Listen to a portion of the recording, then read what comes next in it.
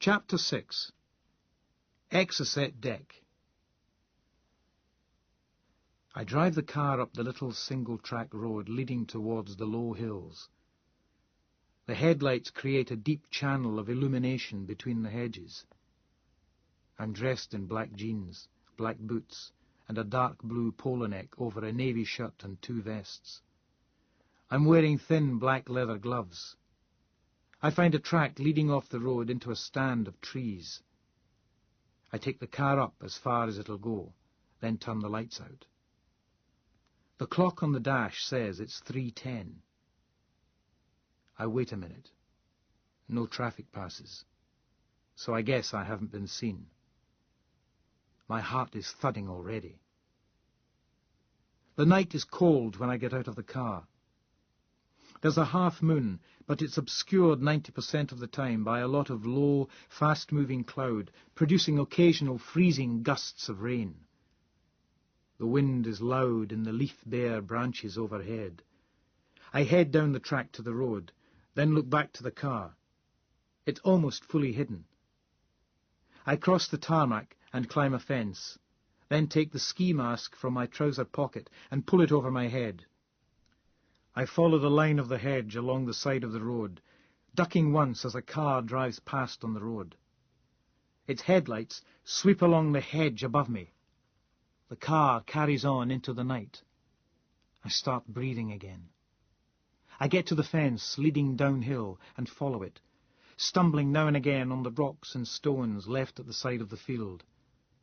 My eyes are still adjusting to the darkness. The ground underfoot is fairly firm, not too muddy.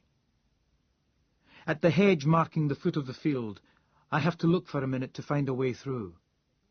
Finally, I have to crawl through and underneath it, snagging my polo neck. Trees, heard but barely seen in the darkness, make a great rushing, crackling sound above me. I scramble down a muddy, leaf-littered bank and into a chilly stream at the bottom. It flows over one boot, and I whisper, "Shit," and squelch up the far bank, holding on to the cold branches of bushes and the mud-slimy roots of trees. I force my way through some bushes at the top. I can see streetlights ahead, and the geometric shapes of darkened houses. I keep crouched, and make my way through the low bushes, heading diagonally through the wood towards the estate. I trip over a log and fall, but don't hurt myself. I come to the 2-metre-high brick wall which surrounds the estate and feel my way along it, stumbling over piles of earth and building debris until I get to the corner. I measure 60 paces along the wall and then walk away from it to the nearest tree. A patch of moonlight means I have to wait nearly 5 minutes for the clouds to cover the moon again before I can climb the tree.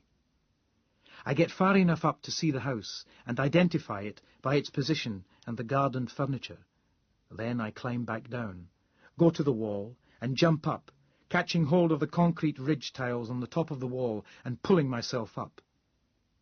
I rest on the top of the wall, my hands shaking, my heart pumping hard.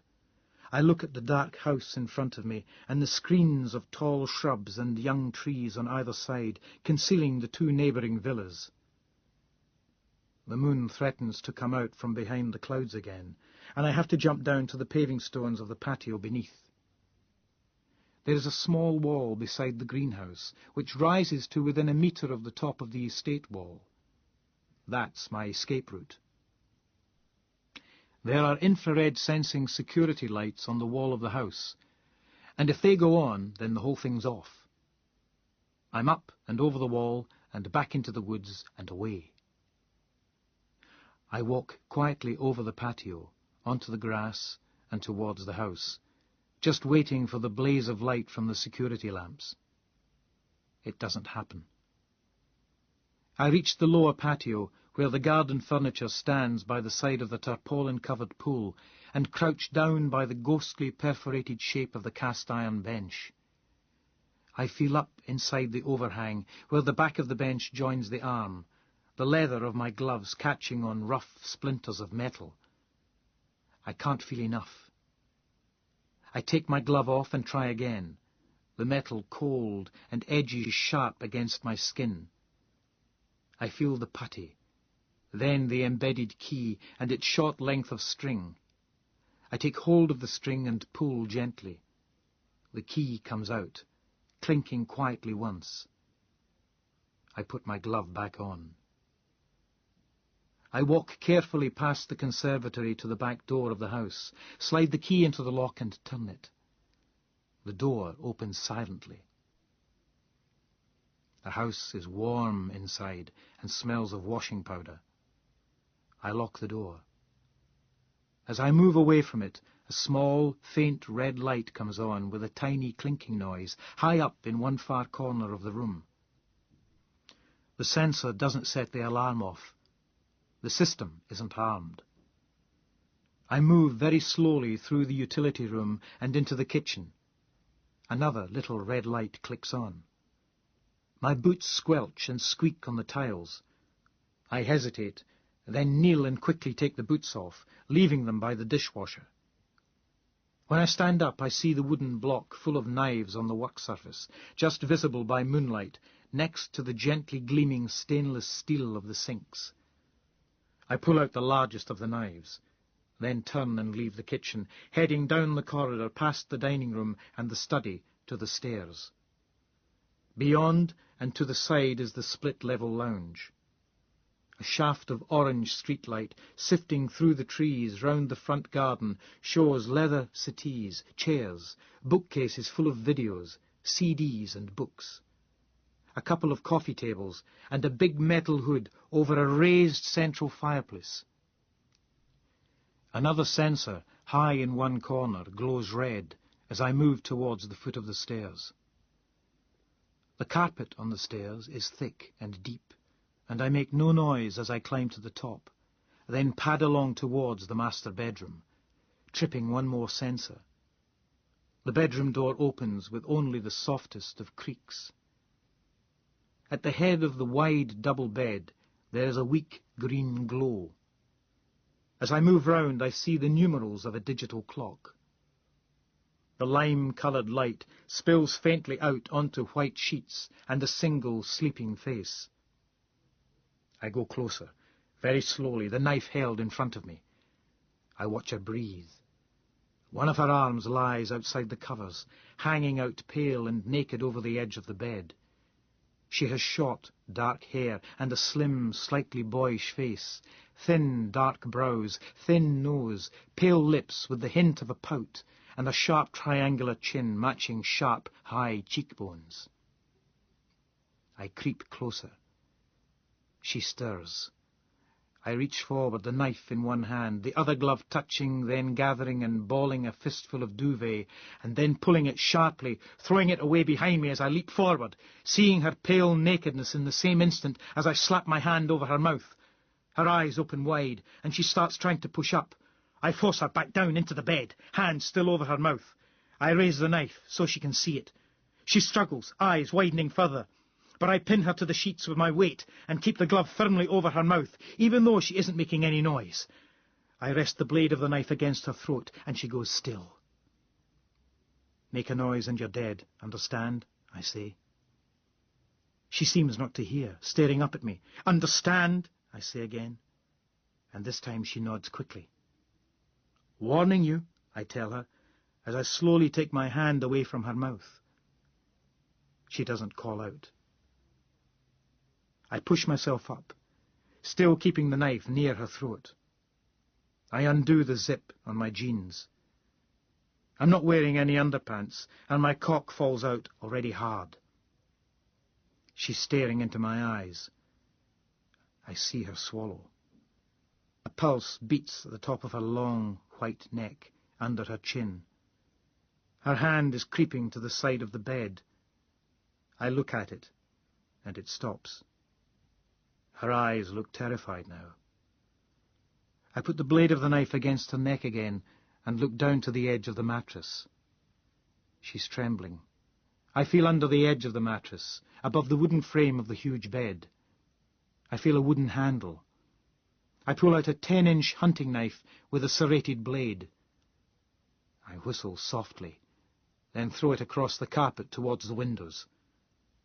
She's staring at me. "On your front," I tell her. "On your knees like a dog, now." She starts to breathe raggedly, mouth open. Her whole body is trembling. "Do it," I hiss. She rolls over onto her front, then gets up onto her knees, taking the weight of her upper body on her hands. "Face on the sheets," I tell her. "Hands up here." She rests her face on the sheet and puts her hands behind her. I take the handcuffs from my pocket and snap them over her wrists. I stop to put a condom on, then climb onto the bed behind her. Put the knife onto the sheets, just within reach. Grip her hips with both hands and pull her onto my cock. She shouts as I enter her. She's soaking wet, and within a few thrusts I'm ready to come, and she's panting, then grunting, then calling out, "Oh, fuck, yes!" And then it's all over, and I collapse over her, and then fall off her, and almost cut my ear on the cool blade of the kitchen knife lying on the sheet. She lies there on her side, facing me, watching me, still panting, hands still trapped behind her back. A strange, charged expression on her face, and after a bit she says, "Is that it?" I breathe deeply and say, "No." I haul her roughly back up onto her knees, with her face down on the sheets again, and spread her buttocks and stick an index finger into her anus, sliding it quickly half into her. She gasps. I position my head above her backside and let some spit fall down onto where the knuckle is caught on the ring of muscle, then push my finger fully into her. She gasps again. I start to move the finger in and out, stroking her clitoris with my other hand. I use 2 fingers after a while, and I'm hard again. I pull the first condom off and put on another one. Then I spit onto my rubber-sheathed prick and, guiding it with my fingers, ease it slowly into her rectum. She comes screaming. I don't think I'm going to, but then I do. We collapse together onto the bed, breathing in time. I pull myself out of her. There is a faint smell of shit. I undo the handcuffs and lie there, holding her. She pulls the ski mask from my head. "Where are your shoes?" she whispers after a while. "In the kitchen," I tell her. "They were muddy. Didn't want to make a mess." She laughs quietly in the darkness. "But I was in control," she says, over the noise of the streaming water as she soaps my shoulders and back. "All I had to say was your name, and it was all over. That's what we agreed. I trust you." "But what's the difference?" I ask her, trying to see her over my shoulder. "Anybody watching that would have said I was a rapist and you were being raped. But we knew different." "But is that all it is? I mean, just thinking that? What if it had been a real rapist? What if it had been the wrong house? I checked the furniture. And you were just you. You moved like you, spoke like you, smelt like you. But, look, I enjoyed it," she says, soaping the small of my back and my buttocks. "I don't think I want to do it again, but it was interesting to live it out. But what about you? How did you feel about it?" "Nervous as fuck. I was certain I wouldn't be able to get it up. I mean, just certain, especially as I'm still feeling the effects from getting pissed yesterday. And then, well, aroused, I suppose, when I realized you were." "Uh-huh. Not before?" "No." "No?" "I mean, I felt awful for long enough. I felt like a rapist. But you weren't." She slides her hand between the cheeks of my bum, then soaps my thighs and down my legs. "You were doing something I'd always fantasized about." "Oh, great. So that old fuck Jimison was right, and all women secretly want to be raped." Yvonne slaps my calves. "Don't be stupid. Nobody wants to be raped, but some people have fantasies about it. The control isn't some detail, Cameron. Knowing it's somebody you can trust isn't just by the way. It's everything. I say, unconvinced. Men like Jimison hate women, Cameron. Or maybe they just hate women who aren't totally in awe of men, women who aren't under their control. She runs her hands up my legs to my buttocks again, sliding her fingers between my cheeks, touching my anus and making me go up on the balls of my feet. Then her hand runs back down my legs. Maybe men like that should have it happen to them, she says. Rape, assault. See how they like it. Yeah, I say, shivering suddenly despite the heat because we're getting into dodgy territory here. All those wigs and garters and funny gowns. Fucking asking for it, aren't they? Know what I mean? The steam gets to my throat and I cough. I'm wondering whether I should say anything to her about the police and about the retired Judge Jimison being assaulted, whatever that means. After my drunken afternoon with Al, I don't feel the same need to offload as I did before, and I can't decide whether I ought to involve Yvonne or not. She washes my feet. Or maybe, she says, the Greers and the Dworkins are right, and the Pickles and the Jamesons are right too, and all men are rapists, and all women want to be raped. Bullshit. But I still didn't like being made to feel like I was a rapist. Well, we won't do that again. And I still find the idea of you wanting me to do it unsettling. She's silent for a while, then says, the other day, she's soaping the front of my legs now, from behind, when you had to sit through El Dorado in that really uncomfortable position. You enjoyed that, didn't you? She's smoothing her sappled hands up and down my thighs.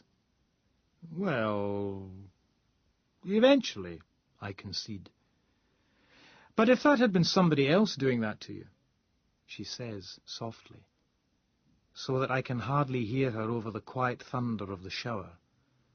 She's soaping my balls now, gently pulping them, massaging them. Somebody you didn't know, male or female, tying you up, leaving you helpless, somewhere where shouting couldn't help you, and there was a big sharp knife under the bed. How would you have felt then? She stands up and rubs her body up against me, stroking my still mostly limp cock. I gaze out through the steam and the rivulets of water running down the glass of the shower cabinet.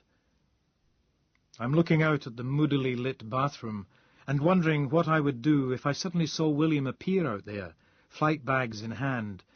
A surprise, honey, I'm home, look on his face. Petrified, I admit. I'd be scared stiff. Well, scared soft. She's gently pulling on my prick. It doesn't really want to, and I find it difficult to believe, and I'm not sure I want to because I feel so fucking drained and sore. But the thing's actually responding, fattening and firming and rising in her kneading, soap-slick hands. She puts her chin on my shoulder and a sharp fingernail against my jugular. Turn round, bitch boy, she hisses. Oh, ha, bloody ha. Yvonne wakes me up after an hour's sleep and tells me I have to leave. I turn over and pretend I'm still asleep, but she pulls the duvet off me and switches the lights on. I have to dress in my sweaty, dirty clothes and go back down to the kitchen, grumbling while she makes me a coffee. And I complain about my wet boots, and she gives me a fresh pair of William's socks to wear. And I put them on and drink my coffee and whine about never being allowed to spend the night, and tell her how just once I'd like to wake up here in the morning and have a nice, civilized breakfast with her, sitting on the sunny balcony outside the bedroom windows.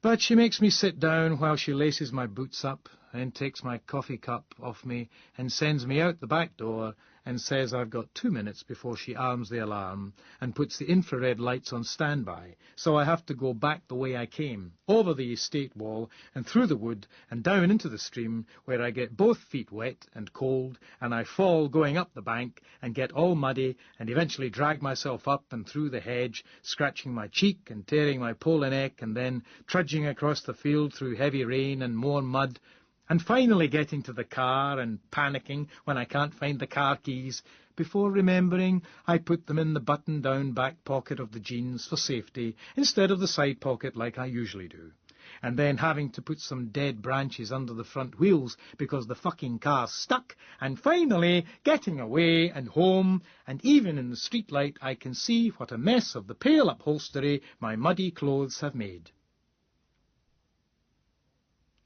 I feel too tired to sleep, so I play some despot when I get home, but my heart's not in it, and the Empire is still in a tattered-looking state after all the earlier disasters. And I'm almost wondering if I should start again, but that would mean going back to the fucking dawn of civilization, and the temptation in Despot is always to swap POV, which people who don't know the game always think sounds sort of innocent, like some detail, but it isn't. You're not just swapping point of view. You're swapping your current despotic power level for something less, even if it's a regional lord or other king or a general or royal relation close to the throne. And it's not to be done lightly, because as soon as you renounce the current despot's POV, the computer takes over, and it's a smart fucking piece of software. Try to swap too late, hold on too long, and you get assassinated, and that's it. That's you back to the cave with 20 other flea-bitten reduced statures and the bright idea of bringing some fire into the cave. Swap too soon, and the program takes over and performs some miracle that pulls the ass off the despot you just abandoned out of the fire, and next thing you know, the secret police are banging down the doors and hauling you and your family off into the night and oblivion. The machine, thereupon, promptly declares itself the winner, and it's back to that fucking cave again. I give up after an hour of civilizational water treading, hit store, and slope off to bed. I've smoked 6 fags without really meaning to. I'm still heading for the hills. I get up bright and late. I phone Andy and confirm it's still all right to visit. Then I ring Eddie and get the next 3 days off. Tell the cops. They're based at Fetis, though the DI has gone back down to London. And no, they're still not giving me back my new portable yet. And, after I've cleaned the car up a bit, head out of the city and across the grey bridge in a day of squally, buffeting rain that has the bridge's 40 limit signs on, high-sided vehicles banned, and the 205 dancing its Dunlop sideways as the gusts hit. Then it's up the M90, skirting Perth and heading northwards on the A9, with its frustrating mix of dual and single carriageways and its dire warning signs about unmarked police cars before the fun begins at Dilwhinnie. Nirvana, Michelle Shocked, Crowded House and Carter USM provide the soundtrack. The rain eases as I head west. I catch the last of a wide, bloody-looking sunset over Skye and the Kyles, and the floodlights turning Eileen Donnan's grey stones green. I make it to Strome in 4 hours 20 minutes from home, arriving just as the stars are coming out above in the purple spaces between the dark, heavy clouds. You total bastard! You total, utter and complete bastard! That's how you fucking do it! Bastard! Compensation and redemption. Education, even. I'm in the dark hotel at the side of the Black Loch, and it's close to midnight, and I'm drunk, but not stoned, and so's Andy and his pal Howie, and I'm sitting in the old ballroom on the lower ground floor, looking out over the waters to where grey, ghostly, moonlit mountains rise, tops glowing softly, capped with snow, and I'm playing computer games.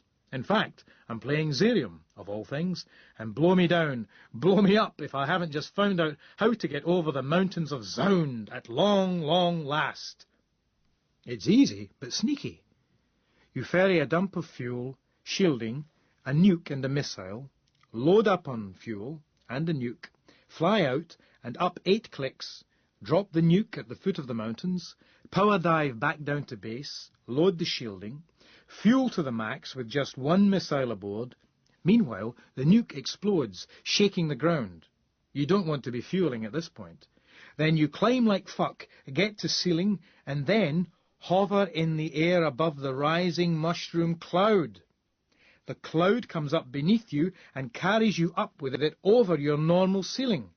The shielding protects you, though you still need to do some fancy flying to stay stable within the radioactive thermals. Then as the cloud dissipates, you cut out and down across the mountains. They're tiny. Swoop across the closed valley. Loose the missile when the base's defense radar picks you up, and use the last of your fuel to escape over the far side while the missile takes out the base. Simple. Bastard, I say, gliding the ship down to a fuel dump and a gentle landing. I shake my head. Riding the fucking mushroom cloud never even occurred to me. You're not gung-ho enough, Andy tells me, refilling my whiskey glass. Aye, you've got to be a real man to play this game, Howie says, winking and taking up his glass. He's a brawny Highland lad from one of the nearby villages, one of Andy's drinking partners. A bit rough and ready, and with a highly incorrect attitude to women, but amusing in a raw kind of way. A man's man. You have to be slightly crazy to play Zerium, Andy says, sitting back in his seat. You have to be just crazy enough. Aye, Howie says, draining his whiskey glass. Ah, no thanks, Drew, he says, as Andy goes to refill his dram too. I'd better be away, he says, standing. Can't be late for my last day with the forestry. Nice to meet you, he says to me. Maybe see you later. He shakes my hand. Serious grip. Right, Andy says, standing too. I'll see you out, Howie. Thanks for coming round. Not at all, not at all. Good to see you again. Are we going away party tomorrow night? Aye, why not? They wend off across the dully shining floor of the ballroom, heading approximately for the stairs. I shake my head at the Amiga screen. Riding the fucking mushroom cloud, I say to myself. Then I get up out of the creaking seat and stretch my legs, taking my glass over to the floor-to-ceiling windows, which form one wall of the ballroom and look out over the gardens to the railway line and the shore of the loch. The clouds have shrunk to wisps, and the moon stands somewhere overhead, filling the view with silver. A few lights burn further down the loch to the right, but the mass of mountains on the far side rises dark into the starry sky, grey becoming white at their snow-dusted summits. The ballroom smells damp. It is illuminated only by the light shining from the stairwell and the desk lamp on the old trestle table which holds the computer. Torn, bleached-looking curtains hang at the sides of the 6 tall window bays. My breath smokes in front of me and mists on the cold glass. All the panes are dirty, and some are cracked. A couple have been replaced with hardboard. In 2 of the window bays there are buckets to catch drips, but one of them has overflowed and caused a puddle to form around it, discolouring and springing the parquet flooring, which looks burnt in other places. Striped, faded wallpaper has unrolled down the walls in places to hang like giant shavings off a piece of planed wood. The ballroom is scattered with cheap wooden chairs, tables, rolls of ancient mouldy-smelling carpets, a couple of old motorbikes and lots of bits of motorbikes standing or lying on oil-stained sheets, and what looks and smells like an industrial standard deep fat fryer with the associated hoods, filters, fan housing and ducting. The hotel lies at the foot of a steep road which leads down through the trees from the main road. With the hill and the dark masses of the trees behind it to the south, the place doesn't get any sunlight in winter, and not that much even in summer. The main road used to come here, and the ferry took you over to the north side of the loch. But then they upgraded the way around the loch from a track to a road, and the ferry stopped. The Inverness-Kyle Railway still runs past, and the train still halts if anyone requests it. But with the ferry gone and the road traffic diverted, the place has gone to seed. There are a few houses, a craft shop, the railway platform, a wharf, and an abandoned compound owned by Marconi, and the hotel. That's it. There's a sign at the top of the road that's been there for years, ever since they opened the new road, and it says, Strom Ferry, no ferry. And that just says it all. A door closes in the distance, somewhere overhead. I drink my whisky and look out at the inky loch. I don't think Andy ever meant to do anything with this place. Like the rest of his friends, I assumed he was going to run it, put money into it, develop it. We all imagined he had some secret new money-spinning idea, and soon we'd all be amazed at what he'd done to the place, and coming here to marvel at the crowds he'd managed to attract. But I don't think he was ever looking for a site for some viable business venture. I think he was just looking for somewhere suited to his burnt-out, fed-up, pissed-off mood. Right, Andy says in the background. He comes in from the stairwell and closes the double doors. Fancy some narcotics? Oh, you have some?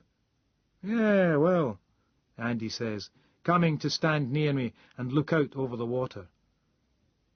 He's about my height, but he's filled out a bit since he came here, and he has a kind of stoop now which makes him look smaller and older than he is. He's wearing thick, old cords, worn smooth at the bum and knee, but good quality once, and what looks like a load of shirts and holey jumpers and cardigans.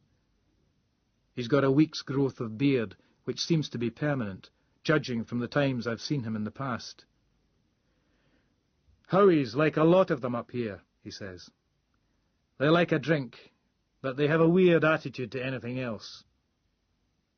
He shrugs and takes a silver cigarette case from a pocket in one of his cardigans. There are a few travellers live in the area. They're cool. Hey, I say, remembering. Did the police call you? Yeah, he says, opening the cigarette case to reveal a dozen or so neatly rolled spliffs. Somebody called Flavel. Asked about when I called you back the other night. I told him. Right. I think I'm supposed to go and report to the local Polizei tomorrow. Yeah, it's a fucking police state, he says tiredly, offering the spliff case to me. Anyway, fancy a blow, yeah? I shrug. Well, I don't normally, you understand. I take one of the J's. Thanks. I shiver. I'm wearing my jacket and my dry's a bone, but I still feel freezing. But can we go somewhere warm? Andy, the ice boy, smiles. We sit in the lounge off his bedroom, on the top floor of the hotel, smoking J's and drinking whiskey. I know I'm going to suffer for this tomorrow, later today, but I don't care. I tell him about the whiskey story, and the chill filtering, and the colouring, but he already seems to know it all. The lounge is moderately spacious and somewhere between shabby and cosy. Scuffed velvet curtains, heavy old wooden furniture, lots of plump embroidered cushions, and, on a massive table in one corner, an ancient IBM PC. It has an external disk drive and a modem connected, and the casing is sitting slightly askew. An Epson printer sits alongside.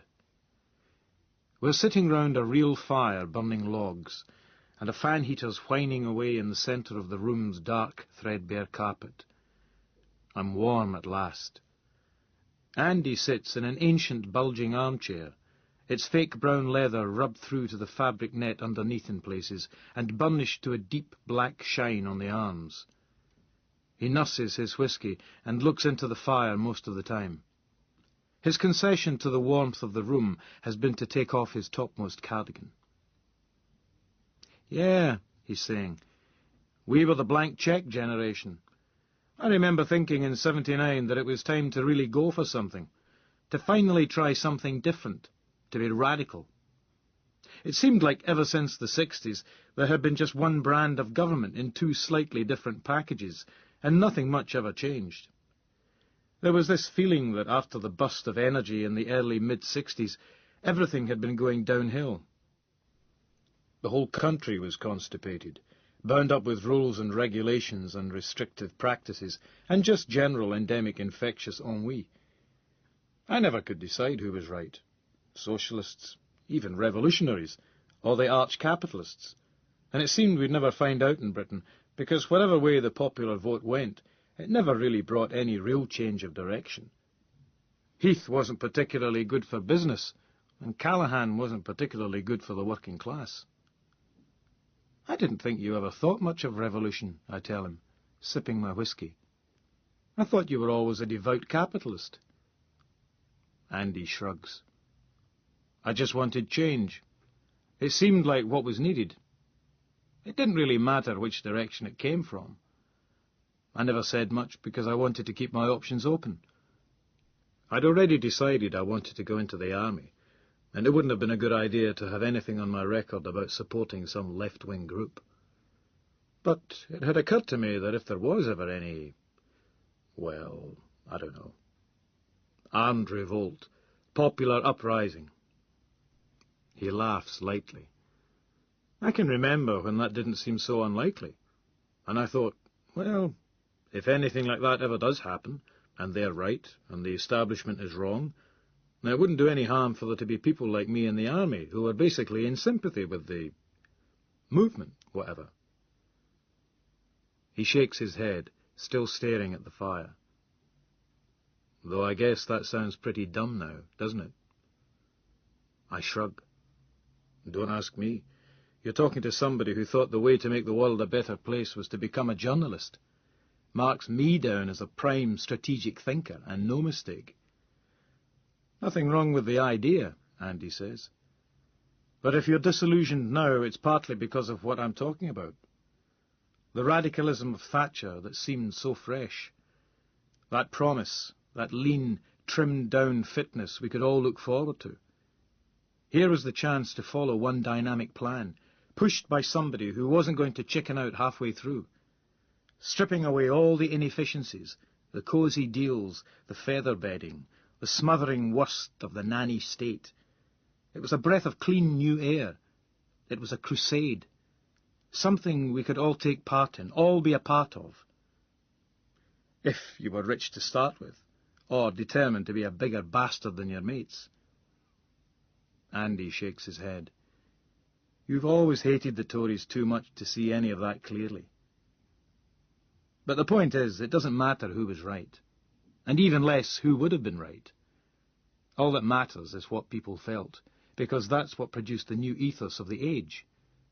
Consensus had led to impasse, care to sterility. So, deliver a shock to the system. Take the sort of radical risk with the country that you have to take with a business at least once in its history, if it's to succeed. Go for growth. Take the monetarist shilling."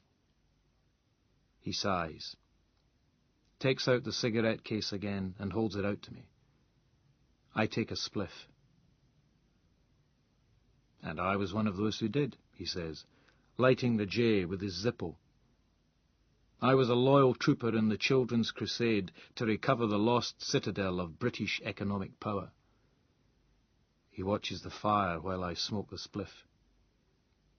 Though, of course, before that I'd already done my bit. I was one of our lads.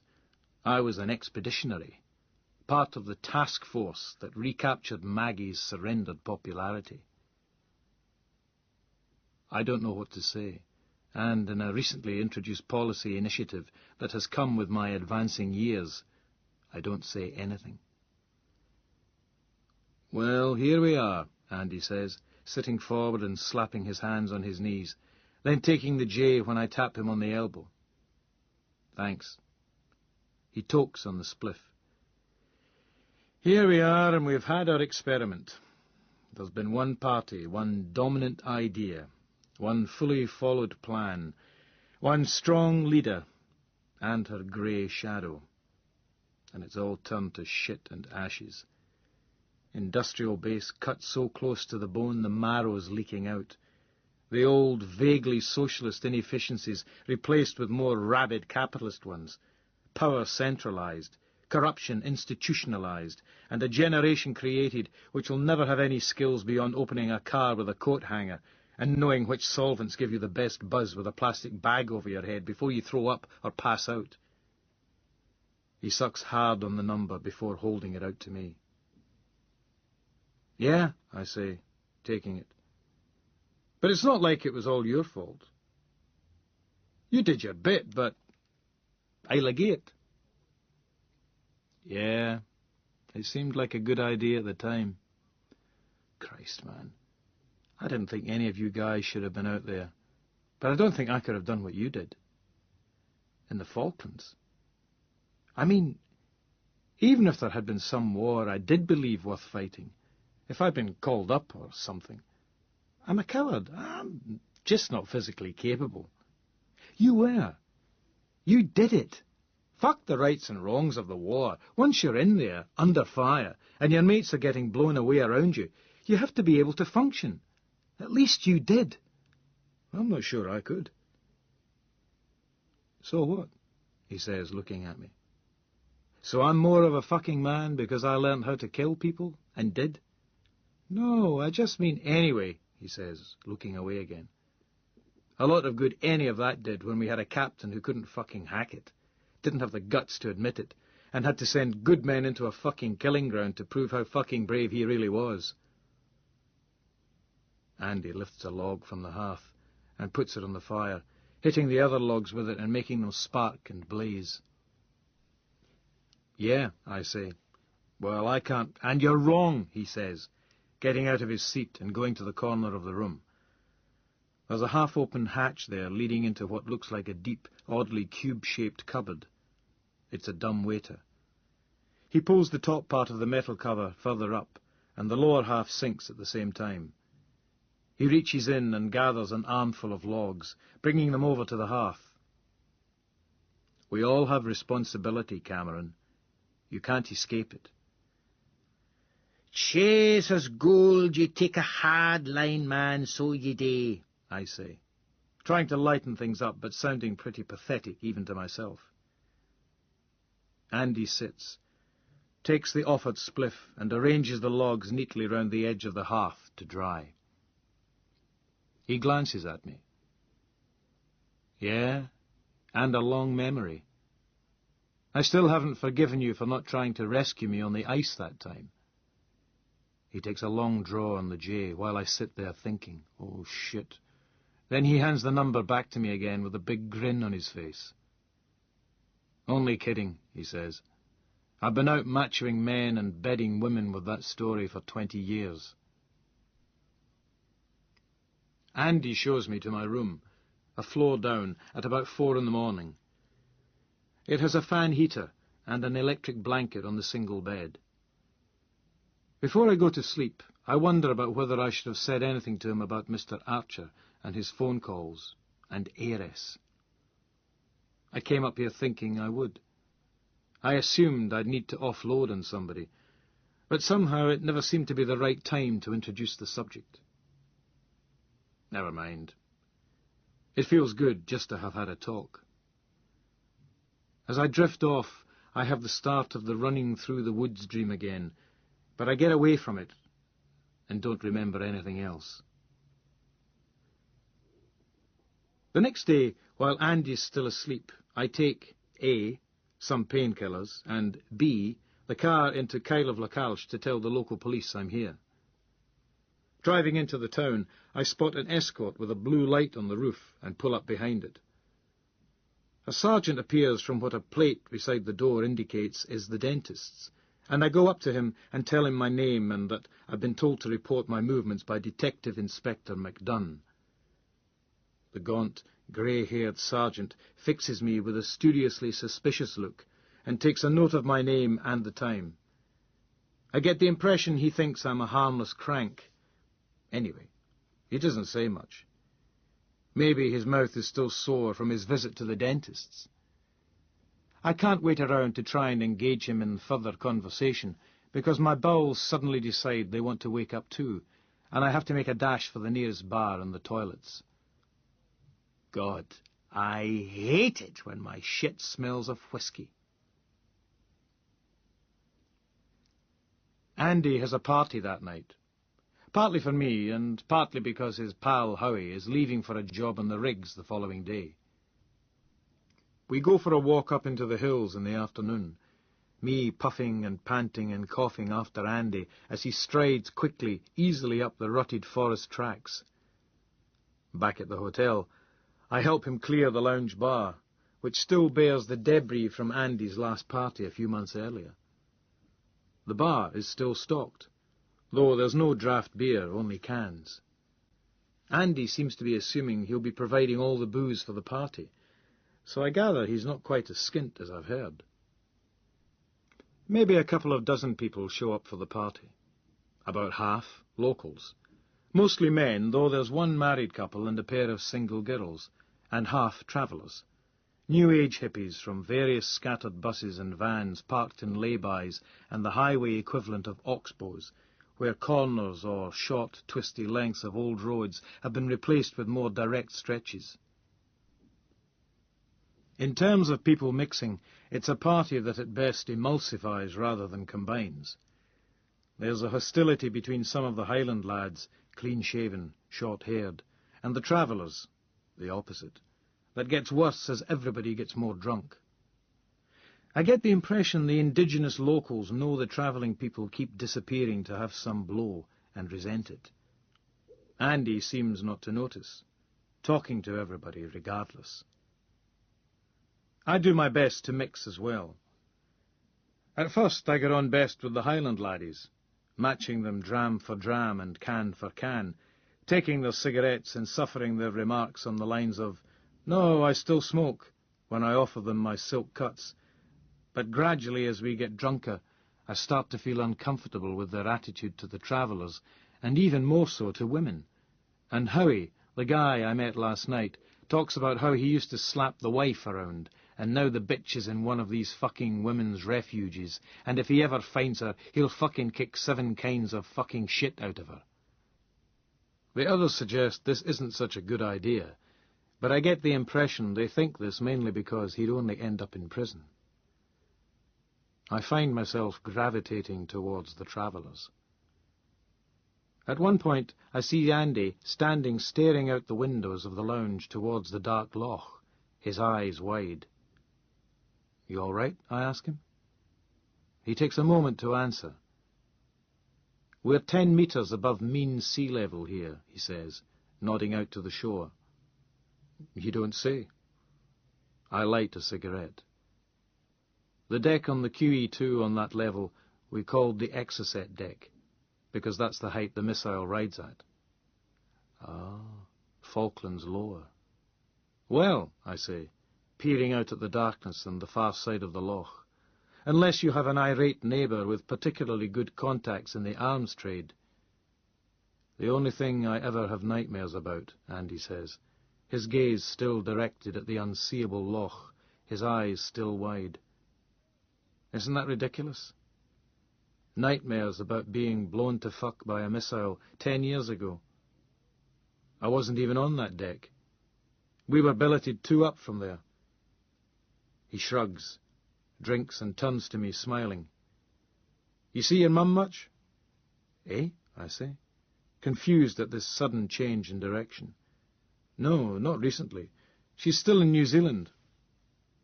"How about you? Been back to Strathspeld?"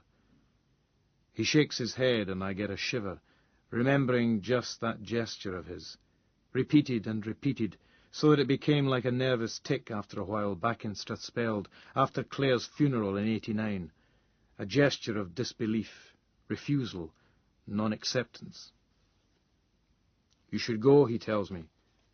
"You should go and see them. They'd appreciate that." "We'll see," I say. A gust of wind throws rain against the window and shakes the frame. It's loud and surprising, and I flinch, but he just turns slowly and looks out into the darkness with what could almost be contempt, before laughing and putting an arm round my shoulder and suggesting we have another drink. Later, a storm breaks over the hotel. Lightning flares above the mountains across the loch, and the windows rattle as the thunder booms. There's a power cut. The lights go out, and we light candles and gas lamps, and end up a hard core of 7 of us. Andy, me, Howie, another 2 local lads, and a couple of the traveller boys. Down in the snooker room, where there's a beat-up-looking table and a leak in the ceiling that turns the whole of the stained green baize surface into a millimetre shallow marsh, water dripping from each pocket and dribbling down the bulky legs to the sopping carpet, and we play snooker by the light of the hissing gas lamps, having to hit the white ball really hard, even for delicate shots, because of the extra rolling resistance the water causes, and the balls make a zizzing, ripping noise as they race across the table, and sometimes you can see spray curving up behind them, and I'm feeling really drunk and a bit stoned from a couple of strong jays smoked out in the garden earlier with the travellers. But I think this dimly lit water hazard snooker is just hilarious, and I'm laughing maniacally at it all, and I put an arm round Andy's neck at one point and say, "You know, I love you, old buddy, and isn't friendship and love what it's really all about? And why can't people just see that and just be nice to each other? Except there are just so many complete bastards in the world." But Andy just shakes his head, and I try to kiss him, and he gently fends me off and steadies me against one wall and props me up with a snooker cue against my chest. And I think this is really funny for some reason, and laugh so much I fall over and have distinct problems getting up again, and get carried to my room by Andy and one of the travellers, and dumped on the bed and fall instantly asleep. I dream of Strathspeld, and the long summers of my childhood passed in a trance of lazy pleasure, ending with that day running through the woods, but I turn away from that memory, the way I've learnt to over the years. I wander again through the woods and the small hidden glens, along the shores of the ornamental Lochen and the river and its loch, and I'm standing near the old boathouse in that defeatingly bright sunlight, light dancing on water, and I see 2 figures, naked and thin and white in the grass beyond the reed beds. And as I watch them, the light turns from gold to silver and then to white, and the trees seem to shrink in on themselves, leaves disappearing in the chill coruscations of that enveloping white blaze, while the view all around me becomes brighter and darker at once, and all is reduced to black and white. Trees are bare and black, the ground smother-smoothed in white, and the 2 young figures are gone, while one even smaller one, booted, gloved, coat-tails flying behind, runs laughing across the white level of the frozen loch. Someone calls out. Chapter 7. Lux Europae. 12 hours later, I'm in the fucking Channel Islands, still nursing a hangover and thinking, what in the fuck am I doing here? Huh? Oh, what? Wake up, Cameron. There's a phone call. Oh, all right.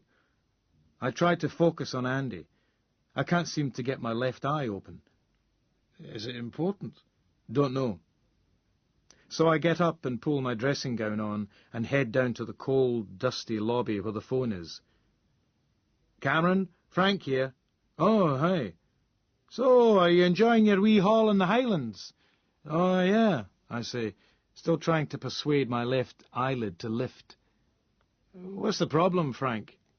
Well, your Mr. Archer phoned. Oh, yeah, I say warily.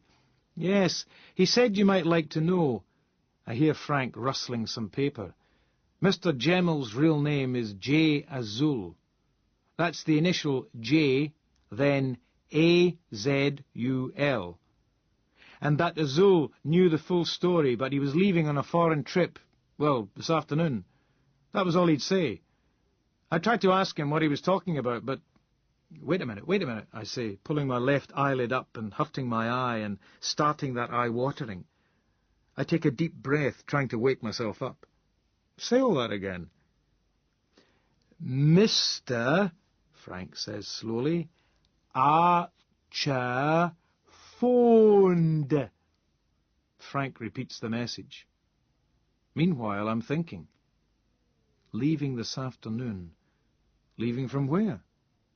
OK, I say, when Frank's finished talking to me as though I'm a Sun reader. Frank, could you do me a big favour and see if you can find out who this guy Azul is? Well, I'm quite busy, you know, Cameron. We don't all treat deadlines with... Frank, please. The name rings a bell. I think I've seen it.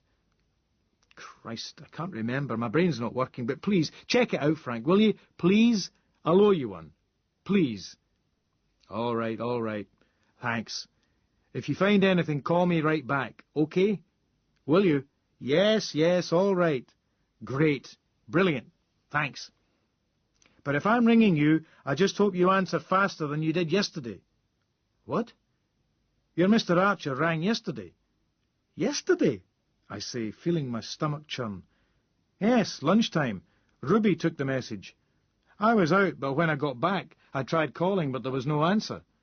I tried your mobile as well, but I didn't think it would work up there in the mountains, and sure enough, all I got was the recording saying, try again later.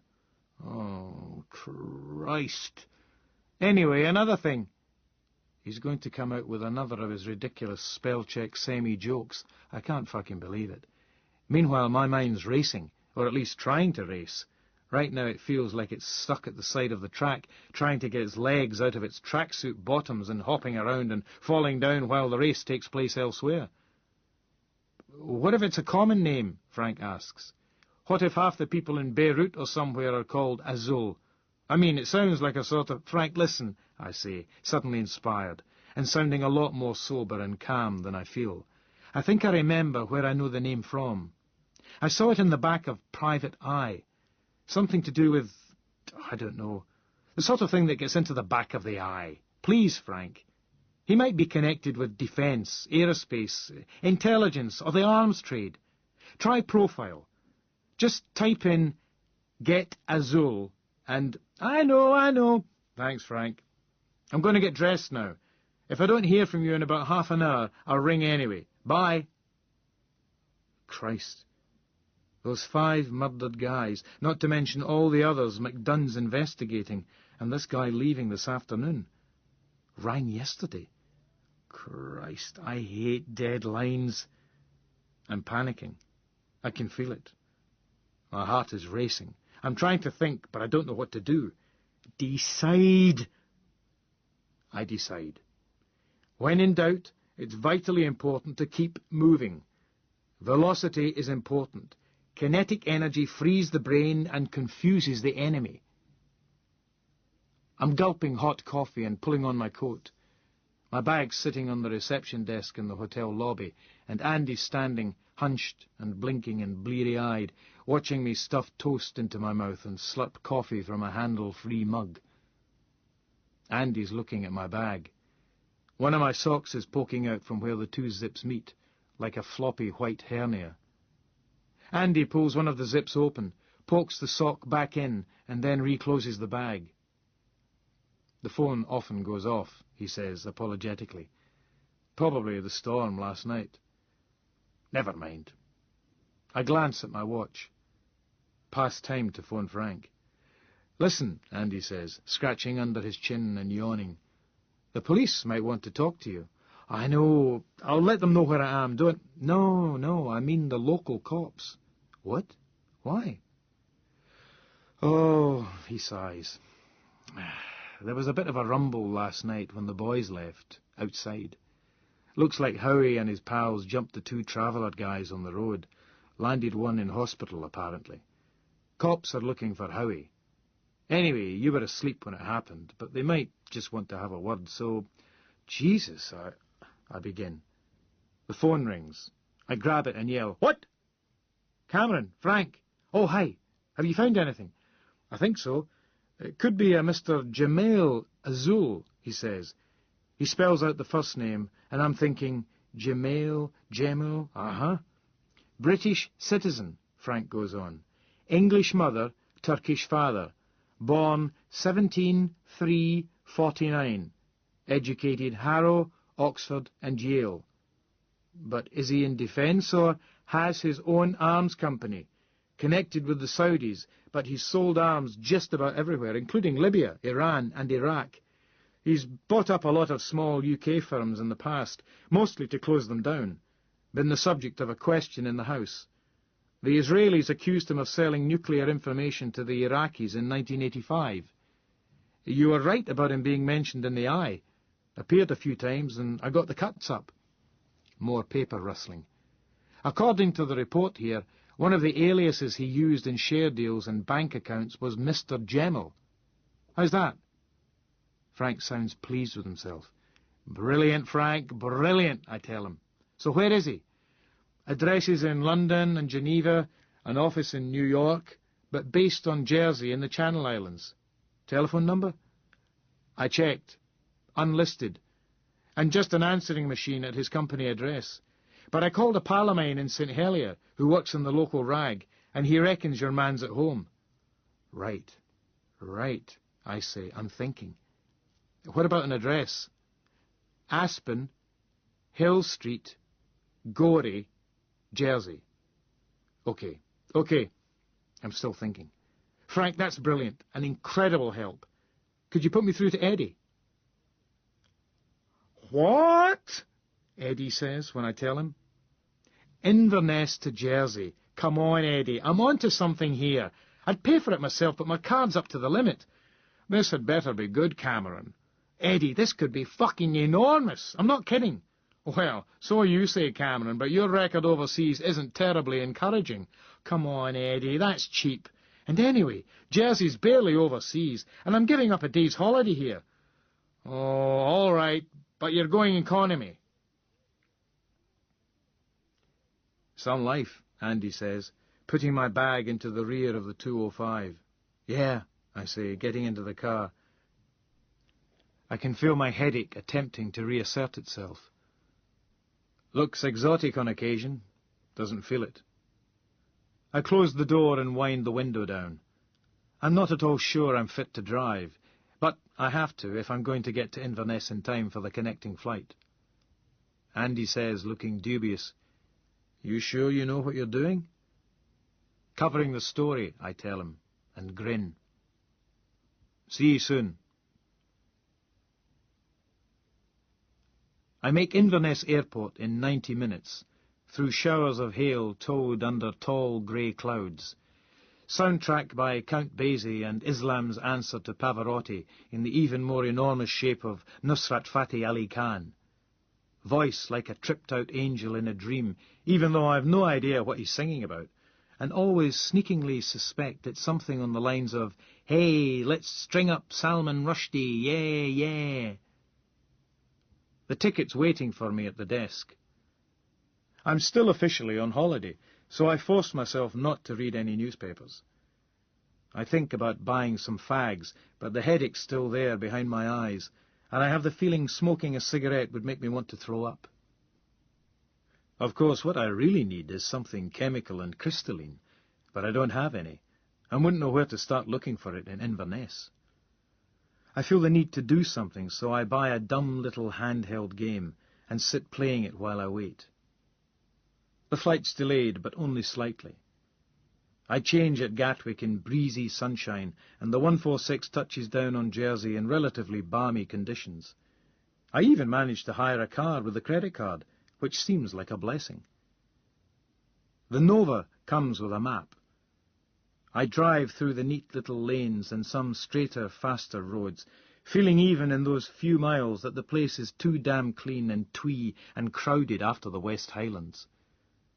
Gorey is easy to find, out on the east coast, looking out over the sands and round to the point where the castle I always thought was in St. Helier actually is. Hill Street takes a little longer, but Aspen is conspicuous. A long white villa set just below the crest of a low wooded ridge, surrounded by white walls with ornamental black railings and little ball-head shrubs standing in wooden tubs.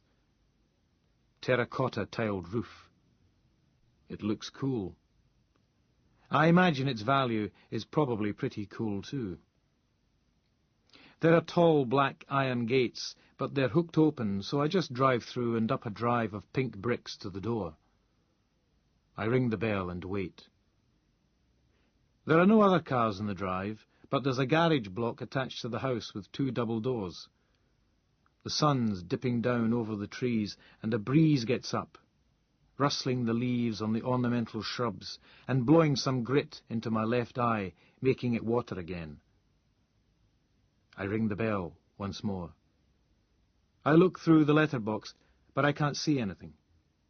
I reach in and feel a box on the far side of the thick door.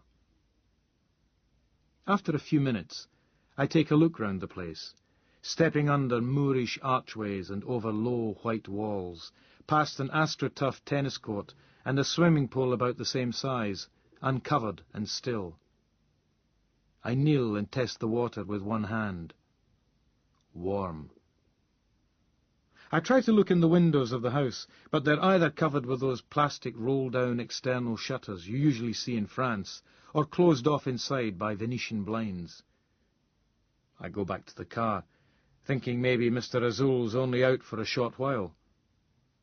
Of course, maybe I've missed him entirely, and he's already set off on whatever trip Mr. Archer seemed to know about. I'll give it half an hour, maybe an hour or so. Then I'll call the local paper and ask for Frank's contact. I consider playing the handheld I bought in Inverness, but I'm either not hooked on it yet, or my jaded palate has produced game boredom already. I'm thinking there might be something wrong with my plan to wait as I close my eyes, only to rest them. But even as I yawn and put my hands into my armpits, I think a spot of rest isn't such a bad idea, so long as I don't fall asleep. Andy runs out across the ice. I'm 5 years old, and he is 7. Strathspeld is everywhere white. The sky is still and shining, hiding the sun in a dazzling, brilliant haze, its light somehow distanced by the intervening layer of high cloud overlooking a chill wilderness of snow. The mountain tops are smothered, black crags, violent spattered marks against that blankness. The hills and forests are blanketed too. The trees are frosted, and the loch is hard and soft together, iced over, then snowed upon. Here, beyond the gardens of the lodge and the woods and ornamental ponds, the loch narrows and becomes a river again, bending and funneling and quickening as it heads towards the rocks and falls in the shallow gorge beyond. Usually from here you can hear the thunder of the falls in the distance, but today there is only silence. I watch Andy run out. I shout after him, but I don't follow him. The bank on this side is low, only half a metre above the white plain of the snow-covered river. The grass and reeds around me are flattened under the sudden overnight fall of snow.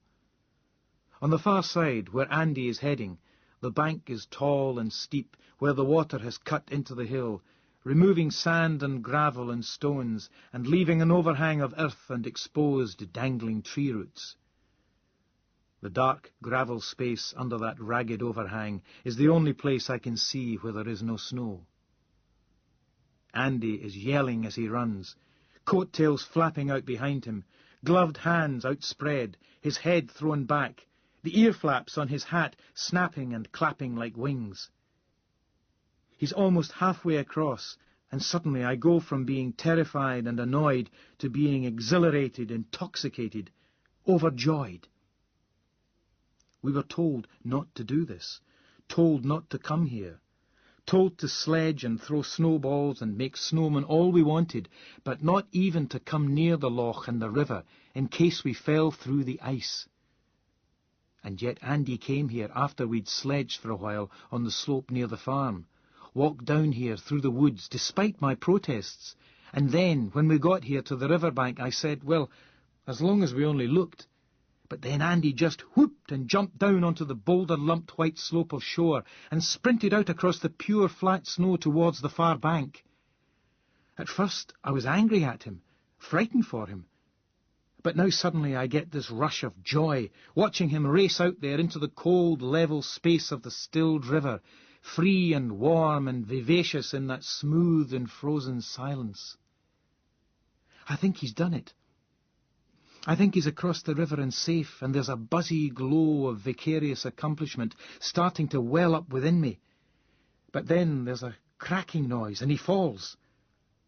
I think he's tripped and fallen forward, but he isn't lying flat on the snow. He's sunk up to his waist in it, and there's a pool of darkness spreading on the whiteness around him as he struggles, trying to lever himself out, and I can't believe this is happening. Can't believe Andy isn't going to jump free. I'm yelling in fear now, shouting his name, screaming out to him. He struggles, turning round as he sinks deeper, chunks and edges of ice rearing into the air and making little puffs and fountains of snow as he tries to find purchase and push himself out. He's calling out to me now, but I can hardly hear him because I'm screaming so hard, wetting my pants as I squeeze the screams out. He's holding his hand out to me, yelling at me, but I'm stuck there, terrified, screaming, and I don't know what to do, can't think what to do, even while he's yelling at me to help him, come out to him, get a branch. But I'm terrified at the thought of setting foot on that white, treacherous surface, and I can't imagine finding a branch, can't think what to do, as I look one way towards the tall trees above the hidden gorge, and the other along the shore of the loch, towards the boathouse. But there are no branches, there's only snow everywhere. And then Andy stops struggling and slips under the whiteness. I stand still, quietened and numbed. I wait for him to come back up, but he doesn't. I step back, then turn and run, the clinging wetness round my thighs going from warm to cold as I race beneath the snow-shrouded trees towards the house. I run into the arms of Andy's parents, walking with the dogs near the ornamental ponds, and it seems like an age before I can tell them what's happened, because my voice won't work, and I can see the fear in their eyes, and they're asking, "Where is Andrew? Where is Andrew?"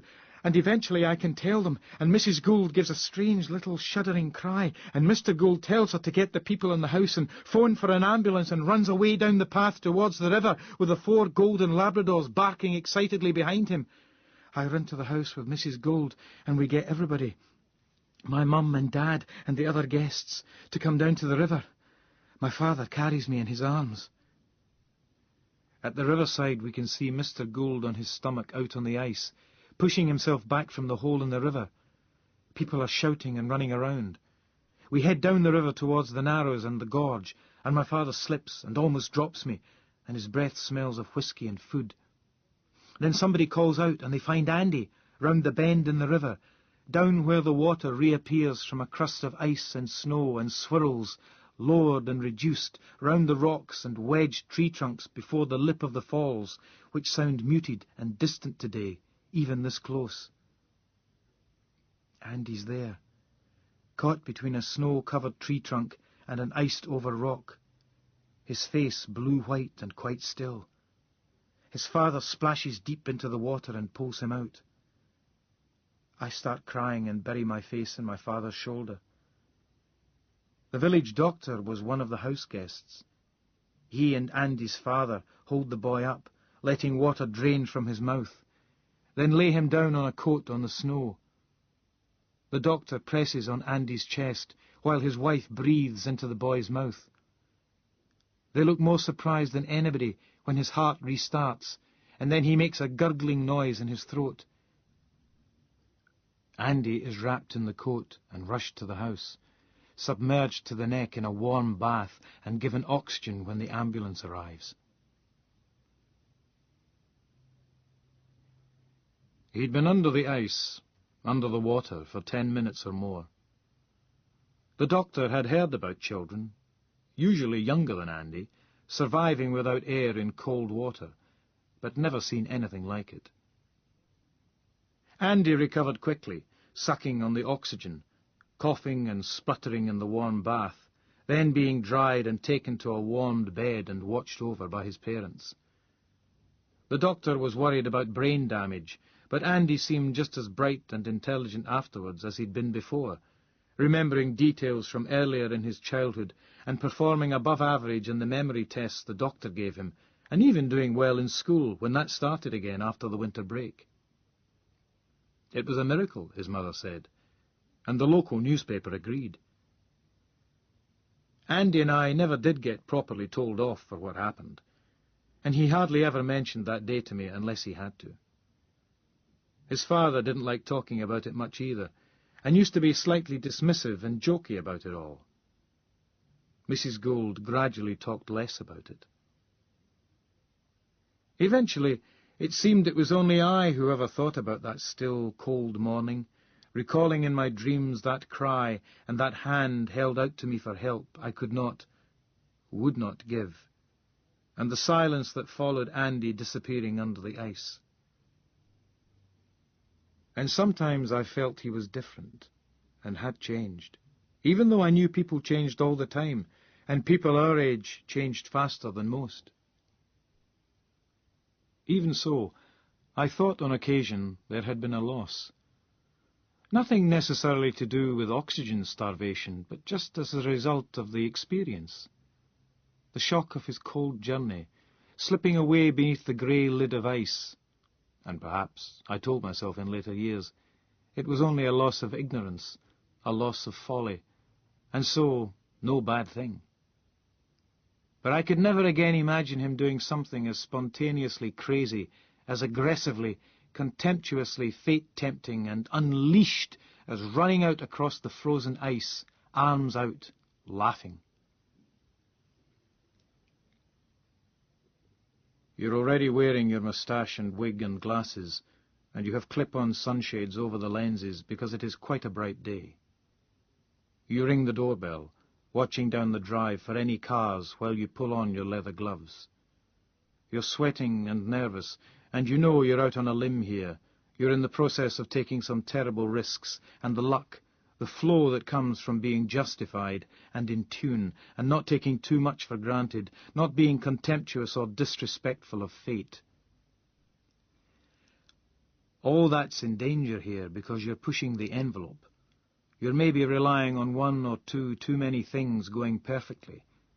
Even getting it all set up to get you this far may have taxed your fortune to the limit already, and there's still a long way to go. But if you're going to fail, you'll do it full face on, not flinching, not whining.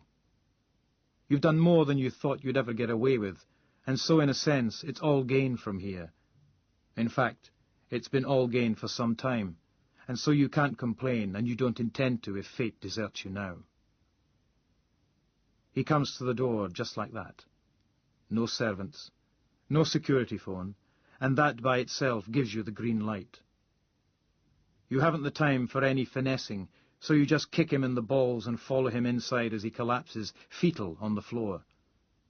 You close the door, take off your glasses because your vision is so distorted, and kick him in the head, far too softly, then still not hard enough, as he scrabbles round on the floor, one hand at his crotch and the other at his head, making a spitting, wheezing noise. You kick him again. This time he goes limp. You don't think you've killed him or severed his spine or anything, but if you have, that can't be helped. You make sure he can't be seen from the letter flap, which is covered by a sealed box. Then you look round the hall. Golf umbrella. You take that. Still nobody coming. You walk quickly through, see the kitchen and go in there, pulling down the Venetian blinds. You find a bread knife, but you keep the umbrella too. You find some tape in a kitchen drawer and go back to the front hall, turning him round so that you're between him and the door. You tie his hands and wrists together.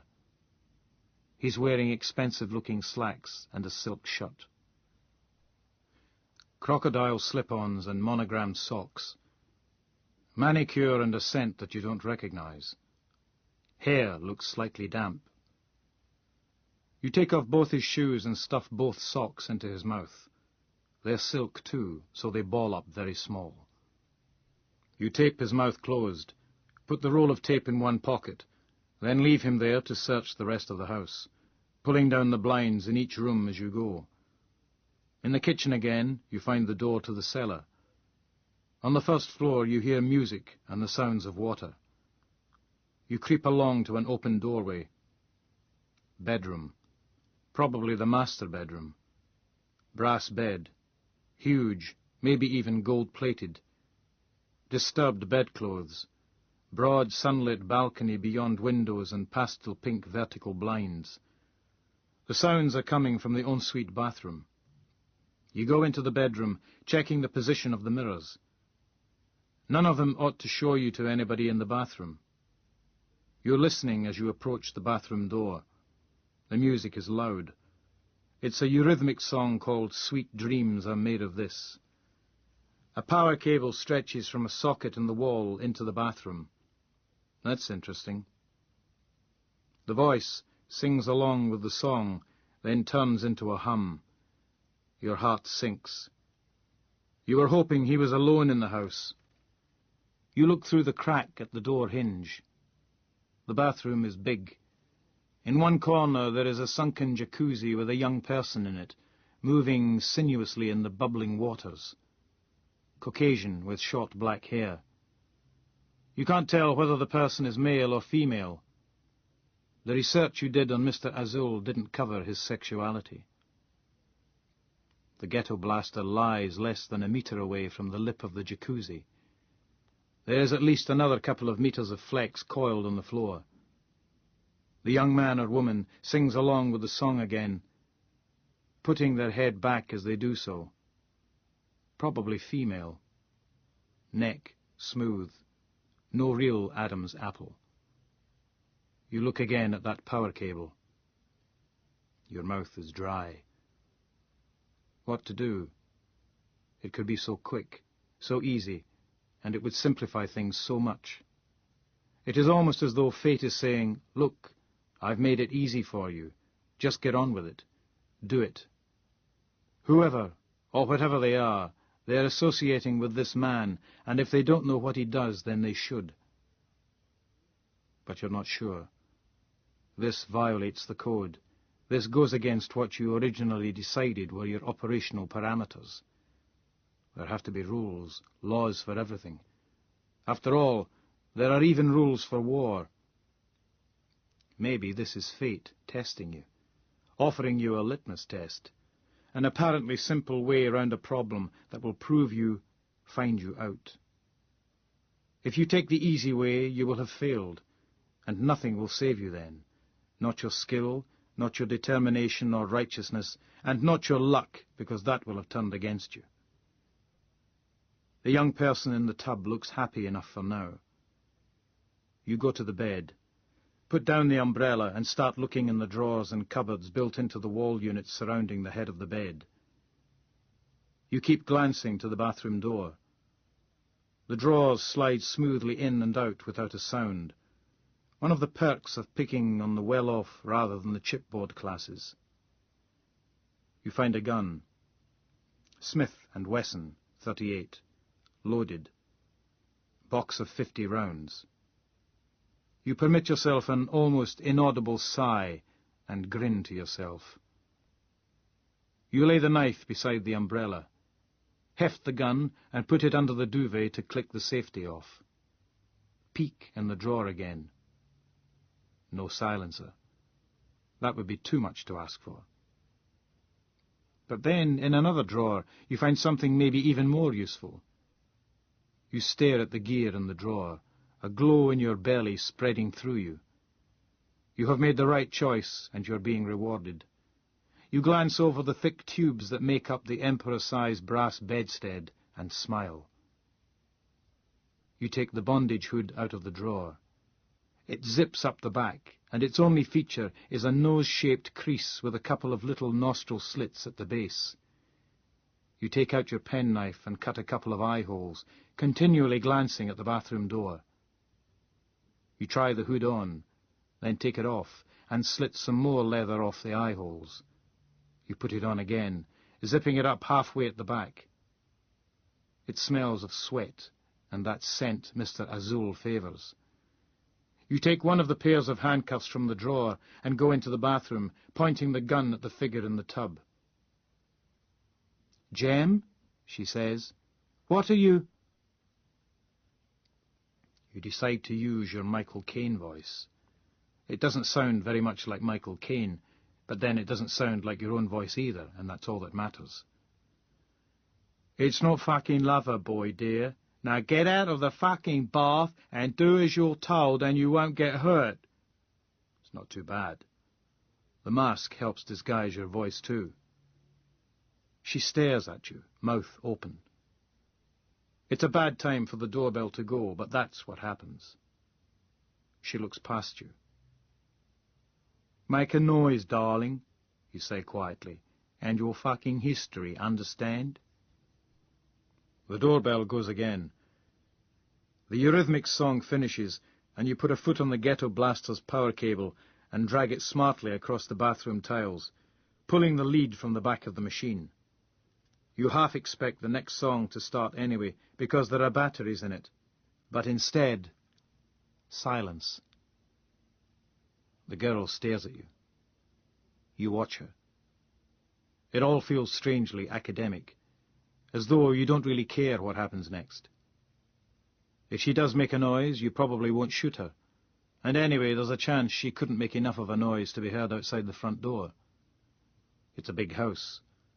And although there are a lot of hard, sound-reflective surfaces in it, you're not convinced a scream would make it all the way to whoever's outside, either down the stairwell or through the double-glazed balcony windows. Plus, of course, you might have time to get over to her and hit her, knock her out before she could even gather a decent breath.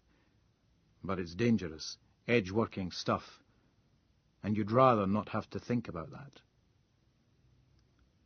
The doorbell doesn't go a third time. You pull a toweling robe from the back of the door and throw it at her. She half catches it as it lands to one side of the jacuzzi. Right, put that on now, come on.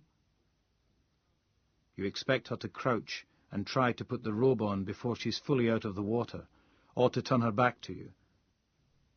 But instead there's something like a sneer on her face as she stands up facing you and wraps the robe around herself with a kind of disdain. She has a good body, and that single vertical tuft of pubic hair you need if you're a model or the possessor of a high-cut swimsuit. She puts her head back with a nervous, resigned sigh when you put the gun to her head, but she doesn't try anything as you cuff her hands behind her back. You tape her mouth, then you walk her down to the kitchen and down into the cellar. As you pass through the hall, you notice that Mr. Azul is just where you left him. The cellar provides lots of rope. You tape her fingers together and then tie her, sitting on the floor, to a stout wooden workbench. You remove anything sharp from the workbench surface and check there's nothing within reach of her legs. You take some of the rope with you. You go back up to Mr. Azul, and he's gone. You go stupid on yourself for a moment, as the luck wobbles, threatens to fly away and leave you. You stare at the place where he was, lying curled up, tied up in front of the door. You stare at the empty stretch of carpet, dumbly, as if staring will help. Then you turn and run into the main lounge. He's there, still curled up and still secured by the tape, but he must have wriggled his way through to here while you were down in the cellar. He's knocked over a table with the phone on it, and he's just turning the phone the right way up as you enter the lounge and see him. He wriggles, getting his face over the buttons on the base of the phone. He stabs at the buttons 3 times, then wriggles over to the handset and makes muffled shouts through the gag until you cock the gun and he hears it and looks round at where you stand, next to the wall, waving the telephone's wall plug. You haul him upstairs and throw him on the bed. He struggles and tries to shout. It's getting dark, so you turn the pink pastel vertical blinds closed and pull the curtains before putting on the lights. Mr. Azul screams through his silk socks and masking tape.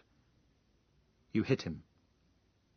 He's only groggy, not out, but you're able to secure him to the bed with the other set of handcuffs and the leather straps from the same drawer the hood came from. You're satisfied he's tightly held. The bed is sturdy, and the straps are supple but quite thick. They fit perfectly. He struggles a little. Then you take the rope you brought from the cellar and measure out 4 lengths, cutting them with your penknife. You tie one length round Mr. Azul's upper right arm, as close to his armpit as possible, over his silk shirt. You kneel on the bed and haul with all your might, and the rope bites deep into the sheen of the pale silk shirt. Mr. Azul cries out behind his gag, a strangled, anguished shriek. You do the same to his other arm. You tie his legs too, fitting the rope up to his crotch and tying it tight, bunching the fabric of the slacks. Mr. Azul bucks up and down on the bed in a bizarre parody of sexual energy. His eyes are popping, and sweat stands out on his skin. His face is going red as his heart struggles to pump blood down arteries blocked off by the ropes. Then you take out the little plastic box from your jacket and show him the syringe needle. He's still bucking up and down, and he's shaking his head too now, and you're not sure he understands, but it doesn't matter all that much. You prick him once on each arm and leg. This is a refinement you thought of only recently and are quietly proud of. It means that even if he is discovered in time, before necrosis sets in, he will be HIV positive. You leave him there and go down to check the woman is all right. Mr. Azul's screams sound harsh and hoarse and far away. It's sunset when you leave, locking the quiet house securely behind you. The sun flames orange and pink behind the trees above the house. The breeze is cool rather than cold, scented with flowers and the sea, and you think what a pleasant, if rather bland place this would be to settle down. I jolt awake with a bad taste in my mouth, and my left eyelid stuck down again. It's almost dark. I look at my watch. Where the fuck is this guy? I take another look around the house. No lights. Back in the car, I try to use the mobile, but the batteries are flat, and the Nova doesn't seem to have a cigarette lighter. I head for St. Helier. Shit! I've just tried the local newspaper, but Frank's pal has gone out, and they won't give me a contact number. I'm standing in a phone box near the harbour. I watch a white Lamborghini Countach trundle past on the street outside and shake my head in disbelief. A Lambo. More than 2 meters broad and barely 1 high. Just the car to have on an island full of lots of narrow, high-hedged, twisty roads and a 60 miles per hour speed limit. I wonder if he ever gets the beast out of second gear. Maybe I should phone the police. Hello, hello, I've just spotted a cretin recklessly in charge of an obscene amount of money. Is there a reward? Tempting. Every bastard's out. Frank isn't at home. Azul's unlisted. I try the local paper here, but they can't or won't help, and the airlines refuse to give out information on passengers. I put the phone down. Shit! I shout. It sounds very loud in the phone box. I phone Yvonne in William's house, but there's only William's voice on the answer machine. I remember Yvonne saying something about being away on a job for the next few days. I think about phoning her mobile, but she hates me doing that, so I don't. Oh, bugger this. If I was some fucking private eye or something, I'd head back out to Mr. Azul's big house and break in somehow and find something really interesting, or a body, or a beautiful woman, or just get slugged on the back of the head and wake up wisecracking.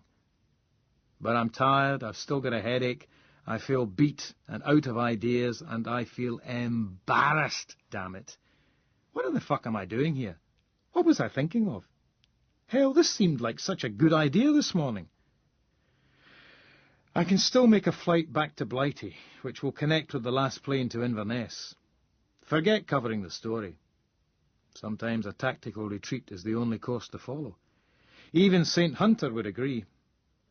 If I feel the need to do something, I can always exercise my creative abilities trying to think of a story that'll appease Eddie. Fat chance. I take the Nova back to the airport.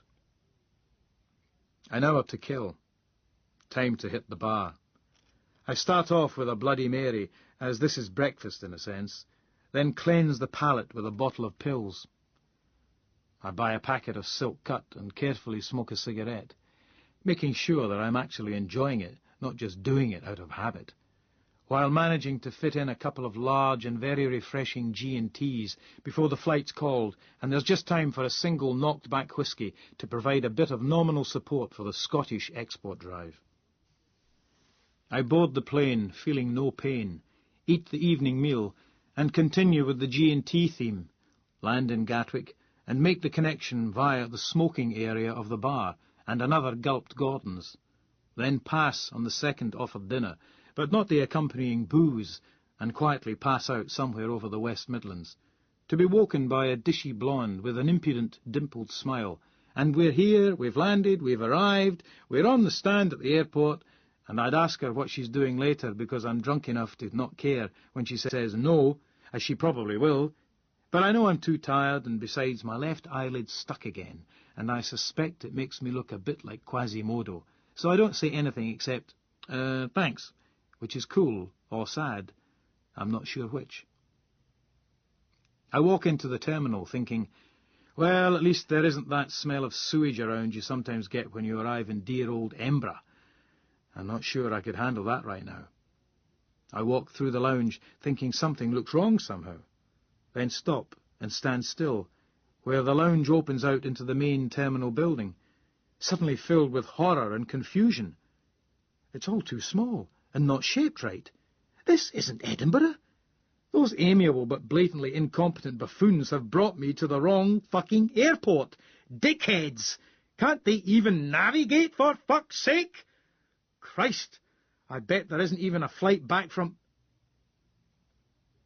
Where the hell am I?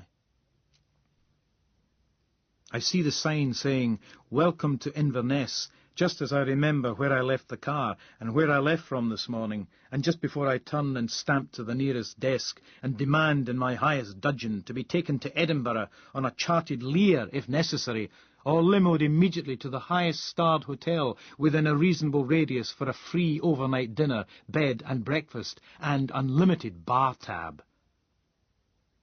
Narrow escape from terminal embarrassment. People are walking past, looking at me oddly. I shake my head and set a course for the car park. It's kind of late now, and I'm in no condition to drive, so when I get the 205, I only take it as far as the outskirts of Inverness, where I stop at the first lit bed and breakfast sign I see, and talk politely and slowly to the pleasant middle-aged couple from Glasgow who run the place, and then say good night, close the door of my room, and fall fast asleep on the bed without even taking off my jacket. Chapter 8. Friendly Fire. I head south after what I think's called a hearty breakfast and an even heartier cough. I fuel up at a wee petrol station just before the A9 and phone Fetis while the tank's filling. Sergeant Flavel sounds a little odd when I talk to him and tell him I've been to Jersey for the day, but I'm on my way back to Edinburgh. I ask him if I can have my new laptop back, and he says he isn't sure. He suggests I come straight to Fetis. They want to talk to me. I say OK. South on the A9, soundtrack Michelle Shocked, The Pixies, Carter and Shakespeare's Sister. I catch a bit of radio while I'm changing cassettes just north of Perth and hear something called I'll Sleep When I'm Dead by Bon Jovi, which isn't a patch on Uncle Warren's song of the same name, and makes me more than reasonably annoyed. Into Edinburgh by late lunchtime, past the signs trumpeting the upcoming Euro summit. I don't know how they've done it, but the typography on the signs makes me want to pronounce the word Edinburgh, and I live in the place, for God's sake. Christ in a bucket, independent bastarding deterrent, the genuine shit article, cold fucking filtering Edinburgh, Edinburgh, sleep when I'm a regularly long-haired, white-skinned, head-banging, high-pitched, middle-aged, sub-grunge, light metal Zepp clone. What a pile of shit everything is.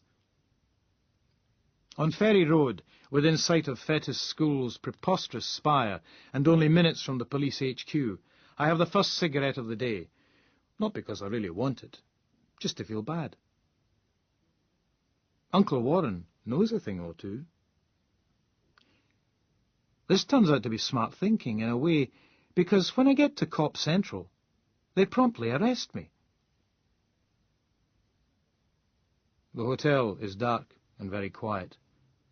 The cellars are full of junk, most of which might have been useful once, but all of which is now covered in water or mud or fungus. Some of the timbers under the floor are white with fuzzy rot. On the lower ground floor you pass through the snooker room, the ballroom, and a storeroom. The table in the snooker room is waterlogged, its bays stained and its wooden sides cracked. The old motorbikes, tables, chairs, and carpets in the ballroom look like forlorn toys in some long-neglected doll's house.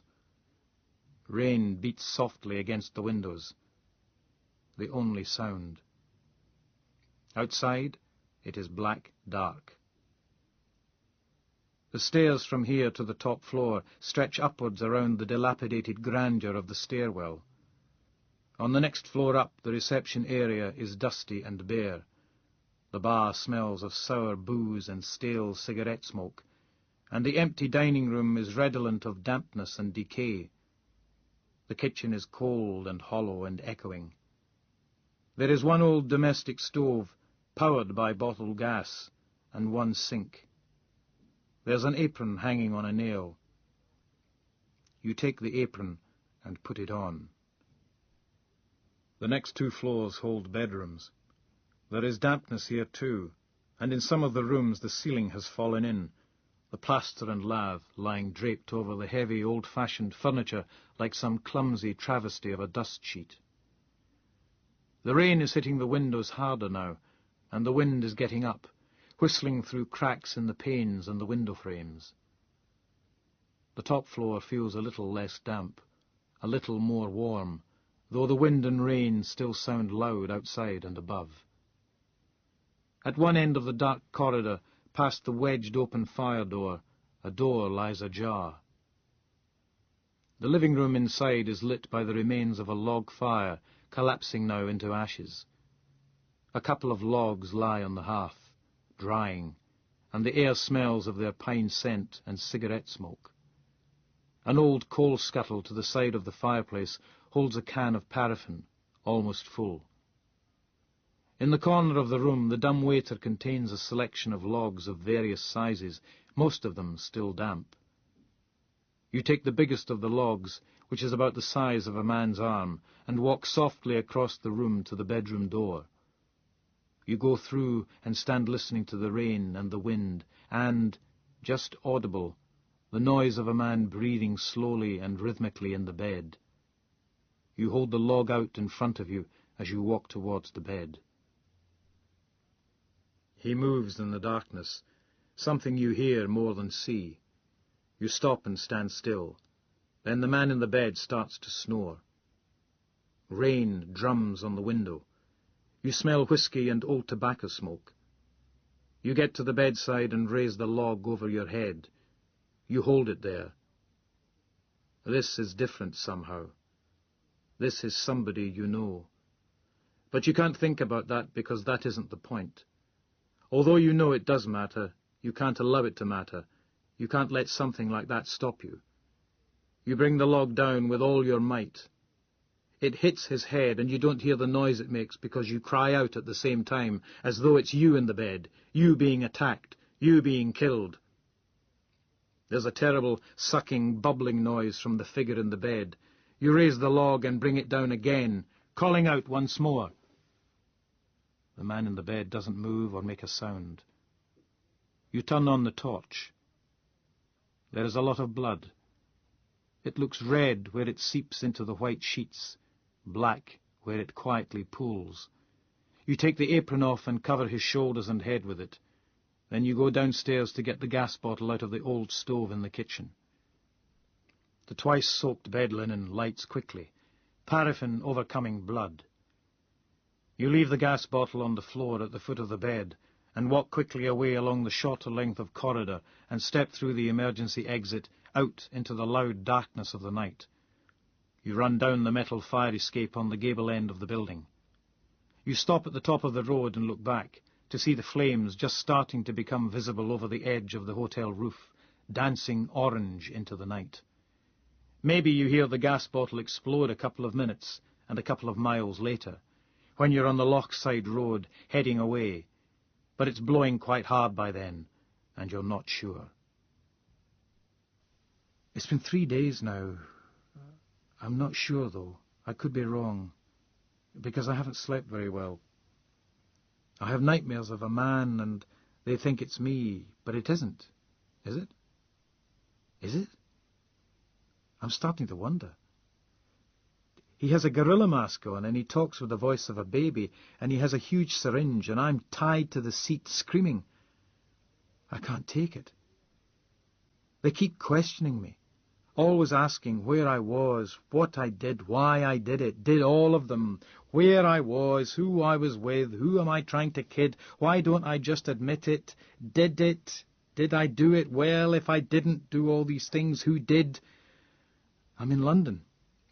I'm in the Nick. I'm in fucking Paddington Green, for Christ's sake, the high security station they use for the provos, and they think I'm so dangerous, so much a security risk. They've got me here, and even holding me under the Prevention of Terrorism Act. Jesus God, because some of them still aren't convinced they aren't dealing with some unholy alliance of the IRA, Welsh nationalists and uppity jocks. They brought me down that day from Edinburgh, bundled me into a transit van with seats but no windows, handcuffed to a big, quiet London lad who wouldn't talk to me at all and didn't even say much to the other two cops in the back of the transit, just sat staring ahead. And we seemed to drive all night, just stopping once at some service station on the M1. Took a while to arrange everything. Then they came in with a selection of cans of soft drinks and sandwiches and pasties and pork pies and chocolate. And we all sat there munching them. Then they asked me, did I need the toilet? And I said, yes. And they opened the door, and it was straight over the grass into the gents' toilet. 2 cops guarding the door, and some men, looked like truckers, standing watching me, waiting for their turn after I've had my private visit. Only wanted a pee, but I couldn't do it, even though the big lad wasn't actually watching. Just having him standing there, handcuffed to me, was enough.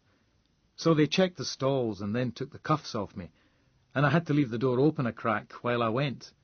Then back out, and I see the other cop cars. Christ, a Range Rover and a Senator too. I'm a fucking VIP. Then it's into the van and on with the journey to London, where the questioning starts. They're concentrating on Sir Rufus's murder, for now, because they found a card, a fucking business card in the woods near the burnt cottage. Not mine, that would have been too obvious, but a card from a guy I know on Jane's Defence Weekly, with some scribbled notes on the back. Control plus Alt 0 equals POV change. Shift plus Alt equals change of command zoom, brackets, bounces.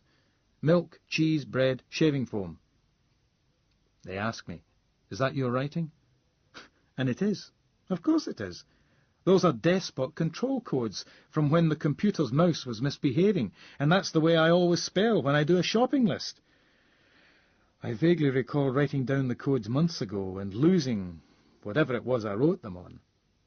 I stare at the muddied, warped little card, sealed in a deal-sized plastic bag, recognizing my own writing and feeling my mouth go even drier than it already is, and I can only gibber something about, well, it looks like my writing, but I mean, and anyway, anybody could have taken that, but they just look quietly pleased. And the questions go on.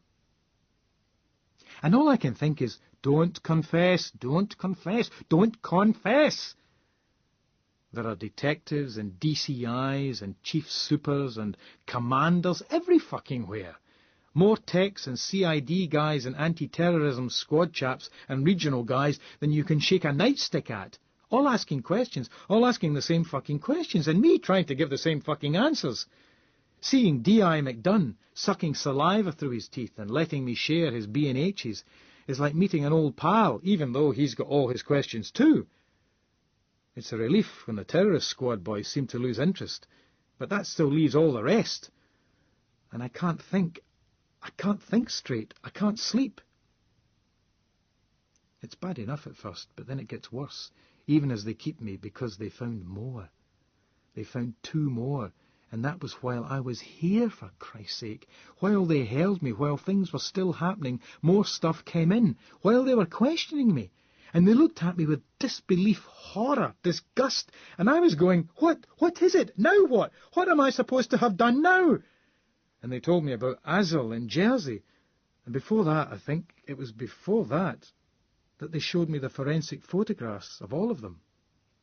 Bissett skewered on the railings, grotesque and spread and limp. The blood-smeared vibrator used on the retired judge, Jimison. The drained, shapeless white body of Persimmon, tied to his grid above a pool of blood. Then nothing when there should have been something. Then what was left of Sir Rufus Carter, blackened bones, distorted and bent, the black skull's jaw hinged down in a blind scream, but the flesh all gone, very much a dental records job, and it was all black. The nails, the wood, and the bones too. But it's their mouths, their jaws I remember, their silent screams, hanging slack or jammed open. And it gets worse because they show me the fucking video. They show me the video. They think I made, or that I think they think I made, but I didn't. They make me watch it, and it's horrific. There's a man, and he's dressed in black or dark blue, and he has a gorilla mask on, and he keeps sucking on this little bottle he's carrying, which must be helium, because it gives him that baby voice, disguising his own voice.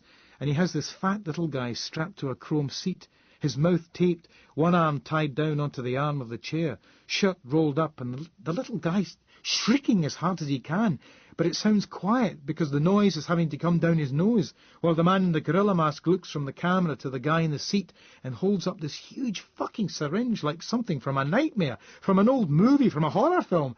And I can feel my heart beating wildly because that's what this is. This is a horror movie, a fucking horror movie. This lunatic is making his own horror film.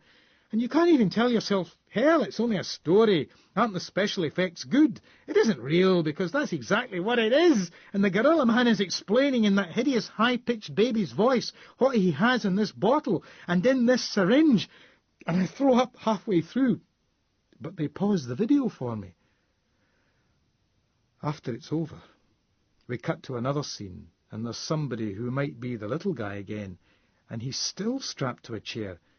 But this time it's a tall hospital chair with wheels and a little fold-away table in front of him, and the straps holding his torso would be easy to undo, but his hands are limp. There's some sort of board behind his head and a towel or something round his forehead holding his head upright. But the eyes... Christ! The eyes! There's nothing there. And McDunn says... persistent vegetative state, they call it apparently. Persistent vegetative state. And it looks it, man. It looks it. And then, of course, there are the other 2. First it's Azul and his girlfriend. She's traumatized and dehydrated, but otherwise unharmed. But he's got soul brother's limbs where his own ought to be. Necrosis like frostbite. Blood death at the extremities, but the extremities start at shoulder and groin. He's alive, but if you were him, you'd rather not be. Arms salesman. Okay, the Avenger, the Equalizer, the total fucking nutter went for the legs too, but still... And the editor spiked. And the rapist-lenient judge raped, and the pornographer poisoned and stroked, and the man who was so callous about the bloodshed in the Iran-Iraq war forced to watch his penned animals die like cattle, like soldiers, like cattle, and then bled to death in his own private fountains of blood, and the businessman who put profits before safety and not only helped kill 1,000 people but then tried to get out of paying the survivors and dependents any compensation gets his own gas explosion.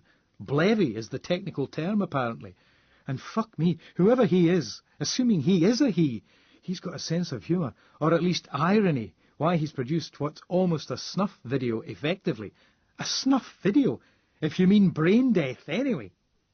It's the closest anyone will admit to ever having seen or found one, even the obscene pub squad who've been looking for years. But although everybody assumes they exist, nobody's ever seen one until old Gorilla Man comes along and just makes his own, specifically to warn off any other porn merchants thinking of dealing in snuff. It's hilarious. It's really ironic. And you explain all this to McDunn, and you laugh, because it actually isn't the fault of the police you're not sleeping. It's the nightmares, where you're stalked by a gorilla with the voice of a baby and a huge syringe, and he wants to fuck you with it. Isn't that hilarious?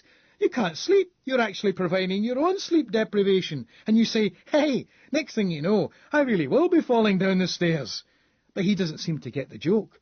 And then it's back to the cell, and then the interview room with the barred, opaque windows so you can't see out. And they switch on the tape machine, recording everything as usual, and it's getting more bizarre. They get me to do a Michael Caine voice. They ask me to impersonate Michael fucking Caine. Can you believe that?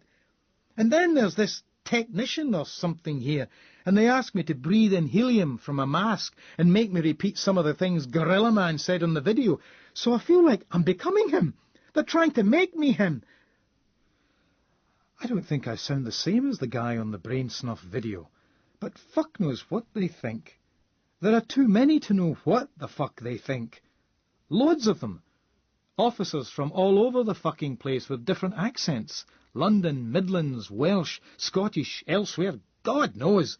It's not just Flavel and McDunn, though I still see them now and again. Especially McDunn, who looks at me kind of weird most of the time, like he can't really believe it was me did all these things. And I get this bizarre feeling that he thinks I'm kind of pathetic. I mean that in a grudging, still determined to bust the fucker way, he actually has more respect for Gorilla Man than he does for me, because I've just gone to pieces under the questions, and the things they put in my head with those photographs and that video, which means Gorilla Man has already put stuff into my head, already has fucked my brains, filling my head with the idea of that, the vision, the mem of that. And I thought I was some tough cookie, but I was wrong. I'm just a dunked digestive baby. I'm soft, I'm flopping, I'm disintegrating, and that's why, unless I'm the best fucking actor he's ever seen, McDunn can't accept I was capable of the things Gorilla Man did. Yet so much of the evidence, especially the dates and times, that sort of stuff, points at me. Not to mention that piece of TV crit I did that reads like a hit list now. And it just goes on. Keeps going on, another night, another nightmare, and then back to the interview room again, and the tape machine again, and more questions about Stromferry, no ferry, and Jersey, and flights. And that's when they tell me about the other one. That's when they say, oh, by the way, your best friend Andy is dead, blown up in the hotel when it burnt down. Probably beaten to death first, head stoved in, but of course you probably know all that because you did that too, didn't you? I lied about something. Earlier. I told it the way it felt, not as it actually was, or the way it feels and actually is. Whatever. Andy? Yvonne? Hi, she says, shaking his hand. And that's William out there, I tell Andy, with the big sword. Andy turns and watches William. William, masked, clad in white, grasping his sabre and suddenly lunging forward, one leg darting ahead. His opponent jumps back and tries to fend off the blows with his own sabre, but he's off balance, and William presses forward, swinging the sabre in a hacking, sweeping motion, whacking the edge of the heavy curved blade into the side of his opponent's torso. "Oh, rats," the other guy says, as William stands back, relaxing. They take off their masks, and William comes over to us, mask under his arm, sabre hanging from his hand, his face red and sheened with sweat, glistening in the sports hall's brilliant lights. I introduce him and Andy. Andy with his short hair and his blazer and neatly creased jeans, face handsome but a little spotty, expression slightly disdainful and wary. He's 21, 2 years older than us, but William looks the more confident and assured. "Hi," William says, tossing back some blonde hair fallen over his forehead. "So you're Cam's soldier boy?" Andy smiles thinly. "You must be... Willie, is it?" I sigh. I'd hoped these two would get on. Yvonne taps William on the shoulder with her mask. She's been fencing too, her long black hair tied back from her face bright with sweat. I think she looks like some Italian princess, daughter of an ancient minor house with no real pretensions, but still casually opulent. Huge faded villas in Rome and on the Grand Canal and in the Tuscan hills. "Shower," she tells him. "We have to get stuff ready for tonight." She smiles at me. "Quick drink in the bar, 10 minutes?" "Great," I say. Andy is silent. Yvonne turns to him. "Coming to the party?" "Yes," he says, "if that's all right." "Of course," she smiles. "Oh, hot, hot, hot!" "What?" "Took the hot chili. Crunched on a whole fucking green chili. Yvonne says, fanning her mouth and hanging onto my arm. "Woof! Thanks." She reaches into my vodka and lemonade and hoiks out an ice cube. "Here," she says thickly, handing me a joint while she rolls the ice cube round in her mouth and tries to breathe through it at the same time. I'm grinning widely at her. She's frowning hurtfully at me. Andy is at my side, but then ducks away into the throng. The music is loud, the campus flat packed with people. It's a warm May evening. The exams are over and everybody's partying. The windows are open to the night, spilling the sound of the Pretenders' first album out over the slope of grass towards the small loch and the lights of the library and admin buildings on the far side. "Ah, my mouth," Yvonne says. She slaps me on the shoulder. "Look more sympathetic, you pig," she tells me. Her eyes are watering. "Sorry." Andy comes back with a glass of milk. "Here," he says, offering it to Yvonne. She looks at him. He nods at her mouth. "Ice won't work," he tells her. The stuff that causes the heat in chilies," and I smile, because I just know from the way he phrased that he knows the technical term, but doesn't want to appear too smart aleck, "isn't soluble in water, but it is soluble in fat. Try it, it'll work." Yvonne looks round. I offer my hand, and she slips the remains of the ice cube delicately into my palm, then sips the milk. I shrug and put the lozenge of ice back into my drink. Yvonne finishes the milk. She nods. "That is better. Thanks." Andy gives a small smile, takes the empty glass from her, and heads back through the crowds to the kitchen. "Ooh," Yvonne says, dabbing at her cheeks with a tissue. She glances after Andy. "So, Boy Scouts have their uses after all." "Ask him to show you his Swiss Army knife later," I laugh, feeling a little treacherous. Yvonne's wearing a black scoop-necked T-shirt and a simple black ankle-length wrap skirt. Her hair is tied back from her face and held by a long white lacy ribbon, but tumbles down loose behind. Her arms look firm and muscled, and her tanned breasts are full and high, nipples producing little bumps on the black cotton of the T-shirt. The final effect is perversely exotic, and I feel my usual pang of jealousy. I glance into my glass and hand her back the J. Her eyes close as she draws on it, and I put my lips to my glass, slipping that sucked-on sliver of ice into my own mouth and rolling it around there, pretending it's her tongue. But it was true. Labour wasn't working. Wasn't producing the profits the capitalists want to see, you mean? The implication of the ad was that Labour had produced mass unemployment and the Tories would cure it. Not only have they made it worse, they knew they would. Even if they genuinely thought their policies were somehow better for Britain as a whole, they knew damn well they'd put hundreds of thousands of people out of work. And Saatchi and Saatchi must have known that too, if they'd bothered to think. It was a lie. It was an election, William says, looking tired. What's that got to do with it, I exclaim. It was still a lie. It doesn't matter, and anyway, it's just a short-term thing. They will produce more jobs eventually. They're just getting rid of the dead wood at the moment. There'll be new jobs in new growth industries. Bullshit! Even you don't believe that. William laughs. You don't know what I believe. But if that ad helped win the election for Maggie, that's fine by me. Oh, come on. All's fair in love and war, Cameron. You should stop whinging and start trying to make things work. All is not fair in love and war. Haven't you heard of the Geneva Convention? If Yvonne fell in love with somebody else, would you kill both of them? Fucking right, William says matter-of-factly, as Andy appears at our sides holding a can of lager. Somebody passes him a J, but he just hands it on to me. William shakes his head. You get this all the time too? He asks Andy.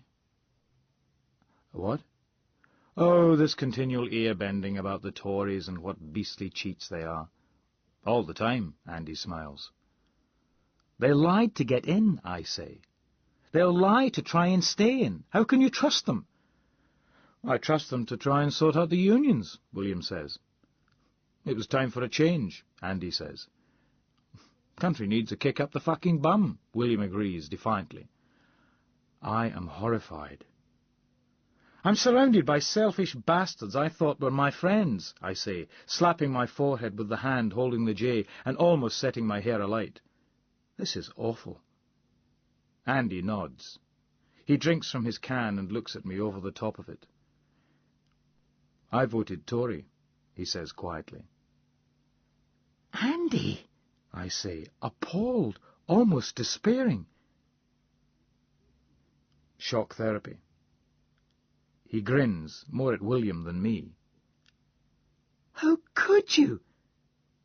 I shake my head and pass the number to William. Andy looks exaggeratedly thoughtful. It was that advert that did it, I think. Don't know if you know the one. Labour isn't working, it said. Great political advert. Succinct, memorable, effective, even mildly witty. I've got a poster copy of that in my room back at St. Andy's. Did you ever see that advert at all, William? William nods, watching me and grinning.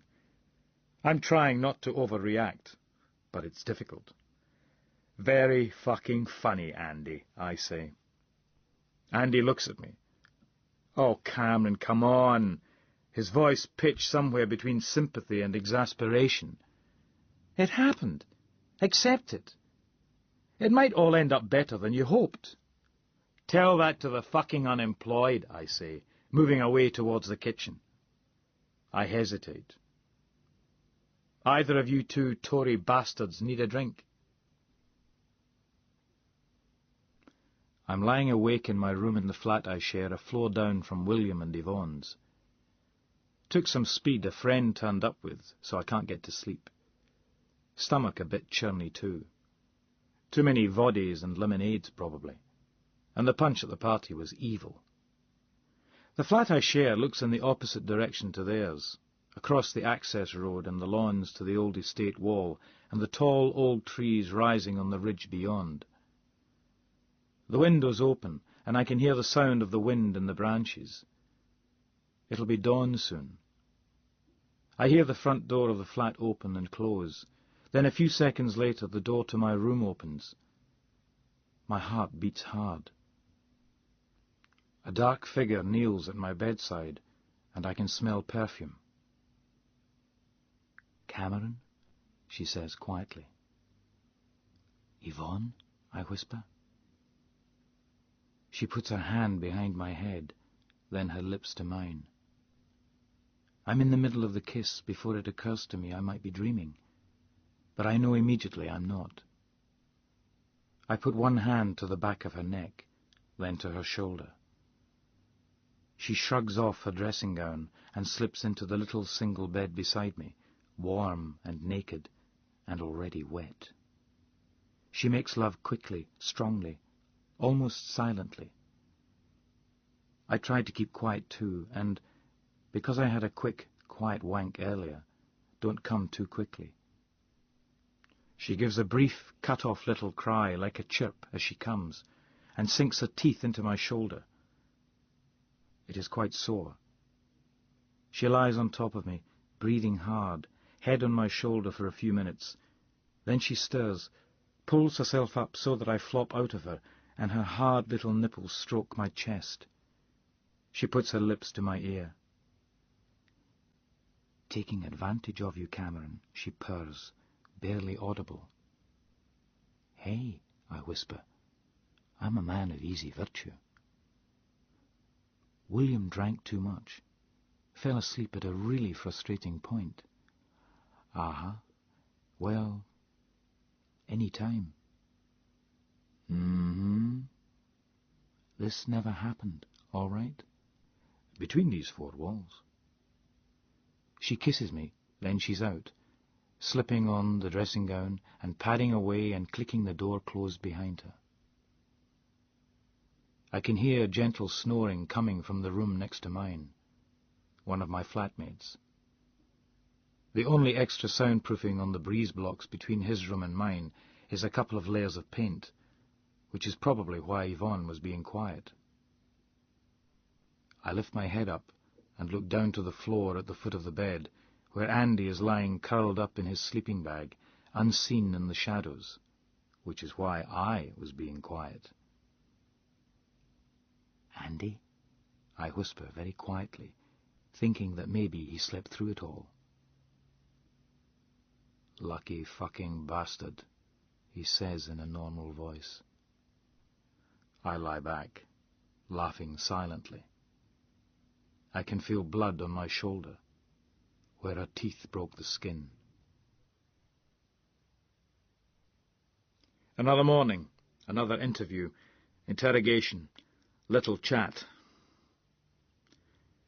I sit down in the grey plastic chair in the featureless room with McDunn and a man from the Welsh squad, a big blonde brindle guy in a tight grey suit. He has a rugby player's neck and steely eyes and huge hands that are clasped on the table, lying there like a mace of flesh and bone. McDunn's eyes narrow. He makes that sucking noise through his teeth. "What you been doing to your eyes, Cameron?" I swallow, take a long sigh and look at him. "Crying," I tell him. He looks surprised. The Welsh boyo looks to one side. "Crying, Cameron," McDunn says, his dark, heavy-looking face creasing into a frown. I take a deep breath, trying to control things. "You said Andy was dead." "Andy Gould. He was my best friend. He was my best friend, and I didn't fucking kill him, all right?" McDunn looks at me, as though slightly puzzled. The Welsh lad's got this steady gaze on me, like he wants to use my head as a rugby ball. Another deep breath. "So I've been grieving for him." And another. "Is that all right?"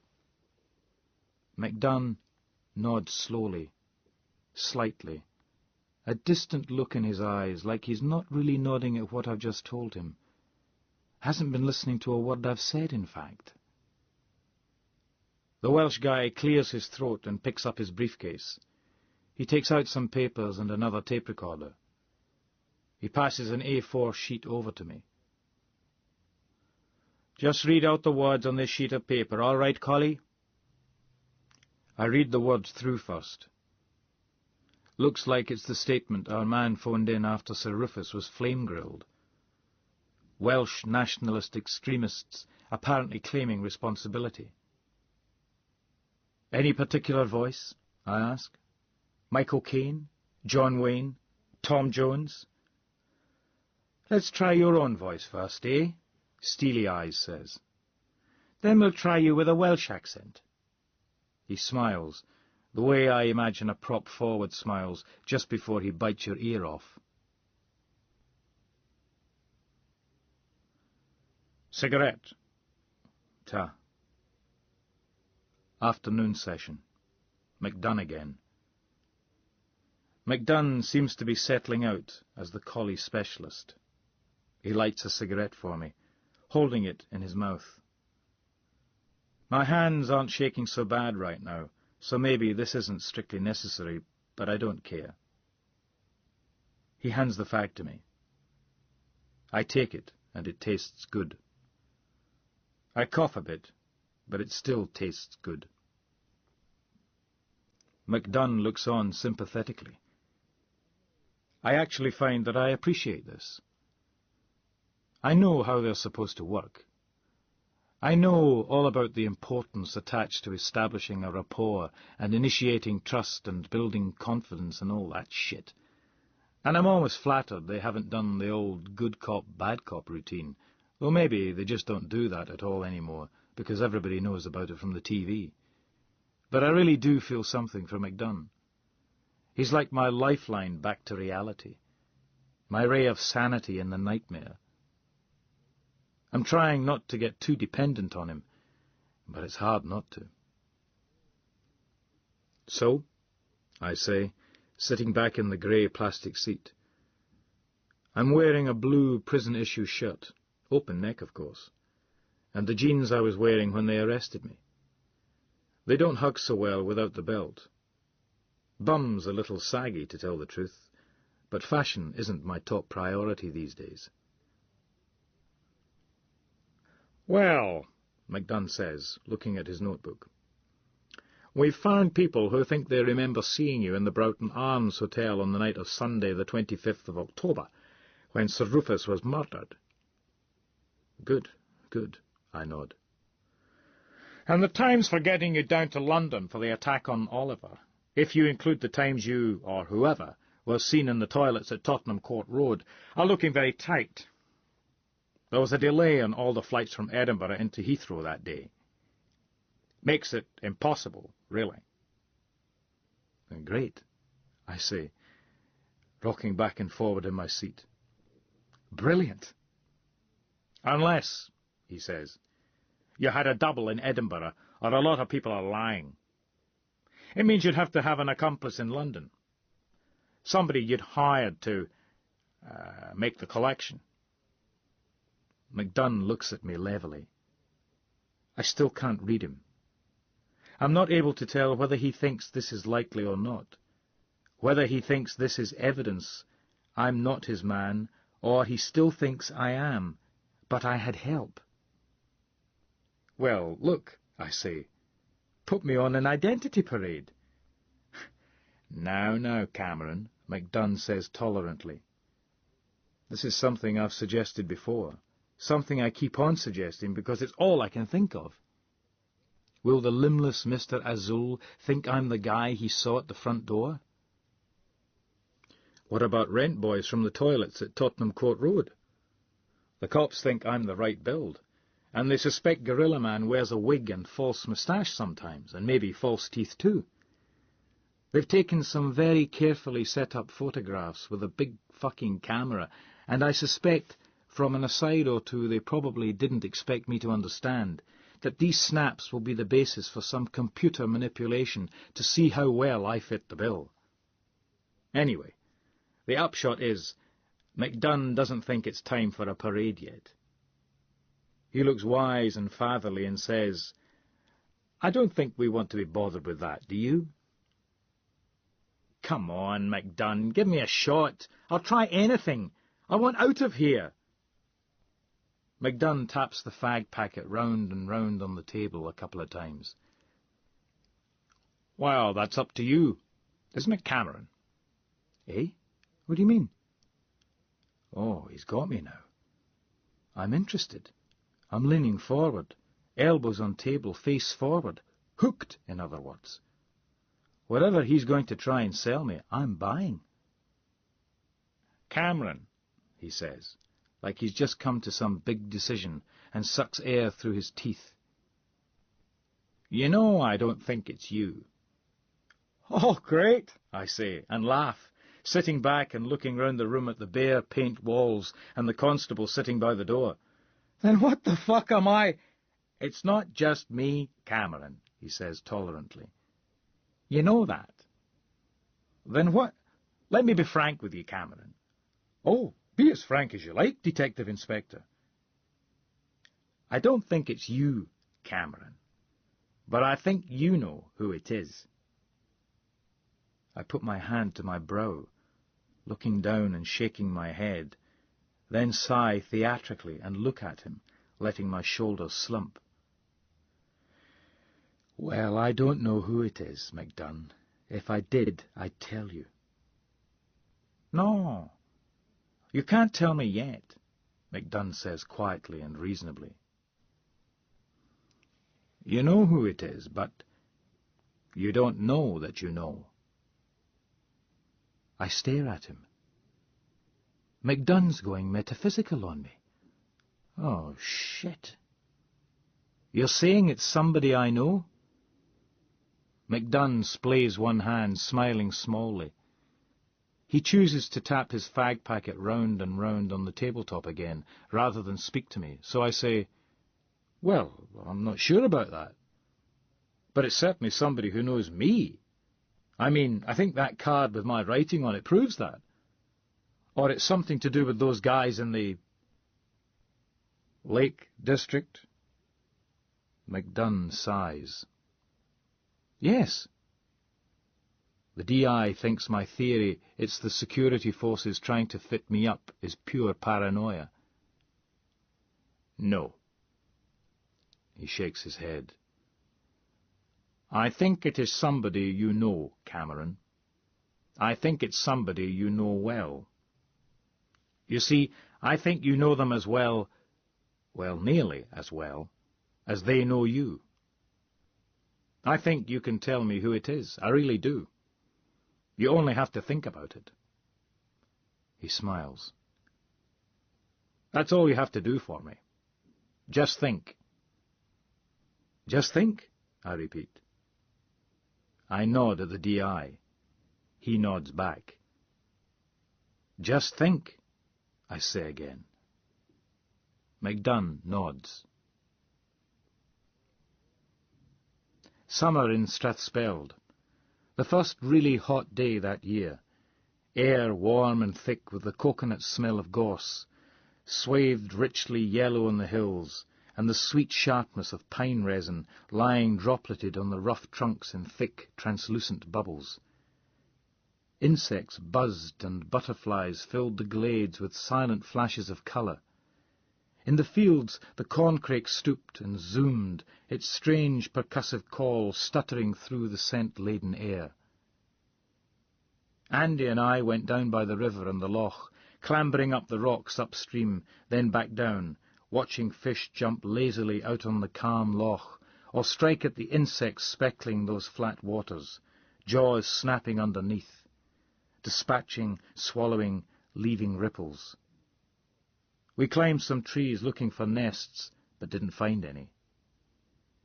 We took off our shoes and socks and waded among the rushes surrounding the hidden, scalloped bay, where the stream draining the ornamental pond near the house splashed down to the loch, 100 metres up the shore from the old boathouse. We were allowed to take the boat out ourselves by then, as long as we wore life jackets, and we thought we might do that later. Get in some fishing or just some pottering around. We climbed the low hills northwest of the loch and lay in the long grass under the pines and the birch, looking out over the small glen to the forested hill on the far side where the old railway tunnel was. Beyond that, over another wooded ridge, unseen and heard only on occasion when the breeze veered from that direction, was the main road north. Further beyond that, The Grampian southernmost summits rose green and golden brown into the blue sky. Later that evening, we were all going into Pitlochry to the theatre. I wasn't too impressed with this. I'd rather have seen a film. But Andy thought it was all right, so I did too. Andy was 14. I'd just turned 13 and was proud of my new status as a teenager, and, as usual, of the fact that for the next couple of months I was only a year younger than Andy. We lay in the grass, looking up at the sky and the fluttering leaves on the silver birch trees, sucking on our reed stalks and talking about girls. We were at different schools. Andy was a boarder at an all-boys school in Edinburgh and came back only at weekends. I was at the local high school. I'd asked my mum and dad if I could go to a boarding school, the one in Edinburgh Andy was at, for example, but they'd said I wouldn't like it, and besides it would cost a lot of money. Plus, there wouldn't be any girls there. Didn't that worry me? I was a bit embarrassed about that. The comment about the cost confused me. I was used to thinking of us as being well off. Dad ran a garage and petrol station on the main road through Strathspeld village, and Mum had a wee gift and coffee shop. Dad had been worried after the 6-Day War, when they'd introduced the 50 miles an hour speed limit and even issued fuel rationing books. But that hadn't lasted very long, and even though petrol cost more nowadays, people were still travelling and using cars. I knew our modern bungalow on the village outskirts overlooking the Carse wasn't as grand as Andy's mum and dad's house, which was practically a castle and stood in its own estate. Ponds, streams, statues, lochs, rivers, hills, forests, even the old railway line passing through one corner of it. One big garden, in effect, and vast compared to our single acre laid to lawn and shrub. But I'd never thought of us as really having to worry about money that much.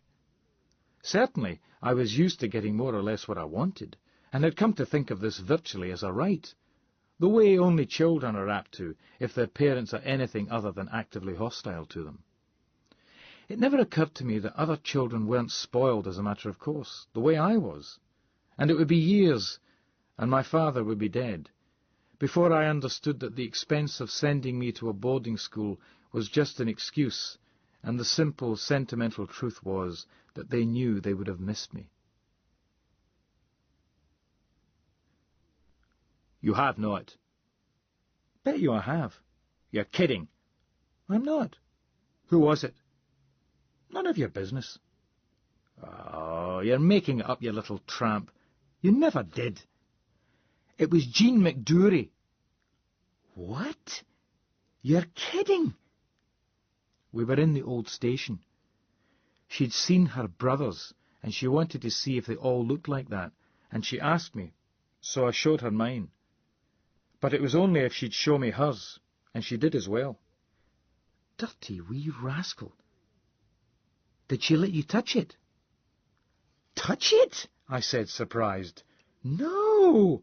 Ah, well then. What? You're supposed to touch it. No, you're not. Not if you just want to look. Of course you are. Rubbish.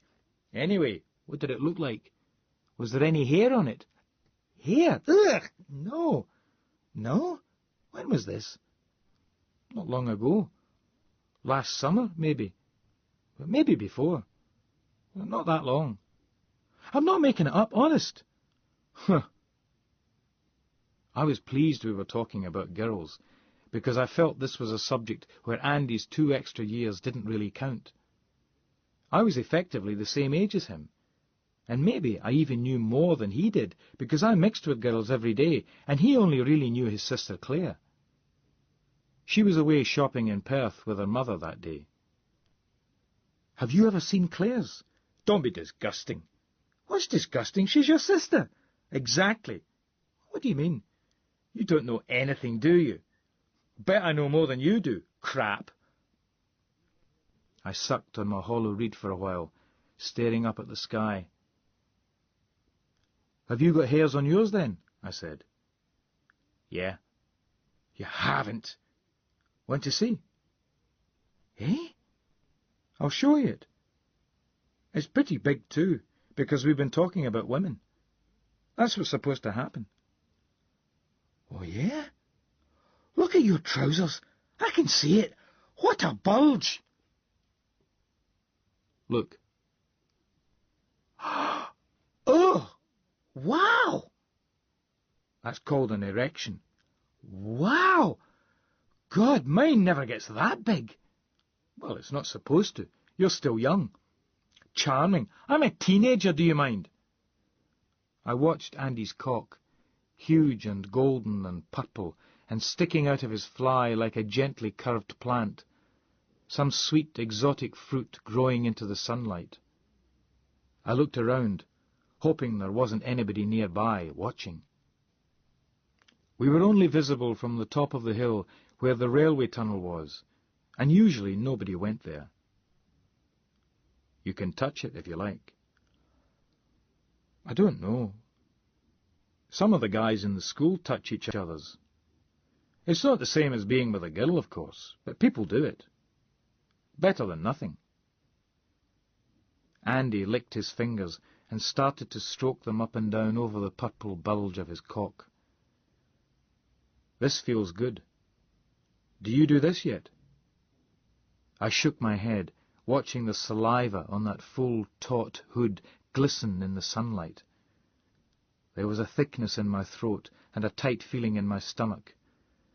I could feel my own cock throbbing. Come on, don't just lie there, Andy said matter-of-factly, leaving his cock alone and lying back in the grass, putting his arm behind his head and staring up at the sky. Do something. Oh, God, all right, I said, tutting and sighing, but really my hand was shaking. I pulled up and down on his cock. Gently. All right. Use some spit. Good grief, I don't know. I spat into my fingers and used them, then found his foreskin was loose enough to be rolled back and forth over the head, and did that for a while. Andy breathed hard, and his free hand went to my head, stroking my hair. You could use your mouth, he said, voice shaky. I mean, if you want. Well, I don't know. What's wrong with... Ah! Oh! Yuck, what a mess! Andy took a deep breath and patted my head, chuckling. Not bad, he told me. For a beginner. I wiped my hand on his trousers. Hey! I put my face up to his. I've seen Claire's, I told him. What? You... I jumped up and ran, laughing down through the grass and the bushes down into the glen. He jumped up too, then cursed and hopped about, struggling to get his fly shut before he could chase me. Chapter 9. Growth. I remember that. Remember the feeling of his warm, cooling, sunlit juice on my hand, slippy, becoming sticky. But I can't think about it anymore without thinking of Gorilla Man and the little guy tied to the chair. I think they were surprised when I threw up. I hope they were. I hope they were surprised and very interested and thought, hello, it wasn't him then after all. He ain't the villain. He's been fitted up, so help me. Oh, God. I hope my belly spoke for me better than my fucking brain, in other words. Not guilty. Didn't do it, that's why what Gorilla Man did sickened me. No blood, well, hardly any blood. Literally a drop, a drip, a fucking pixel on the screen, and the only thing slicing into flesh was a needle, tiny and delicate, not a chainsaw or an axe or a knife or anything. But it's that image, that idea, that old devil meme. I keep dreaming about it, keep having nightmares about it, and I'm the trapped one. I'm the man in the leather and chrome chair, and he's there with his gorilla face and his squeaky baby voice, explaining to the camera that what he has in this bottle and in this syringe is sperm, The crazy fucker's loaded it up with jism, man. Looks like half a fucking milk bottle of the stuff. And he's going to inject it into the little guy's veins. And he ties something round the naked upper arm of the little guy, strapped to the chair, and pulls it tight and waits for the vein to show, where the little guy howls and screams like a child and tries to shake the chair to bits or rip it apart. But he's too well strapped in there. No purchase. No leverage, and then the man in the gorilla mask just does it, sinks the needle into the little guy's skin with a bit of blood, and empties the whole syringe into him. I throw up onto the floor and they pause the video for me, and somebody goes to get a mop. After I've stopped chucking and coughing, they restart the video and we cut to the other scene, and the tall hospital chair and the little guy again with empty eyes, and McDunn says his bit about persistent vegetative state. Well, indeed. They did a DNA fingerprint test and found he had a busload of people in him. Linked it to some guy who was in the toilets under Centre Point the day before hiring rent boys. But he didn't want the full business, just wanted them to wank into this bottle. Thank you for your contribution, young man. Every little bit helps. Going to a good home. Thank you. Mind how you go. I'm thinking. This is the trickle-down effect in action, is it? No, this is the show-off effect in action, Claire tells me, having to shout over the din. Everybody else seems to be cheering. Andy and William are standing on a seat. Andy leans out over a table laden with glasses, a champagne bottle in one hand and his other arm held by William, who leans out the opposite way to balance him. The table Andy is perched over is stacked with several hundred champagne glasses, forming a glittering pyramid rising a couple of metres from the table's surface. Andy is filling the single champagne glass at the apex of the pyramid with champagne. It is overflowing, filling the 3 glasses beneath it. They in turn are overflowing, filling the glasses on the level beneath them, which are also full, and so spilling over to the level underneath, and so on down almost to the bottom. Andy is on his 8th magnum. He glances down at the final layer of glasses. "How are we doing?" he roars. "More, more!" everybody shouts. "William!" somebody yells from the crowd. 50 quid if you just let him go!" "Don't you fucking dare, Sorrel!" Andy shouts, laughing, upending the magnum over the topmost glass as the bottle empties. "Not for a measly 50, William laughs, as he and Andy pull together and draw together, tottering on the seat, while Andy throws the empty bottle to someone in the crowd, and is handed another full magnum by his partner in the gadget shop, a fellow ex-ad man who's a few years older than Andy. It strikes me the symbolism of this whole venture would be better were it he and Andy balancing together on the seat, but I get the impression Andy's partner isn't fully into such flamboyance. "Winch me out there, Will!" Andy bellows. "God, though it's tempting," William says, leaning back and letting Andy crane out over the pyramid of glasses again. "This is infantile," Claire says, shaking her head. "What's what?" Yvonne asks, making her way through the crowd. She clutches a bottle of champagne. "This, infantile," Claire says, nodding at the pyramid of glasses. She sees the bottle in Yvonne's hand. "Oh, I say, well done, that woman." She holds out her flute. Yvonne fills the glass. "Cameron?" "Ta." She fills her own glass and stands beside Claire and me, watching Andy pouring the champagne onto the top of the pyramid. Yvonne's wearing a little black number that, to my untutored eye, looks like it could have cost 10 quid or 10,000.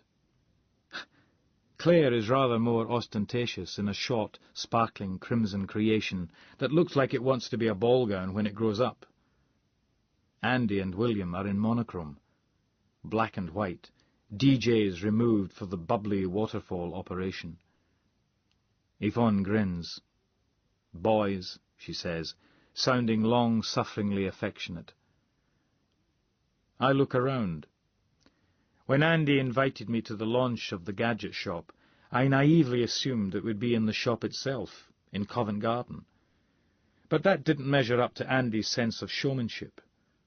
It wasn't glitzy enough, dramatic enough, or even big enough. Instead, he hired the Science Museum. Part of it, anyway. That got people interested. A shop is just a shop, and even a shop selling expensive executive toys is still just a shop, but a museum is, well, glamorous. People reckon the Natural History Museum is the most glamorous. Partying in the shadow of all those dinosaurs in that huge space is just the business. But for the gadget shop, the Science Museum along the road was the obvious venue, as well as being cheaper. Besides, everyone who matters has already been to some sort of bash at the Natural History Museum. This is new. There's a full-size hovercraft held tipped on wires directly above us. A virtually circular thing with a tiny cabin and a huge fluted central air intake.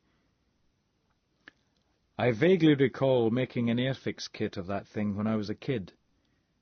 It floats above us, gleaming in the darkness as if supported on a cloud of talk and booze, while the people below swarm and chat and roar Andy on. The champagne, already dripping down off the edges of the table onto the temporary matting beneath from spillages, is almost overflowing the second-last level of glasses. "More! More!" people yell. "Oh, less, less!" Claire mutters, sniffing. "Nearly there yet," Andy shouts. "More! More!" everybody roars. I look at them all. These are people like me. Christ! Media people. People from the advertising company Andy has just left. A few politicians. Mostly Tory or Social Democrats, though there are a couple of Labour guys. Bankers, lawyers, business advisors, investment experts, actors, TV people. At least one film crew, though their lights are switched off for now. Various other city types. A scattering of people who are, well, just professionally famous. And the remainder seemingly either part of some enormous floating meta-party or hired from some agency to impersonate people having a whale of a time. Rent-a-hoot, or something similar. I'm mildly surprised we haven't had a kissogram, but maybe that's a little low rent for Andy. Claire told me he'd taken rather a lot of convincing, once he'd determined to do the slightly naff champagne pyramid stunt in the first place, not to try doing it with proper champagne flutes, but to use the Perry glasses like everybody else did. Too tall, too unstable otherwise. "You're very quiet, Cameron," Yvonne says, smiling at me. "Yeah," I say helpfully. "I think Cameron," Claire says, sniffing, "disapproves." She draws out the ooh sound in the word. Claire is a tall auburn girl with striking angular looks she shares with her brother, but whereas Andy is, at the moment, bulkily fit-looking and tanned, Claire is just thin and luminously pale. I reckon she's overly keen on coke and spends too much time in clubs, but maybe I'm just jealous. My cub reporter status on the Cali and the triumph of miniaturization salary that goes with it make habits that expensive out of the question. Claire has always had rather more in the way of aristocratic pretensions than Andy, who has that aura of classless broth of a boyhood that usually only the congenitally rich can carry off convincingly. Claire works for an estate agent so far up market it's mostly estates they deal in, not humble houses, no matter how extensive. If it doesn't boast a couple of salmon rivers, a few square miles of trees, and a brace of hills, lochs, or lakes, then they just aren't interested. Cameron, Claire continues, is content to lurk here on the sidelines, radiating self-righteous socialist disapproval and imagining how after the revolution we'll all have to pull ploughs, eat raw turnips and take part in interminable self-criticism sessions long into the candle-lit night on the collective farm, aren't you, Cameron? You don't pull ploughs, I reply, you push them. I know, dear. There is a farm next door to us back on the dear old homestead, and Daddy does usually describe himself as a farmer. But I meant that we capitalist parasites would be taking the place of the oxen, not the horny-handed salt-of-the-earth types cracking the whip over them. Well, I'm sorry to disappoint you, I tell her, but I'm afraid you're assuming a rather more lenient revolution than the one I had in mind. I had you down as bone meal, actually, come the day. Sorry. I shrug, watching Andy start to pour what everybody nearby seems to agree will be the last magnum required before the glass pyramid is finally full of champagne. Claire looks at Yvonne. Cameron always did take a hard line on these things, she tells her. Oh well, might as well enjoy ourselves while we can before the commissars take their gloating revenge. I'm off to powder my nose. Would you like to come? Yvonne shakes her head. No, thanks. I'll leave you with young Hot to Trotsky here, then, Claire says, patting Yvonne on the shoulder and winking at me as she sidles off through the cheering crowd. The pyramid is still not quite full. "One more bottle! One more bottle!" everybody is shouting. I turn to Yvonne. So, how's the venture capital business these days? Venturesome, Yvonne says, flicking back her shoulder-length black hair. How's the newspaper business? Folding. Oh, ha ha. I shrug. No, I'm enjoying it. Money's not brilliant, but sometimes I see my name on the front page and I feel almost successful for a while, until I come to something like this. I nod at Andy, taking yet another opened magnum and leaning out over the glass-stacked table. His task is almost finished. The pyramid is nearly full. Yvonne glances at the pyramid with what might be contempt. Oh, don't let your head get turned by all this shit, she says. The tone of her voice surprises me. I thought you'd love all this, I tell her. She looks slowly around at the people and the place. She says, and packs a disconcerting amount of cold equivocation into that single sound. She fixes her gaze on me. But don't you just long for a neutron bomb sometimes? Constantly, I tell her, after a pause. She nods, eyes narrowed, for a moment. Then she shrugs, turning to me and grinning. Hot to Trotsky? She asks, looking after Claire, still heading, thinly majestic in the thick of the crowd, for the ladies. I made the mistake of trying to get Claire into bed once, I confess. Cameron? Really? Yvonne looks delighted. What happened? She just laughed. Yvonne tuts. She glances round. I'd have given you a reference, Cameron, she says quietly. I smile and drink my champagne, remembering when Andy came to Stirling for Yvonne and William's party 5 years ago. It seems like a lot longer.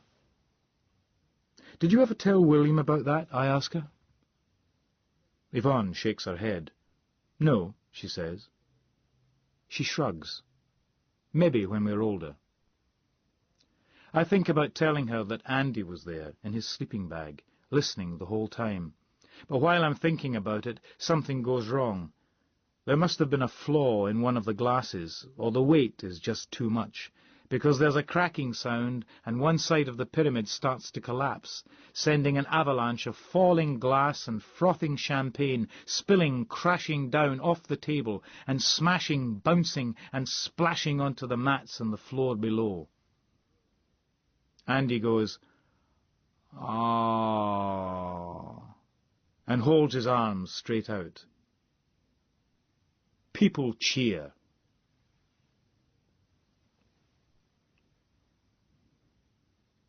Still thinking.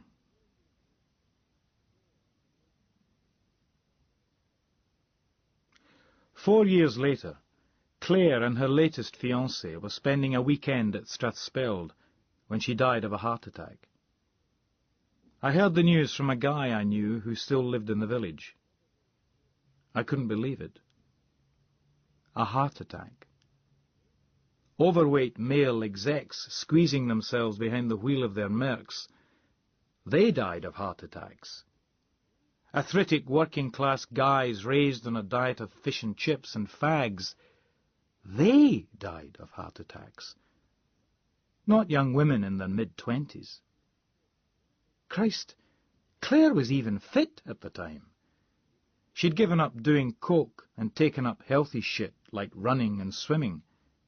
It couldn't be a heart attack. And that was exactly what the doctor thought. That was precisely what helped kill her. The local doc, the guy who'd helped save Andy after he almost died under the ice all those years earlier, was on holiday at the time, and there was a locum, a deputising doctor in charge of the practice. Except from what the locals muttered later, it seemed he'd treated his stay in Strathspeld as a holiday too, and spent more time on riverbanks with a rod in his hands than at bedsides toting a stethoscope. The family called him when Claire started to complain of chest pains in the late afternoon, but he didn't come out. Told them she'd just strained something. Rest and painkillers. They called him twice again, and eventually he appeared that evening once it was explained the family wasn't used to this sort of treatment, and once he realised the best salmon stream in the area ran through the estate. He still couldn't find anything wrong, and left again. They called an ambulance when Claire became unconscious and her lips turned blue, but by then it was too late. Andy and his partner had sold the gadget shop chain the previous year. Andy was still thinking about what he wanted to do next. Now he was rich, and was deep in the desert on a trans-Saharan expedition when Claire died. The funeral was private, family only. Andy got back just in time. I rang the house a week later and talked to Mrs. Gould, who said Andy was still there. She thought he would like to see me. A grey day in a cold April, one of those winter's end days when the land looks exhausted and worn, and it seems like all the colour is gone from the world. The cloud was thick and low and moving slowly on a damp, chilling wind, a lidding expanse hiding the sky and the snow on the distant hills. The trees, bushes, and fields were all the same dun shade, as though a thin layer of dirt had been sprayed everywhere, and wherever you looked there seemed to be mud or rotting leaves or bare, dead-looking branches. I thought that, if I'd just come from the Sahara to here, I'd head back as soon as possible, family duties or not. I stopped at the house to give my condolences to Mr. and Mrs. Gould. Mrs. Gould was covered in flour and smelt faintly of gin. She was a tall, nervous woman who'd gone grey early. She always wore large bifocals and usually dressed in tweeds. I'd never seen her without a single string of pearls, which she fingered constantly. She apologised for the mess, wiping her hands on her apron and then shaking my hand while I said how sorry I'd been to hear. She looked around the hall distractedly, as if wondering what to do next. Then the door to the library opened, and Mr. Gould peeked out. He was about the same height as his wife, but he looked stooped now, and he was wearing a dressing gown. Normally, he was the epitome of tweedy country squiredom, an archetypal laird in three-piece suit, clumpy shoes, checked shirt and cap. He resorted to a beaten-up, much-reproofed barber when the weather turned particularly foul. I'd never seen him in anything as soft-looking, as human, as the pair of scruffy trousers, open-necked shirt and dressing gown he wore then. His strong, square face looked drawn, and his thinning brown hair hadn't been combed. He came out of the library when he saw it was me, shook my hand and said, terrible thing, a few times, while Beethoven sounded loudly from the opened library door, and his wife tutted and tried to smooth his errant hair. His eyes kept looking away over one of my shoulders or the other, never meeting my gaze, and I got the impression that, like his wife, he was constantly waiting for something important to happen, expecting someone to arrive at any moment, as though they both couldn't believe what had happened, and it was all a dream or a ghastly joke, and they were just waiting for Claire to come gangling through the front door, kicking off muddy green wellies and loudly demanding tea.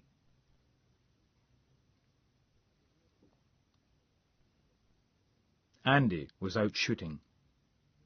I could hear the shotgun barking as I walked through the dim, dripping woods from the house, staying off the muddy path as much as possible, and walking on the flattened, exhausted-looking grass at its side to keep my shoes from clogging up. The field was surrounded by trees and looked out towards the river upstream from the loch. The river wasn't visible, but there had been a lot of rain over that week, and one corner of the field had flooded, leaving a shallow temporary loch reflecting the tarnished dark silver of the clouds. Its waters were still and flat. There was a stretch of curved gravel, edged with planks, near this end of the field. 6 posts stood along the front edge of the gravel stand, and on top of each post there was a little flat piece of wood like a tray. 20 yards in front of the gravel pathway was a low mound where the launcher mechanism for the clays sat. There were 2 other mounds about the same distance away to either side. I could hear the little generator puttering away inside the central mound as I got closer, clearing the trees and looking across and down at where Andy stood. I watched for a moment. Andy wore cords, shirt and jumper and body warmer. A cap hung from the top of one of the nearby posts. He was very tanned. A big box of shells sat opened on top of the post in front of him. A foot switch at the end of a long, snaking flex operated the catapult in the pit. He slotted 6 cartridges into the long-barreled pump-action gun and turned to aim. His foot tapped once, and the clay shot out of the hide, spinning away into the greyness in a day-glow orange blur. The gun roared, and the clay disintegrated somewhere out over the field. When I looked carefully, I could see lots of orange fragments scattered over the sodden grass and the glistening brown earth of the field. The generator revved up and down, providing power to the automatic launcher. It had some sort of randomly set variation built into where it was aiming, because the clays came out at a different angle and heading each time. Andy got them all with his first shot, except for the last one. He even tried to reload fast enough to have another crack at it, but it thumped into the wet heather near the river before he could get the shell into the gun. He shrugged, put the cartridge back into the box, checked the gun, and turned to look at me. "Hi, Cameron," he said, and I knew then he'd been aware of me all the time. He put the pump action down carefully on an oiled gun bag lying on the gravel. "Hi," I said, walking up to him. He looked tired. We shook hands a little awkwardly, then hugged. He smelt of smoke.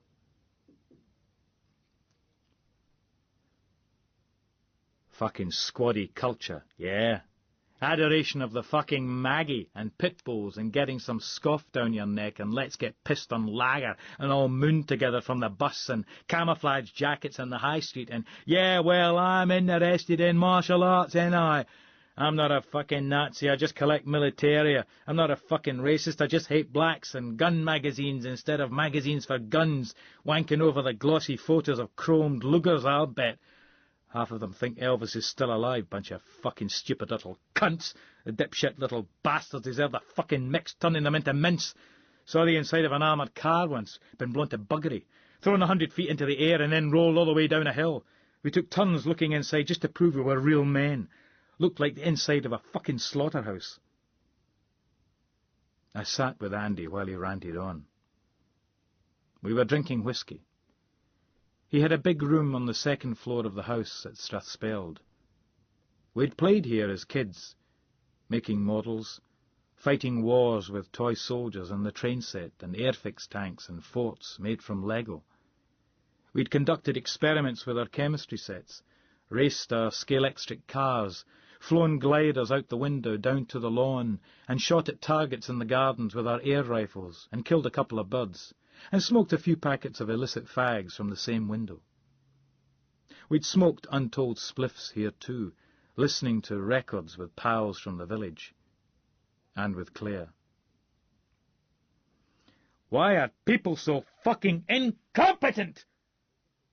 Andy screamed suddenly, and threw his whisky glass across the room. It hit the wall near the window and smashed. I remembered the disintegrating pile of champagne glasses in the Science Museum only 4 years earlier. The whisky left in the glass he'd thrown made a pale brown stain on the wall. I focused on the liquid as it slowly dribbled down. "Sorry," Andy muttered, not sounding sorry at all, getting unsteadily out of his seat and going to where the bits of glass lay broken on the carpet. He squatted and started to pick them up, then let them drop back to the floor, and just crouched there and put his hands over his face and started to cry. I let him cry for a bit, and then went over to him and squatted down beside him and put my hand over his shoulders. "Why are people so fucking useless?" he sobbed. "Fucking let you down. Fucking can't do their fucking job. Fucking Halzeel, Captain fucking Michael fucking Lingari, DSO. Cunts." He pushed away from me and stood up and stumbled over to a wooden chest, tearing one of its drawers right out so that it crashed to the carpeted floor and a load of jumpers fell out. He got down on his knees behind the drawer, and I heard tape rip. He stood up, holding an automatic pistol, and started trying to slot a magazine into the grip. "Fucking brain-ectomy coming up, Dr. fucking Halzeel," he said, still crying and still trying to get the magazine to fit the gun. Halzeel, I thought. Halzeel. I recognized Lingari's name from the times Andy had talked about the Falklands. He'd been Andy's CO, the one Andy blamed for the deaths of some of his men. But Halzeel... Oh, yeah, of course. The name of the locum who'd let Claire die. The guy the locals thought was more interested in fishing than doctoring.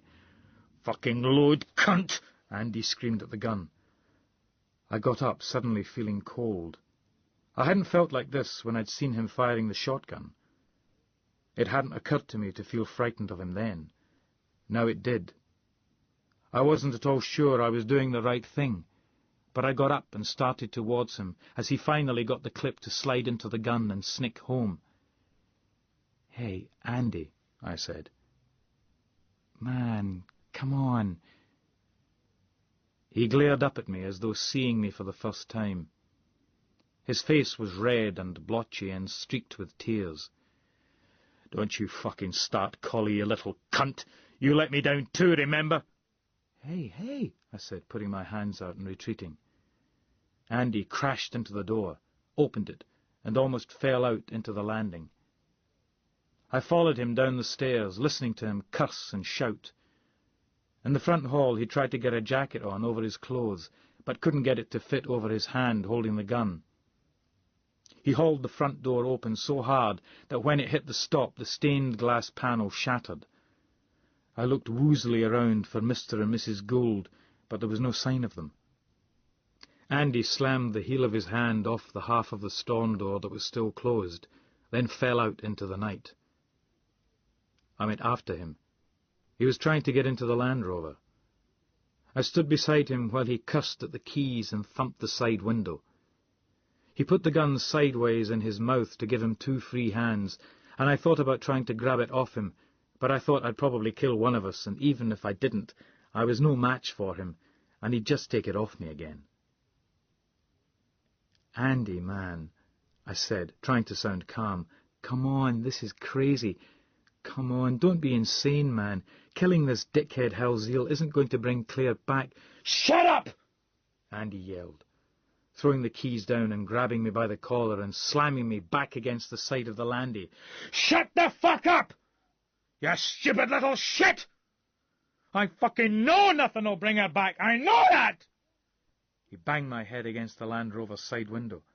"I just want to be sure that there'll be one stupid, incompetent fuck less in the world!" "But," I said, "oh, fuck off!"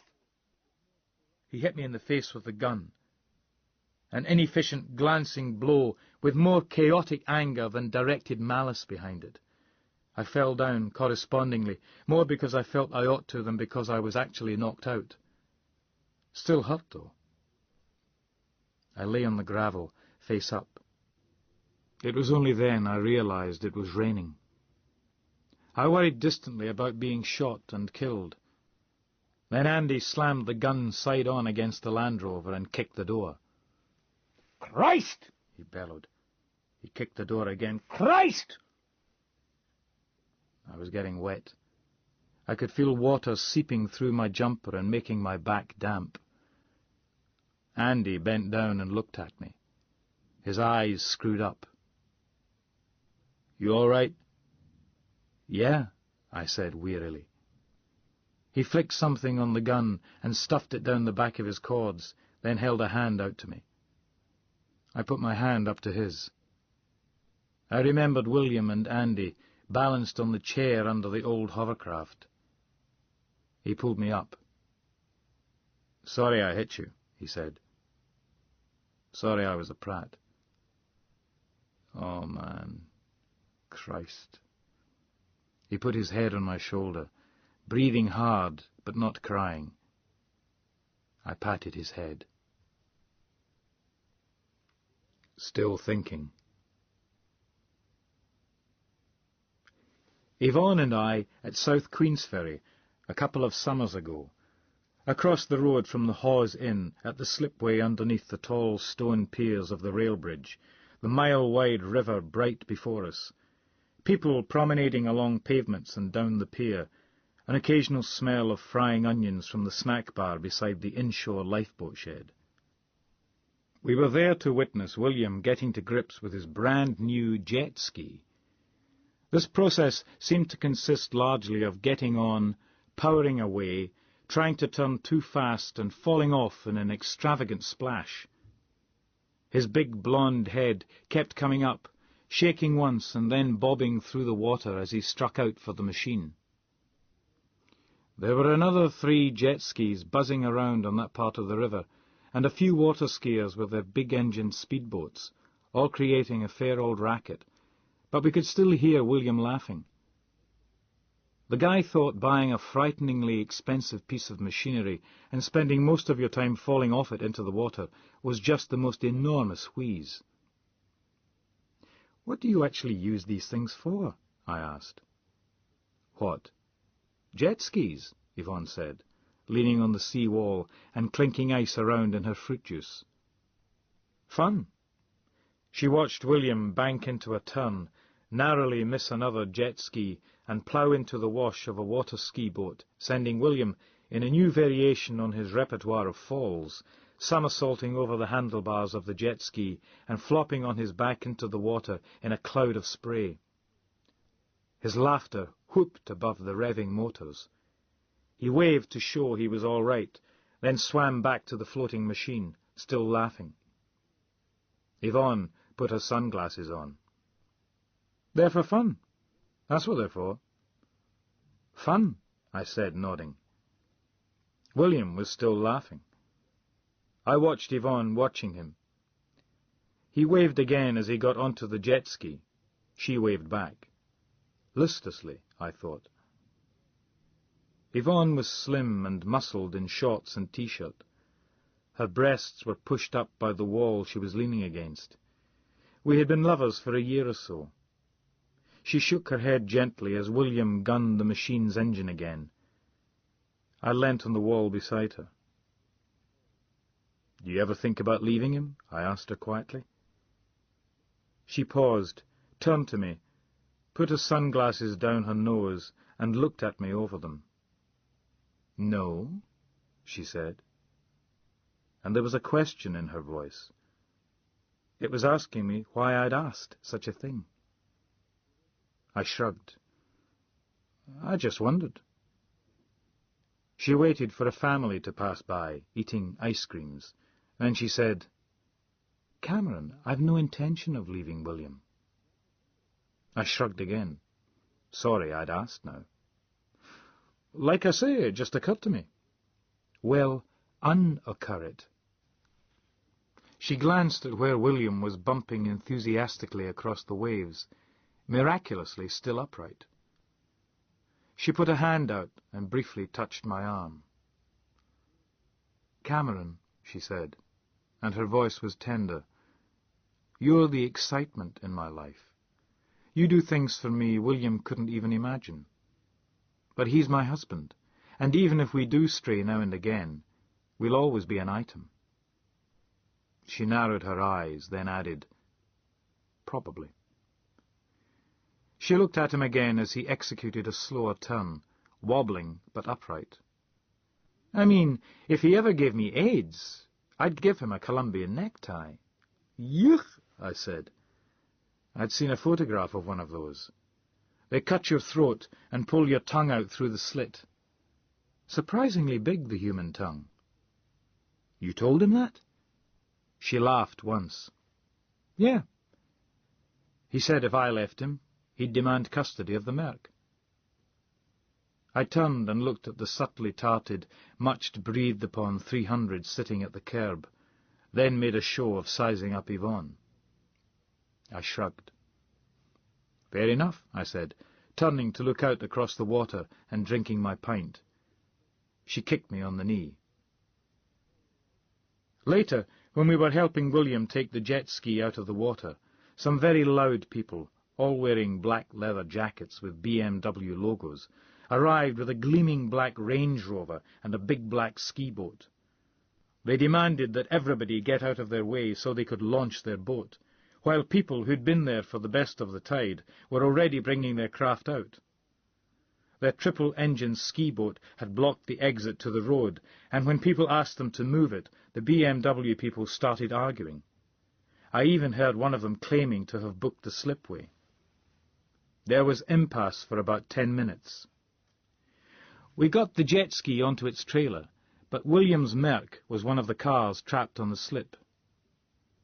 He tried to reason with the BMW people, then sat in the car and sulked.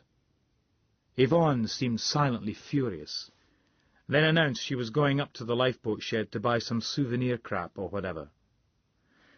"When in doubt, shop," she told us, slamming the car door.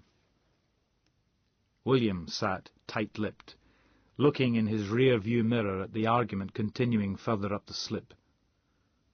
"Bastards," he said. "People are so fucking inconsiderate." "Shoot the lot of them," I said, thinking about getting out and having a cigarette. No smoking on the champagne-hued leather of the Merc. "Yeah," William said, hands kneading the steering wheel. "People might be a bit more polite if everybody carried guns." I looked at him. It was all sorted out after some confusion and a lot of ill-feeling. The BMW people moved their boat forward so cars and trailers could get past it to the road. We picked Yvonne up at the top of the slip by the RNLI shed where they sold stuff to help pay for the lifeboat. She didn't seem to have bought much. She tossed me a box of matches as she got into the car. "Here," she said. I studied the matchbox. "Whoa, hey, you sure about this?" I looked back as we powered away up the hill through the trees, heading for Edinburgh. There was another commotion going on down on the slip. The BMW people were gesticulating wildly and pointing at the tyres on one side of the trailer holding the big ski boat, which appeared to be listing slightly in that direction now. It looked like it was all getting rather heated again down there. Then the leaves got in the way and we couldn't see any more. I was sure I'd seen a punch thrown. I turned back to find Yvonne's grinning face looking past me in the same direction. She looked suddenly innocent and sat back in her seat, humming. I remembered the time Andy and I had let down all the wheels of his dad's car, folding matches in half and sticking them into the tyre valves. I opened the box of matches Yvonne had given me, but you couldn't have told whether there were a couple of them missing or not. "Looks like they had some sort of problem with their trailer there," I said. "Good," William said. "Probably a puncture," Yvonne sighed. She glanced at William. "We do have lockable tyre valves on this thing, don't we?" William in the woods, outskirts of Edinburgh, almost within sight of the estate where his and Yvonne's new house is, toting a paint gun on another of these stupid but grudgingly sometimes fun in a terribly boyish sort of way paintball games. His computer company boys and girls versus the crack troops of the Caledonian newsroom.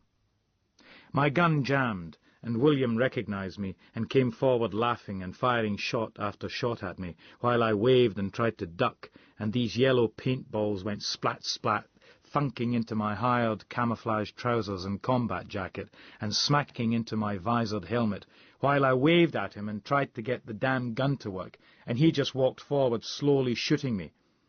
Bastard had his own paint gun, and he'd probably had it souped up. Knowing William, that was almost inevitable. Splat, splat, splat. He was getting closer, and I was thinking, Christ, does he know about me and Yvonne? Has he guessed? Has somebody told him? Is that what this is all about? It was pretty fucking annoying, even if it wasn't. I really wanted to get the bastard, because we'd been having this stupid argument before we'd started about how greed really was good, and how William had been so disappointed at how poorly the argument was put across by the Gecko character in Wall Street. "But it is good," William protested, waving his gun around. "That's how we measure fitness to survive these days." We were being shown round the paintball site, having flagpoles and log barricades and that sort of stuff pointed out to us. "It's natural," William insisted. "It's evolution. When we still lived in caves, we used to go out and hunt, and whoever brought back the mammoth, or whatever, ate the best meat and got to fuck the women, and all that was good for the human race. Now it's got a bit more abstract, and we use money instead of animals, but the principle's the same." "But it wasn't just individuals who hunted animals. That's exactly the point," I told him. "It was all about cooperation. People worked together and got results and shared the spoils." "I agree," William agreed. "Cooperation is great. If people didn't cooperate, you couldn't lead them so easily. And you'll always need leaders. But greed and selfishness have produced everything you see around you," William said, waving the paintball gun around again. "Exactly," I exclaimed, throwing my arms out wide. "Capitalism." "Yes, exactly," William echoed, also gesturing with his hands. And we stood there, me with a great big frown on my face, quite mystified that William couldn't see what I was getting at, and William smiling but looking equally puzzled that I appeared to be incapable of understanding what he meant. I shook my head, exasperated, and brandished my paintball gun. "Let's fight," I said. William grinned.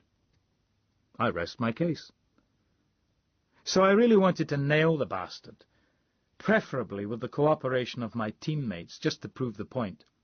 But the fucking technology let me down, and the gun jammed, and he had me pinned, firing shot after shot at me. And finally I gave up trying to unjam the gun, and made to throw it at him, though I could hardly see because there was yellow paint all over my visor. But he ducked and tripped and sat down on a trunk, holding his stomach, and the bastard was laughing his socks off because I looked like a giant dripping banana, only I just realized the gun wasn't jammed after all. The safety catch was on. I must have knocked it or something, and I had a couple of shots left, and I ought to have shot the swine, but I couldn't. Not while he was sitting there killing himself laughing. "Bastard!" I yelled at him. He twirled his paint gun around one gloved finger. "Evolution!" he shouted. "You learn a lot when you live with a liquidator." He started laughing again. Later, at the buffet lunch in the marquee, he barged to the front of the queue saying, "Oh, I don't believe in queuing," and when somebody behind him objected, convinced her with a sort of apologetic bashfulness that actually he has diabetes, you see, and so he needs to eat right now. I cringed, blushed, and looked away. Still thinking. Thinking about all the times I've seen people I know do something for revenge, or do anything vindictive or sneaky or smart, or even threaten to. Hell, everybody I know has done something like that at some time or another, but that doesn't make them a murderer. I think McDunn's crazy, but I can't tell him that, because if he's wrong about that, and I'm wrong about it being something to do with those guys who died in the Lake District a few years ago, then there's only one suspect left, and that's me. The trouble is, my theory's looking shakier all the time, because McDunn's convinced me it really was all just a smokescreen. There is no Ares project. Never was any Ares project. And Smout, in his prison in Baghdad, isn't connected to the guys that died. It was just somebody coming up with a clever conspiracy theory. Just a way of getting me to go to remote places and wait for phone calls and deprive me of an alibi, while Gorilla Man did something horrible to somebody else, somewhere else. Of course, McDunn points out that I could still be the murderer. This could all be a story I've made up. I could have recorded the mysterious Mr. Archer's phone calls and had them directed to the office while I was there. They found most of the equipment to do just that in my flat when they searched it. An answer machine, my PC and its modem, another lead or two, and it would have been easy to set it up if you knew what you were doing, or just used trial and error and were patient. McDunn really wants to help. I can see that. But he's under pressure too. The circumstantial evidence against me is so strong, people who don't know the details of the case are getting impatient over the lack of progress. Apart from that fucking business card, they have no forensic evidence. No weapons, blood-stained clothes, or even minutiae like hairs or fibres to link me with any of the attacks. I suspect they don't think I'd be identified by any of the witnesses, or I'd have been on an identity parade by now. But it just all looks so obvious. It must be me. Lefty journalist goes loco, wastes right-wingers. Apparently I've missed some good headlines while I've been in here. Actually, I missed some good ones in the couple of days' holiday I took. If I'd just bothered to look at a single fucking newsstand after I left Stromferry, I'd have seen this story starting to break about this guy. The Red Panther. The tabloids decided on eventually. Murdering these right-leaning pillars of the community. McDunn doesn't want to charge me with any of the other murders, but they're going to have to make a decision before too long, because my initial time under the PTA is nearly up, and the Home Secretary isn't going to grant an extension. I'll have to appear in court soon. Hell, I might even get a lawyer. I'm still terrified, even though McDunn's on my side, because I can see he's not so hopeful anymore, and if they take him off this, I might get the bad cops, the ones that just want a confession, and, Christ, I'm in England, not Scotland, and despite the Maguire 7 and the Guildford 4, they still haven't changed the law. Down here you can still be convicted on an uncorroborated confession, even if you try to retract it later. I'm getting paranoid about that, determined not to sign anything, worried that maybe I already have when they first brought me here, and said it was just a receipt for personal effects or a legal aid application or whatever, and I worry about them getting me to sign something when I'm tired, and they've been interviewing me in shifts, and all I want to do is go to bed and sleep, and they say, "Oh, do us all a favour and sign this, and you can sleep. Come on now. It's just a formality, and you can always deny it later, change your mind." But you can't, of course. They're lying, and you can't. I even worry about signing something in my sleep, Or them hypnotising me and getting me to do it that way. Hell, I don't know what they get up to. Cameron, McDunn says. It's day 5, the morning. They want to charge you with all the murders and assaults and take you to court. Day after tomorrow. Oh, Jesus. I accept a fag. McDunn lights it for me. You sure you can't think of anything? McDunn asks. Anything at all? He makes that sucking noise with his teeth again. It's starting to annoy me. I shake my head, rubbing my face in my hands, not caring that the smoke from the fag goes in my eyes and my hair. I cough a bit. Sorry. No. No, I can't. I mean, I've thought of lots of stuff, but nothing. But you're not telling me about it, are you, Cameron? The DI says, sounding regretful. You're keeping it all locked up inside you. You won't share it with me. He shakes his head. Cameron, for God's sake, I'm the only one who can help you. If you have any suspicions, any doubts, you have to let me know about them. You have to name names. I cough again, looking down at the tile floor of the room. This might be your last chance, Cameron, McDunn tells me softly. I take a deep breath. If there's anybody you can think of, Cameron, just give me their name, McDunn says. It'll probably be easy to eliminate them from the inquiry. We aren't going to frame anybody or hassle anybody or pull anything heavy. I stare at him, still uncertain. My hands are still splayed over my lower face. I take another drag on the fag, fingers shaking again. McDunn continues. There are, or were, people on this case who are very good, dedicated and enthusiastic officers, but the only thing they're enthusiastic about nowadays is getting you charged with the rest of the attacks and getting you into the dock. I've persuaded the people who matter that I'm the best man to work with you to help us clear this up. But I'm like a football manager, Cameron. I can be replaced at a moment's notice, and I'm only as good as the results I get. At the moment, I'm not getting any results, and I could go at any time. And believe me, Cameron, I'm the only friend you've got in here. I shake my head, frightened to speak in case I break down. Names. A name. Anything that might save you, Cameron, McDunn says patiently. Is there anyone you've thought of? I feel like a worker in Stalinist Russia, denouncing his comrades, but I say, well, I thought of a couple of friends of mine.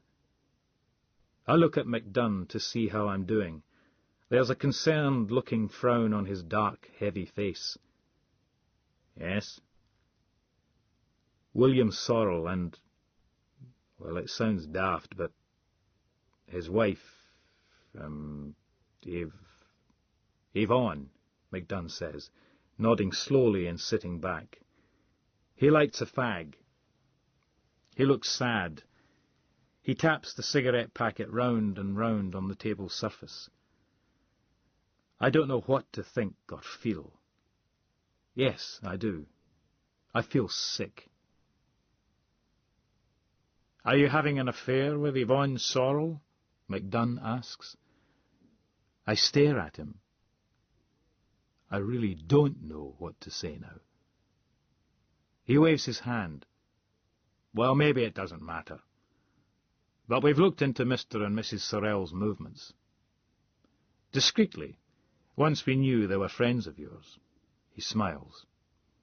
Always have to be alive to the possibility it's more than one person, Cameron, especially with a group of crimes spread out over so much territory, and fairly complicated ones at that.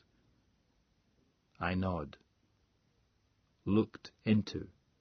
Movements looked into. I wonder how discreet is discreet. I want to cry very much now, because I think I'm admitting to myself that no matter what happens, life is never going to be the same again. As it turns out, McDunn says, while the fag packet goes tap, tap. Although they're both away from home a lot, their movements are very well documented. We know pretty well what they were doing during all the attacks. I nod again, feeling like my guts have been ripped out. So I've denounced them, and there wasn't even any point to it. I thought of Andy, I tell the floor, looking down there, avoiding McDunn's eyes. Andy Gould, I say, because, apart from everything else, Andy stayed with me during the summer, round about the time the card with my writing on it went missing. I thought it might be him, but he's dead. Funeral's tomorrow, McDunn says, flicking ash and then inspecting the glowing end of his cigarette. He scrapes it round the edge of the light metal ashtray until the tip of the fag is a perfect cone, then smokes it carefully. My ash falls on the floor. I sweep it to nothing with my foot, guiltily. God, I could use some dope. I need to mellow out. I need to calm down. I'm almost looking forward to prison. Plenty of dope in there, if I'm allowed to mix with other inmates. Christ, it's going to happen. I'm accepting it. I'm coming to terms with it. Christ. Tomorrow? I say, swallowing. I'm trying not to cry, and I'm trying not to cough either, because that might make me cry. Yes, McDunn says, tapping ash carefully off his cigarette again. Burying him tomorrow at the family estate. What's it called again? Strathspeld, I tell him. I look at him, but can't tell if he really forgot the name or not. Strathspeld. He nods. Strathspeld. He rolls the word around his mouth, as if savouring a good malt. Strathspeld on the Carse of Speld. He sucks air through his teeth again. I wish he'd get his teeth seen to. Do they have special police dentists, or do they have to go to the ones everybody else goes to and hope the dentist doesn't have some grudge? Some grudge against... Wait a minute. Wait a fucking minute here. And I know. It's like a speck of dust drifts down and goes into my eye, and I look up to see where it came from, and I'm hit by this ton of bricks. It hits me that hard. I sit there for a second thinking, no, it can't be. But it is. It won't go away, and I do know, and I know that I know. I know, and I feel sick, but it's something just to feel this certain about anything again. I can't prove anything, and I still don't understand it all, but I know, and I know that I have to be there, have to get to Strathspeld. I could just tell them to get there, be there, keep watch there, because he's bound to be there, has to be there of all places. But I can't let it happen like that. And whether they get him or not, and I doubt they will, I have to be there. So I clear my throat and look McDunn in the eyes and say, all right, 2 more names. Pause. Swallow, something sticking in my throat. Jesus, am I really going to say this? Yes, yes I am. And I've got something else for you. McDunn tips his head to one side. His brows say, "Oh, yes." I take a deep breath. "I want something from you, though." McDunn frowns. "What would that be, Cameron?" "I want to be there tomorrow, at the funeral." McDunn frowns more deeply. He looks down at the fag packet and taps it round another couple of revolutions on the table. He shakes his head. "I don't think I can do that, Cameron." "Yes, you can," I tell him. "You can because of what I've got for you." I pause. Take another breath, the air catching in my throat. "It's there too." McDunn looks puzzled. "And what would that be, Cameron?" My heart is hammering. My hands are balled into fists. I swallow, throat dry, tears finally coming into my eyes, and eventually I squeeze the words out. A body. Chapter 10. Curse of Spelled. I run down the hill, into the sunlit glen, and then up the far side, with Andy crashing through the bushes, heather and ferns behind me. I shake my hand free of most of his semen, and deliberately let my hand brush across the leaves and blades as I dash past, wiping the rest off. I'm laughing. Andy's laughing too, but shouting threats and insults as well. I run up the hill, seeing movement ahead, and assuming it's a bird or a rabbit or something, and almost run straight into a man. I stop. I can still hear Andy pumping up the hill behind me, tearing through the bushes and yelling curses. The man is dressed in walking boots, brown cords, and a shirt and green hiking jacket. He wears a brown rucksack on his back. He has red hair, and he looks furious. "What do you boys think you are doing?" "What? Eh?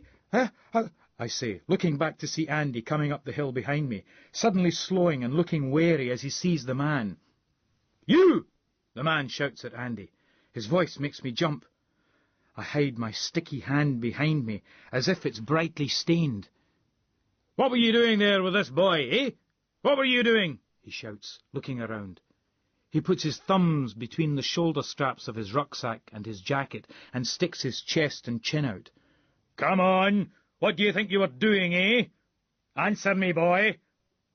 "None of your business," Andy says, but his voice is shaky. I can smell something funny. I worry that it's coming from my sticky hand, and I'm frightened that the man will smell it. "Don't you talk to me like that, boy!" the man yells, glancing round again. He spits as he shouts. "You've got no right being here," Andy says, sounding frightened. "This is private property." "Oh, is it?" the man says. "Private property, is it? And that gives you the right to do dirty, perverted things, does it? Shut it, laddie!" The man takes a step forward, looking over my head at Andy. The man's so close I could touch him. I get that smell even stronger. Oh, God, he's bound to smell it now. I feel myself trying to shrink, cowering. The man thumps himself on the chest with one finger. "Well, let me tell you something, sonny," he tells Andy. "I'm a policeman." He nods, drawing back and upright again. "Aye," he says, eyes narrowing. "You may well look frightened, boy, because you're in deep bloody trouble." He looks down at me. "Right, this way, come on." He takes a step away. I'm trembling, rooted to the spot. I glance back to see Andy looking uncertain. The man grabs my arm and pulls me. I said, "Come on, boy." He drags me after him through the woods. I start crying and try to break away, struggling weakly. "Please, mister, we weren't doing anything," I wail. "We weren't doing anything. Honest, we weren't doing anything. Honest, we weren't. Please, please let us go. Please, please, please, please let us go. We won't do it again. Honest, please, please, please." I look back through my tears at Andy, who's following, looking desperate and uncertain, biting on one knuckle as he follows us through the bushes. We're near the summit of the hill, deep in the bushes under the thin cover of trees. The smell is very strong and my knees feel like the bones are gone. If I wasn't being held up by the man's gripping hand, hauling me through the ferns, I feel like I'd fall down. "Leave him!" Andy shouts, and I think he's going to burst into tears like me. He seemed so old a few minutes ago, and now he's like a little kid again. The man stops, whirls me round and holds me against his chest. He feels very warm behind me, and the smell is even stronger. Andy comes to within a couple of yards. "Come here!" the man shouts. I can see spittle arc out from above me as he shouts. Andy looks from him down to me. I can see his jaw trembling. "Come here!" the man screeches. Andy comes forward a couple of feet. "Take off those trousers," he hisses at Andy. "Go on, I saw you. I saw what you were doing. Take off those trousers." Andy shakes his head, backing off. I start to sob. The man shakes me. "Right," he says. He leans over me, puts his big fingers to the zip of my jeans and starts trying to pull the zip down. I'm struggling and howling, but I can't get free. The smell is all around me. It's him. It's his sweat. His smell. "Leave him, you bastard!" Andy shouts. "You're not a policeman!" I can't see what Andy's doing because the man's body is in the way, but then Andy hits into him, bowling him backwards, and he shouts, and I wriggle away from them. I scramble off through the ferns on all fours, and then stop and look back, and the man's got Andy. He's struggling with him, leaning over him, folding him, pressing him down, and Andy's breathing hard, grunting, trying to break free. "Bastard, leave me alone! You're not a policeman! You're not a policeman!" The man doesn't say anything. He pushes Andy down into the ferns and gets a hand free and punches Andy in the face. Andy goes limp, but then moves weakly. The man is breathing very hard, and when he looks at me his eyes are wide and staring. "You," he gasps, "you, just stay there. Stay there, do you hear?" I'm shaking so hard I can hardly see straight. Tears fill my eyes. The man pulls Andy's trousers down. I can see Andy looking round groggily. His gaze fastens on me. "Help," he croaks. "Cameron, help." "Cameron, is it?" the man says, glancing at me and pulling down his own trousers. "Well, you just stay there, Cameron, you just stay there, right?" I shake my head and back off. "Cameron," Andy wails. The man is struggling with his underpants as Andy tries to get out from under him. I'm stumbling backwards, almost falling. I have to turn to stop myself tripping, and the turn becomes a run, and I can't stop myself. I just have to escape. I race away through the woods, tears burning on my face, sobbing hysterically, the breath whistling and whooping in and out of me, hot and desperate and livid in my throat. Ferns whip at my legs, and branches lash at my face. I gave MacDunn the 2 names last night, and told him the respective professions of their owners, then clammed up. Just refused to say any more about them or about the body. There was a lot of tooth-sucking for a while as he tried to get me to say more, and that was almost funny, given that it was the tooth-sucking that made me think of it in the first place. Suddenly thinking. The dentist.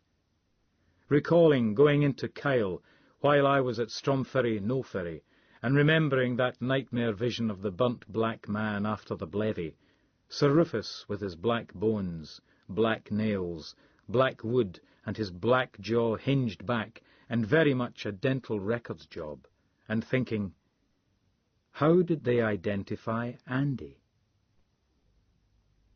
The names worked even better than I expected. I can see a way out now. I feel like Judas, but there's a way out. Not with any honour, perhaps, but I've looked at myself pretty closely over the last few days, and I've had to admit to myself that I'm not quite as wonderful a guy as I like to think I was. I've imagined myself in situations like this, made up speeches in my head, speeches about truth and freedom and protection of sources, speeches I imagined delivering from the witness box just before the judge sentenced me to 90 days or 6 months or whatever for contempt of court. But I was kidding myself. Even if it's true that I would have gone to prison to protect somebody else or make some dubious point about the freedom of the press, I know I'd only have been doing it to make myself look good. I'm just like everybody else. Selfish. I can see a way out, and I'm taking it. And the fact it's a kind of betrayal doesn't really matter. Besides, I'm paying for the betrayal by telling them about the body. By itself, it doesn't prove a thing, but it's my way of getting them to take me to Strathspeld for the funeral. I can look MacDunn in the eye and tell him the truth, and he knows it's the truth, and he'll take me. I think. And, perhaps, with this act of treachery, I can finally buy my freedom from the burden of buried horror that bound me to Andy 20 years ago, so that, dispossessed of that trespass, I'm left free to betray him again, now. MacDunn's in very early this morning. We're here in the same old interview room. The place is familiar, becoming home, taking on a tinge of spurious coziness. MacDunn's standing behind the table, smoking. He waves me to sit in the chair, and I do, yawning. I actually slept fairly well last night, for the first time since I got here. They've both disappeared, MacDunn says. He's staring at the table. He draws on the B&H. I'd quite like a cigarette too, even though it's still early and I've barely got over the morning cough, but MacDunn seems to have forgotten his manners. Halsey and Lingerie, he says, staring at me, and he looks really concerned, worried and harried and tired for the first time. Yes, it's all change here in Barrington Green. They've both disappeared, the DI tells me, sounding shaken. Lingerie just yesterday, Dr. Halsey 3 days ago. He pulls the seat back and sits in it. Cameron, he says. What body? I shake my head. Take me there. MacDunn sucks his teeth and looks away. I just sit there. I feel in control at last. I suppose, in theory, I could be lying through my teeth and have some other reasons for wanting to go to Strathspeld. Maybe I'm just getting homesick for Scotland. But I'm certain he knows that I'm not lying and that there is a body. I think he can see it in my eyes. MacDunn breathes hard, then glares at me. You do know, don't you? You know who it is. He sucks on his teeth. Is it who I think it is? I nod. Yes, it's Andy. MacDunn nods grimly. He frowns. So who was it in the hotel? There's been nobody reported missing up there. There will be, I tell him. Guy called Howie.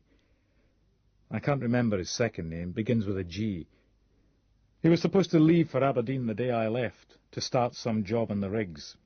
Anyway, a few of us had a drink in the hotel that night, and apparently there was a fight. This was after I got drunk and got put to bed. Andy told me Howie and another 2 locals jumped a couple of travellers who'd been at the party as well. The local cop was called, and he was looking for Howie. I hold my hands out. I mean, this is all stuff that Andy told me, so it could be just a story. But I bet that up to that point it's all true. I think Andy offered to let Howie hole up in the hotel while the cops were looking for him, and everybody else up there just assumes Howie's offshore at the moment. I tap my fingers on the table and look at MacDunn's cigarette packet, hoping he'll get the hint. Grissom, I tell MacDunn, suddenly remembering. Couldn't think of it all night, but now I have, just by talking about it. That's who it was. Howie Grissom. His second name was Grissom. There's a terrible, sick, empty feeling in my guts. My hands are shaking again, and I put them between my legs. I give a small laugh. I even saw the local cop outside the dentist's, day of the party. I just assumed he was there to get a tooth filled or something, but Andy must have broken in and switched the records then. We're checking the dental records of the body from the hotel with the Army's records, McDunn says, nodding. He glances at his watch. Should have something this morning. He shakes his head. And why those two? Why Lingari and Dr. Halzil? I tell the DI why. I tell him about 2 more betrayals, about the commanding officer who had let men die to cover up his own inadequacy, or at least Andy believed he had, which was all that mattered. And I tell him about the locum doctor who couldn't be bothered to attend a patient, and then, when he eventually did pay a visit, just assumed her pain was something trivial. McDunn finally offers me a cigarette. Oh, joy. I take it and suck hard, coughing a bit. I guess, I tell him, he's getting personal now because his usual targets have become more wary. I shrug. And maybe he's guessed I'll put you onto him, or that you'll just work it out for yourselves. So he's settling old scores while he can, before they're warned too. McDunn is staring at the floor and turning the gold B&H packet over and over on the table. He shakes his head. I get the impression he agrees with what I'm saying, and he's just shaking his head at the sheer extent of human deviousness and spite. I think, in a strange sort of way, that I feel sorry for McDunn. There's a pause while a young constable comes in with some tea. The man at the door gets his cup, and McDunn and I sip ours. So, Detective Inspector, I say, sitting back in my chair. Hell, I'm almost enjoying this, sick feeling or not. Are we going there or not? McDunn sucks his lips in and looks pained. He nods. I trip on something in the ferns, twisting in mid-air as my ankle gives underneath me, and I slam backwards into the ground, winding myself. I lie there, gulping for air, terrified of the man coming to get me while I lie there helpless. Then I hear a scream. I get to my feet. I look down at what I tripped over, a fallen branch, about the size of a man's arm. I stare at it, thinking down the depth of years to that frozen day by the river. Get a branch. The scream again. Get a branch. I'm still staring at the branch. It's like my brain screaming at me inside my own head, and I don't know what else it is that's listening. Except it isn't listening. My brain's screaming, run, run, at me. But the message isn't getting through. There's something else in the way, something else pulling me back to Andy and back to that frozen riverbank. I hear Andy crying out, and I can still see him reaching towards me, and he's about to slip away from me again, and I can't do anything. But I can this time. I can do something, and I will. I take hold of the branch and pull it ripping out of the grass and ferns. I start to run again, back the way I've just come, the branch held out in front of me in both hands. I can hear Andy's muffled shouting. For a moment I think I've lost them and run past them somehow. Then I see them, almost straight ahead. The man is moving up and down over Andy. His backside looks large and white against the green of the ferns. He still has the rucksack on, and it looks weird, frightening and comical at the same time. He has one hand over Andy's face, clamped tight. His head is turned away from me, red hair fallen down over one ear. I put the branch two-handed over my right shoulder as I run up to them, jumping over a small bush, and then as I land at their side, bring the branch swinging down. It whacks into the man's head with a dull, hollow sound, jerking his head to one side. He grunts and starts to get up, then goes limp. I stand over him. Andy is wheezing, struggling for breath. He pulls himself out from underneath the man. There's blood round his backside. He pushes the man away. The man flops onto his side, then rolls forward onto his face again, groaning. Andy sucks breath, staring at me. He pulls his trousers up. Then he puts out his hand and takes the branch from me. He raises it over his head and brings it crashing down on the back of the man's head. Once, twice, 3 times. "Andy!" I shout. He raises the branch again, then drops it. He stands there, shaking, then hugs himself, chin on his chest, staring down at the man, his head and whole body trembling. There's blood leaking from the back of the man's head, beneath the red hair. "Andy?" I ask him. I put my hand out to him, but he flinches. We both stand and stare at the man, and at the blood spreading amongst the red hair. "I think he's dead," Andy whispers. I put one shaking hand out and roll the man over. His eyes are half open. He doesn't seem to be breathing. I hold one of his wrists for a while, trying to find a pulse. "What are we going to do?" I ask, letting the man roll forward onto his face again. Sunlight dapples the grass and ferns around us. Birds call from the trees above, and I can hear the distant sound of traffic on the main road through the forest. Andy is silent. "We'd better tell somebody, don't you think, Andy? We'd better tell somebody, eh? We'd better tell your mum and dad.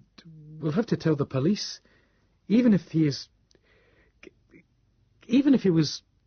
I mean, this was self-defense, they call it. It was self-defense. He was trying to kill us, kill you. It was self-defense. We can say that. People will believe us. It was self-defense. Self-defense." Andy turns to me, face set and pale. "Fucking shut up." I shut up. I can't stop shaking. "And what are we going to do?" I wail. "I know," Andy says. A civvy Granada to Heathrow. London on a bright November morning. People and cars and buildings and shops. I watch the real life go by outside like it's something from a science fiction movie. I can't believe how alien it all looks, how strange and foreign. I feel a bizarre sense of loss and yearning.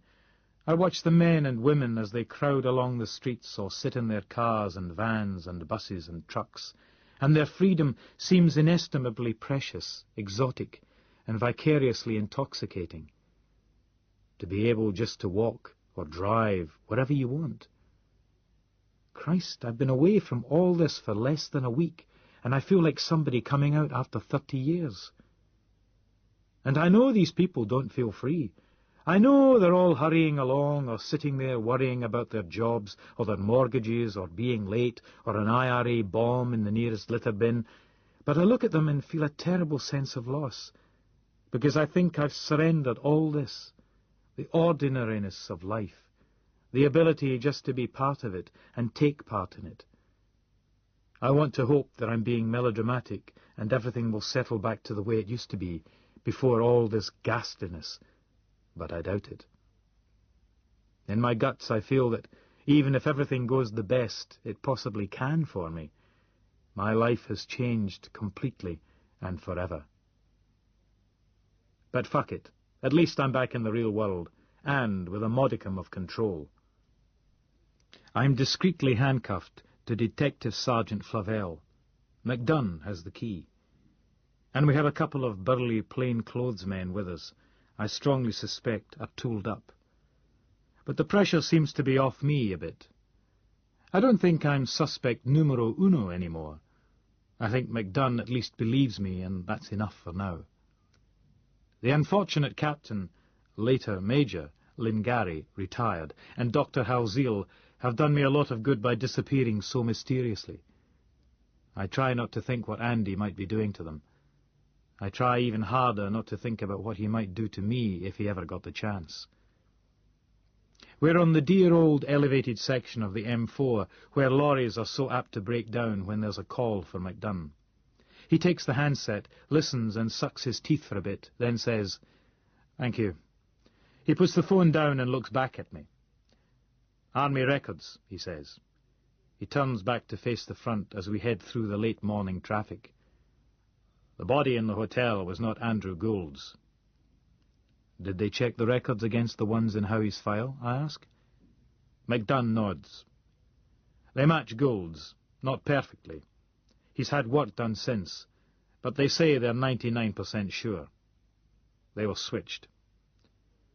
I sit back, smiling. For a while, there's a glow in my belly which displaces the sickness. For a while. McDunn gets on the phone to somebody from Tayside Police and tells them to contact the Goulds and stop the funeral. Lunch for 5 at 35,000 feet, then Edinburgh from the air, greyly grand and a tad misty. We land just after 1 o'clock and get straight into a jag jam sandwich. So afford at both ends? Huh? The XJ speeds north over the road bridge. No lights or siren on, but we clip along and it's the smoothest fucking motorway journey I've ever had. Just a total hassle-free zone, creaming along around the ton, with no worries about unmarked police cars, and whooey! The traffic in front of us just fucking evaporates, man. Just brakes and wobble sometimes, as the guy probably gets the cold sweats, and the whoa, where'd my stomach go feeling? Swings meekly left and brakes again. You've never seen a beefy BMW 5 Series duck in so fast in your life. Might as well all be driving 2 CVs. It's beautiful.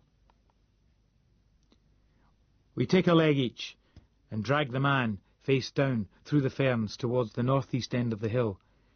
His cord trousers are still rolled down round his ankles and get in the way, and we have to stop and turn him over and pull the trousers back up, fastening them by one button. His cock is small now, and there's dried blood crusted on it. We pull him away beneath the trees. In his other hand, Andy is still holding the branch we hit him with. We come to a thicket under the trees, a cluster of rhododendron and bramble bushes. Andy clears a way through the undergrowth, and we drag the man beneath the thorns and soft fruit of the brambles and the glossy leaves of the rhodies into the green darkness. His rucksack catches on the branches above, and Andy takes it off him, pushing it ahead of us. We come to a stubby cylinder of undressed stone, the second of the 2 chimneys from the old railway tunnel under the hill.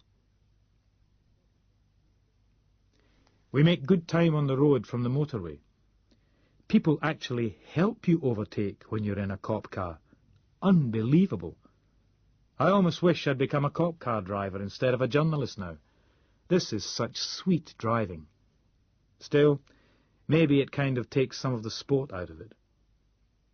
At Gilmerton, where the 3 wee blue Fiat 126s used to live, there's a sapphire Cosworth, orange and white, squatting just off the road by the junction. It flashes its lights at us as we pass. There's another patrol car at the turn-off to Strathspeld. Kind of high profile here, aren't we? I ask McDunn. Mm-hmm, is all he'll say. We come to the village. I look up at our old house. Bushes and trees are taller. Satellite dish.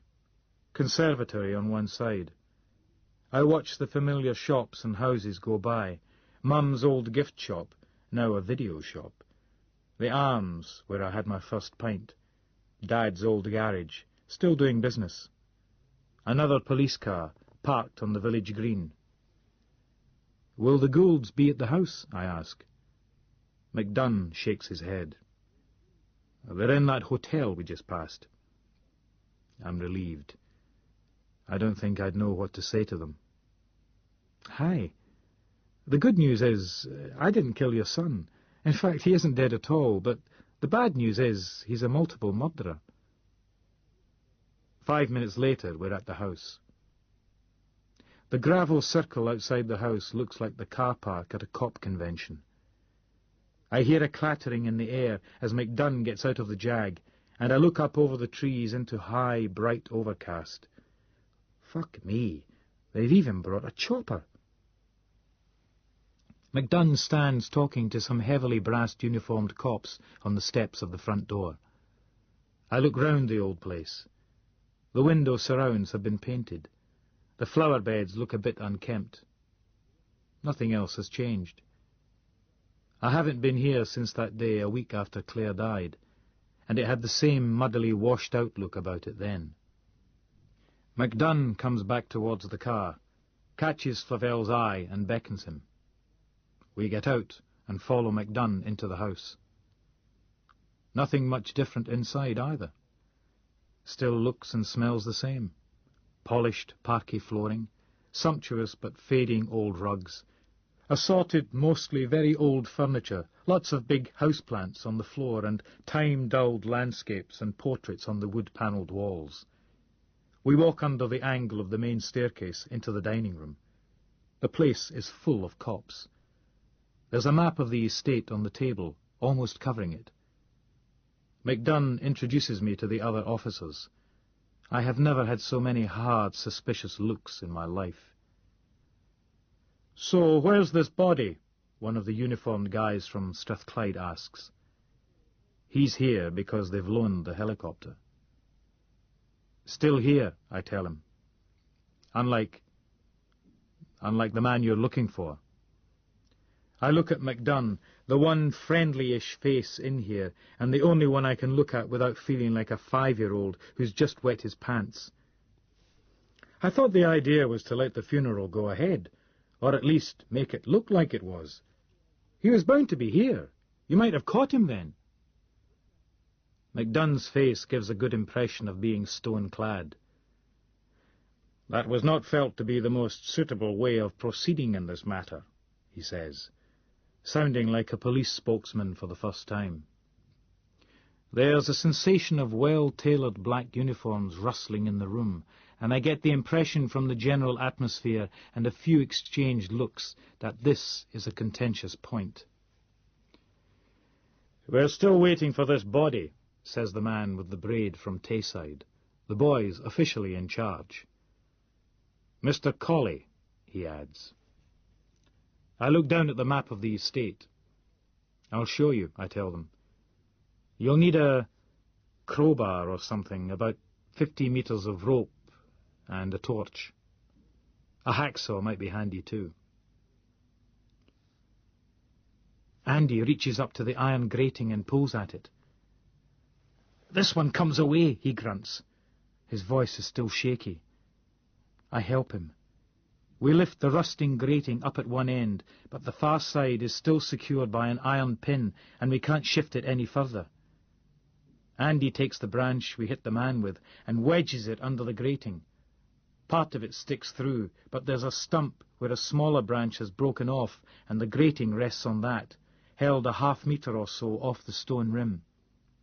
Andy throws the man's rucksack into the shaft, then bends and takes the man under one armpit, trying to heave him up. "Come on," he hisses. We haul the man up, his back against the stone of the vent, his head flopping down onto his chest. There's a little blood on the stones of the chimney. Andy takes the man's calves under his armpits and lifts. I get underneath and force the man's shoulders up. His head goes over onto the stone rim of the vent, beneath the grating. We both push and heave, and the man's shoulders scrape over the rim. His arms drag up and over as Andy pushes, grunting, feet slipping on the old leaves and soil. I push the man's behind up, lifting with all my might. The man's trousers snag on the stone and start to come down again. Then the branch holding the grating shifts, and the iron grid falls down, thumping into the man's chest. "Shit!" Andy breathes. We struggle to lift the grating up and wedge the branch underneath again. The man's head is poised over the shaft, drooping down into it. We push his legs, but they buckle at the knees, so we have to hold them up above our heads as we push to make them stay straight. Then as we shove, and his trousers are rolled down by the rim of stone, his arms flop over the far side of the shaft rim, and it suddenly gets easier to push him. He slides out of our grasp, slipping into the shaft with a scraping noise. His trousers bunch round his ankles again, then catch round his boots and disappear over the edge of the chimney, kicking up at the last moment and hitting the grating. The branch slips, and the grating slams down. The branch falls through it into the shaft and drops after the man. We stand there for a second or two. Then there is, unless we each imagine it, A very faint thump. Andy suddenly jerks into motion and scrambles up onto the rim of the chimney. He stares through the grating, down into the darkness. "Can you see him?" I ask. Andy shakes his head. "But let's get some branches anyway," he says.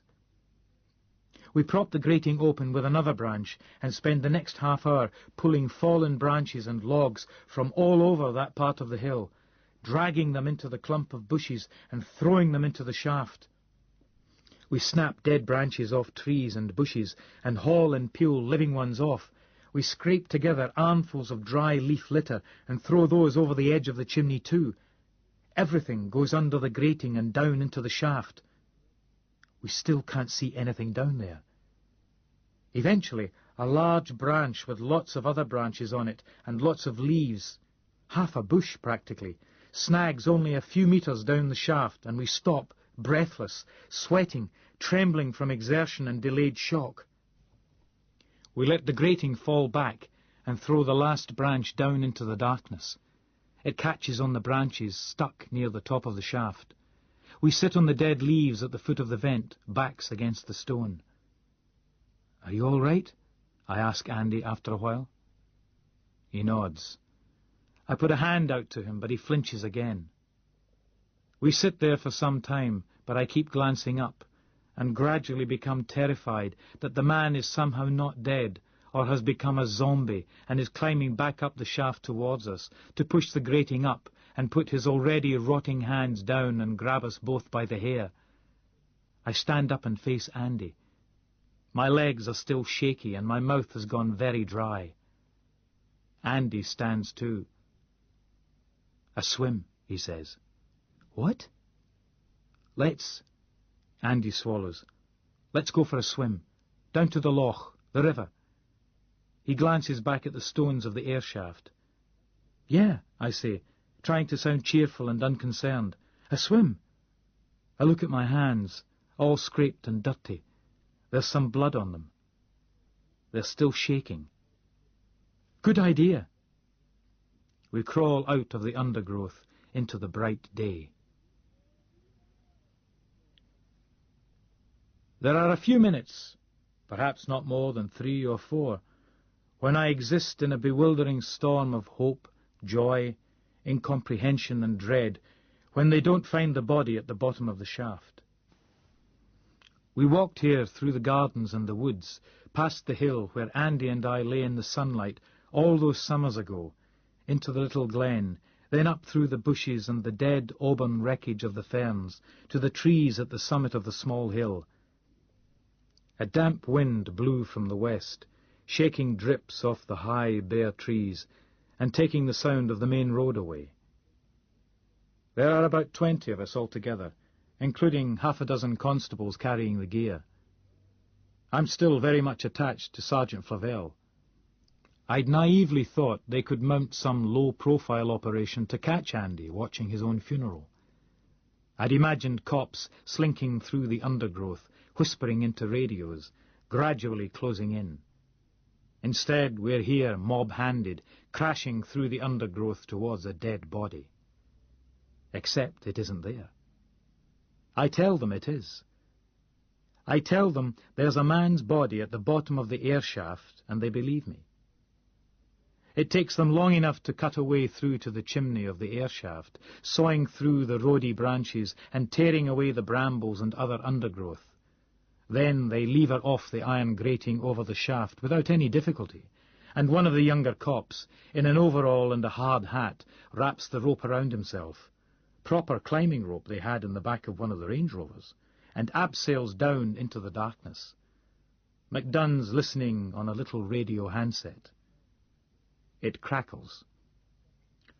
"Lots of branches," the cop on the end of the rope says. Then, "Down, on the bottom." The helicopter clatters overhead. I'm wondering where Andy is by now, when I hear the guy in the shaft say, "Nothing here." "What?" "Just a load of branches and stuff," the cop says. MacDunn doesn't react. I do. I stare at the radio. What's he talking about? I feel dizzy. It did happen. I remember it. I've lived with it ever since. Had it at the back of my head ever since. I know it happened. I feel like the woods are revolving around me. Maybe if I wasn't still handcuffed to the sergeant, I'd fall over. And I remember the man saying, can remember his voice perfectly, hear him again as he says, "I'm a policeman." Some of the other cops gathered round the air shaft are wearing knowing looks. "Wait a minute," the cop in the tunnel says. My heart thuds. What has he found? I don't know if I want him to find him. It. Or not. "There's a rucksack here," the voice on the radio says. "Large daypack size. Brown. Looks full. Fairly old." "Nothing else?" McDunn asks. "Just the branches. Can't see to the end of the tunnel in either direction. Patch of light in the distance. Eastwards." "That's the other air shaft," I tell McDunn. "Back that way," I point. "Want me to have a look round, sir?" McDunn looks at the Tayside chief, who nods. "Yes," McDunn says, "if you're sure it's safe." "Safe enough, I think, sir. Untying." McDunn looks at me. He sucks his teeth. I avoid the eyes of the other cops. McDunn's eyebrows rise a little. "He was there," I tell him. "It was Andy and I. This guy attacked us, abused Andy. We hit him with a log, I swear." McDunn looks unconvinced. He peers over the edge of the stonework, down into the shaft. I'm still feeling dizzy. I put a hand out to the stones of the air shaft chimney to steady myself. At least the rucksack's there. It did happen, for Christ's sake. It wasn't an hallucination. The guy was probably dead when we tipped him into the shaft. We just assumed he was at the time, though the older I got, the less sure of that I was. But even if he wasn't, he must have been killed when he hit the bottom. It's 30 metres at least. Could Andy have decided since that the body wasn't well enough concealed and come back and removed it, hauled it up, taken it away and buried it? We'd never talked about that day, and we never again came near this old air shaft. I don't know what he might have done since, but I'd always assumed he was like me and just tried to forget about it, pretend it never happened. Denial. Hell, sometimes it's best. "Hear me yet?" The radio crackles. "Yes," McDunn says. "Found him." It will take a while to get the body out. They have to get more guys down there, take photographs. The usual shit. Most of us return to the house. I don't know what the hell to feel. It's finally over. It's out. People know. Other people know. The police know. It's no longer just between me and Andy. It's public. I do feel some relief, no matter what happens now, but I still feel I have betrayed Andy, regardless of what he's done. The man's body was under the other air shaft. The poor fuck must have crawled all that way, 100 metres or more, to that second patch of light. Our bright idea of putting the branches down after him to cover him up was pointless. For all these years it would only have needed some more kids to have come along with torches or bits of burning paper to discover the body. They reckon there was a load of fallen branches lying under the air shaft before we pushed the guy down it. According to the young cop who first went down, it looked like he'd crawled out from the middle of the pile. Even so, I don't know how he survived that fall.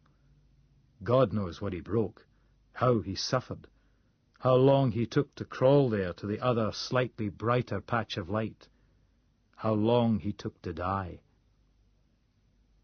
Part of me feels sorry for him, despite what he tried to do, what he did do. God knows, maybe he'd have ended up killing Andy, killing both of us. but nobody deserves to die like that. On the other hand, there's a part of me that rejoices, that's glad he paid the way he did, that for once the world worked the way it's supposed to, punishing the wrongdoer. And that saddens and sickens me too, because I think that this must be the way Andy feels all the time. It's strange to be in Strathspeld, to be in the house and not have seen Mr. and Mrs. Gould. Some of the cops have gone. There are only 10 cars and vans on the gravel drive now. The chopper went to refuel, came back and buzzed around some more and then returned to Glasgow. Apparently they had roadblocks and patrols on roads all over the area, and they searched the grounds of the house. Fat chance. Back at the house, in the library, I tell a DI from Tayside all that happened that day 20 years ago. McDunn sits in too. It isn't as painful as I thought it would be.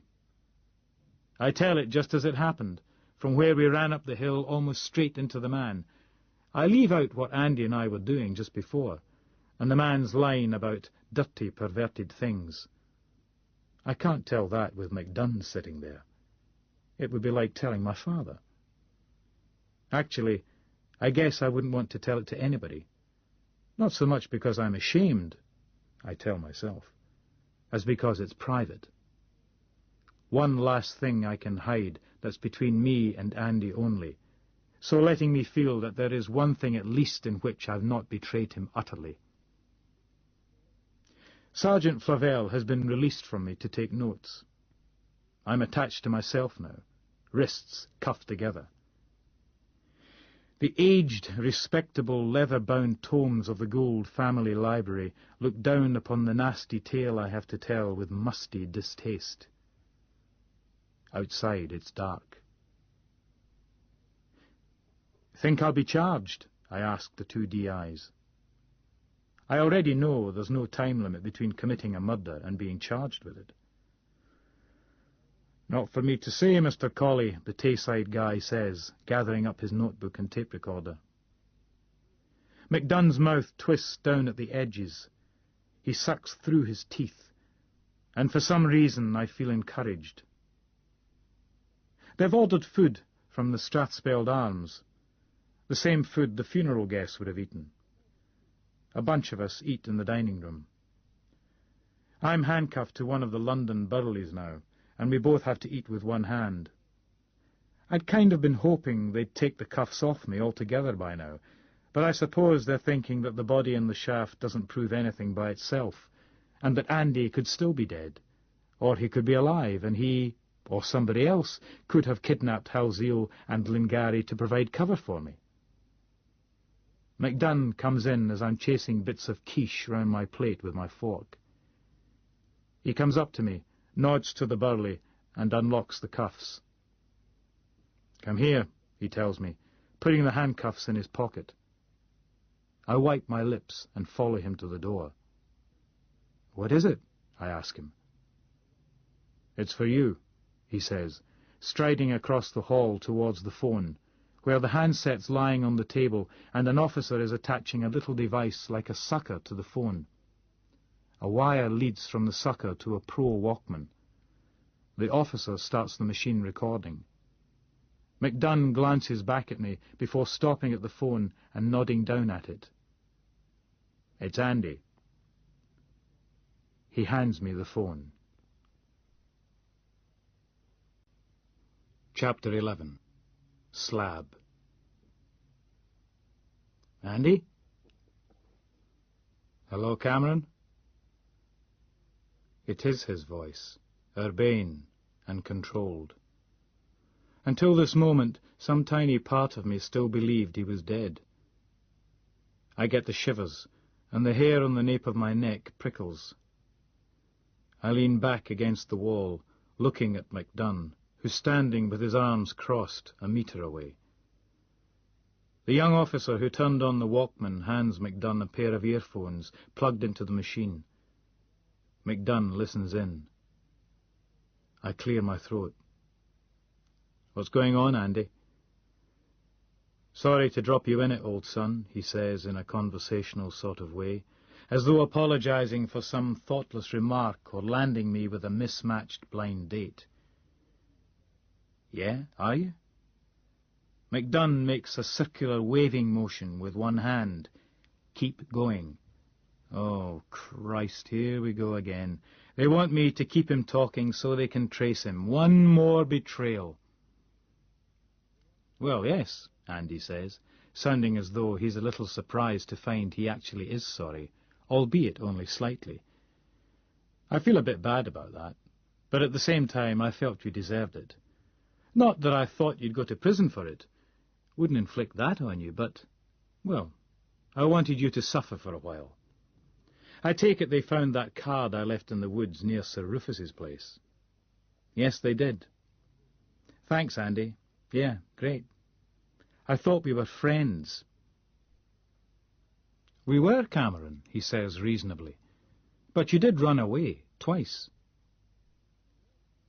I give a small, despairing laugh, glancing at McDunn again. "I came back the second time." "Yes, Cameron," he says, and his voice is smooth. "That's why you're still alive." "Oh, thanks very much." "But anyway, Cameron, you're still part of it. You've still played your part in it. Like me. Like all of us. We're all guilty, don't you think?" "What is this?" I ask, frowning. "Original sin? You becoming a Catholic or something?" "Oh, no, Cameron. I believe we're born free of sin and free of guilt. It's just that we all catch it eventually. There are no clean rooms for morality, Cameron. No boys in bubbles kept in a guilt-free sterile zone. There are monasteries and nunneries, and people become recluses. But even that's just an elegant way of giving up. Washing one's hands didn't work 2,000 years ago, and it doesn't work today. Involvement, Cameron. Connection." I shake my head, staring at the little window in the Walkman where the tape spindles are patiently revolving. The strange thing is, it is like talking to a dead man, because he sounds like the Andy I used to know. Andy the mover and shaper, the Andy from before Claire's death, before he gave it all up and became a recluse. It's that voice, calm and untroubled, that I'm hearing now, not that of the man I knew from that dark, decaying hotel, flat with resignation or audibly sneering with a kind of cynical despair. McDunn's looking impatient. He's writing something on his notebook. "Listen, Andy," I say, swallowing, mouth dry. "I told them about the guy in the woods. They've been down the air shaft. They found him." "I know," he says. "I saw." He sounds almost regretful. I close my eyes. "They almost caught me, actually," he says conversationally. "That'll teach me to break my own rules and attend the funeral of one of my victims. But then it was supposed to be my own, after all. Anyway, you told them, did you? Kind of thought you might one day. That a weight off your mind, is it, Cameron?" I open my eyes as McDunn nudges me and shows me the two names he's written on his notebook. "Yes," I tell Andy. "Yes, it is a weight off my mind. Listen, Andy, they want to know what's happened to Halzil and Lingari." "Oh, yes." He sounds amused. "That's why I called." McDunn and I exchange looks. "Look, Andy," I say. I laugh nervously.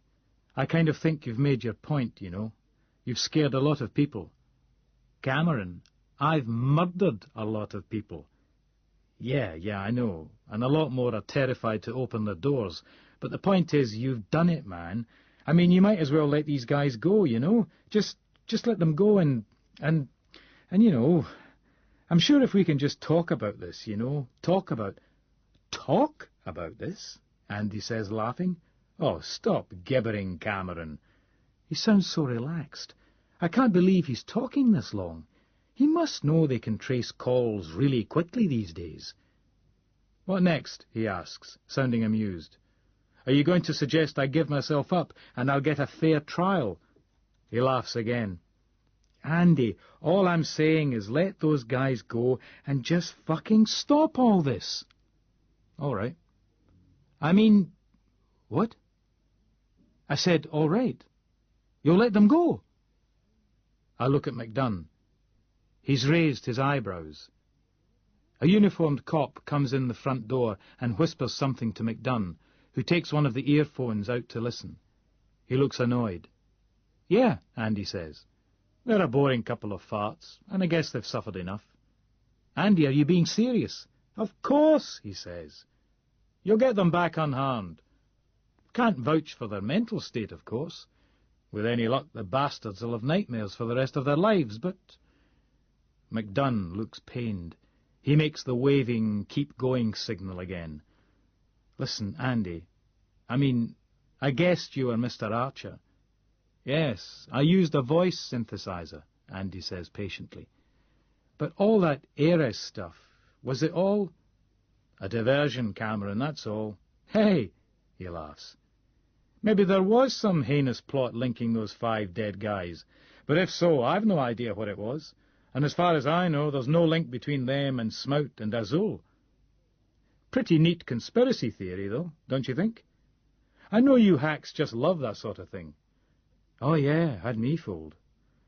I smile weakly at McDunn, who motions me to keep talking. But how did you... I have to swallow again, fighting my nausea. I feel like I've got a coughing fit coming on too. How did you know those IRA code words? I never told you. Your computer, Cameron. Your PC. You had them in a file on your hard disk. Made everything a lot easier when you got that modem. Don't think I ever told you I'd become a bit of a hacker in my spare time, did I? Christ. And that time I rang the hotel and you phoned back, when you must have been in Wales. Yes, Cameron, he says, sounding indulgently amused. Answer machine at the hotel, linked to a pager. Called up the machine, heard your message, rang you back. Easy peasy. And you were on the same plane as me to Jersey? 4 rows back, in a wig, glasses, and tash. Got a taxi while you were still looking for the hire car desk. Anyway, he says, and I imagine I can hear him sighing and stretching, must dash. This technical stuff's all very fascinating, but I do have a faint suspicion they're getting you to keep me talking. I'm on a mobile, which is why they haven't traced it yet. This is a biggish cell I'm in. Hey, that's a coincidence, isn't it, Cameron? You in a cell last week, me in one now. Well, maybe not. Anyway, as I say, it's a biggish cell, but if I keep talking, I'm sure they can find me here too, eventually, so... Andy... No, Cameron, just listen. I'll return Halzeel and Lingari tonight in Edinburgh. There's a double call box in the grass market outside the Last Drop pub. I want you to be in the coin-operated box at 7 o'clock.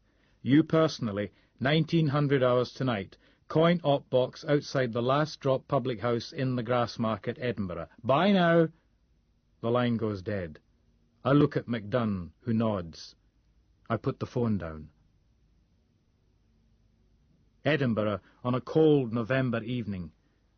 The grass market, light bright under a smear of rain below the castle, a rotund floodlit presence in the orange darkness above.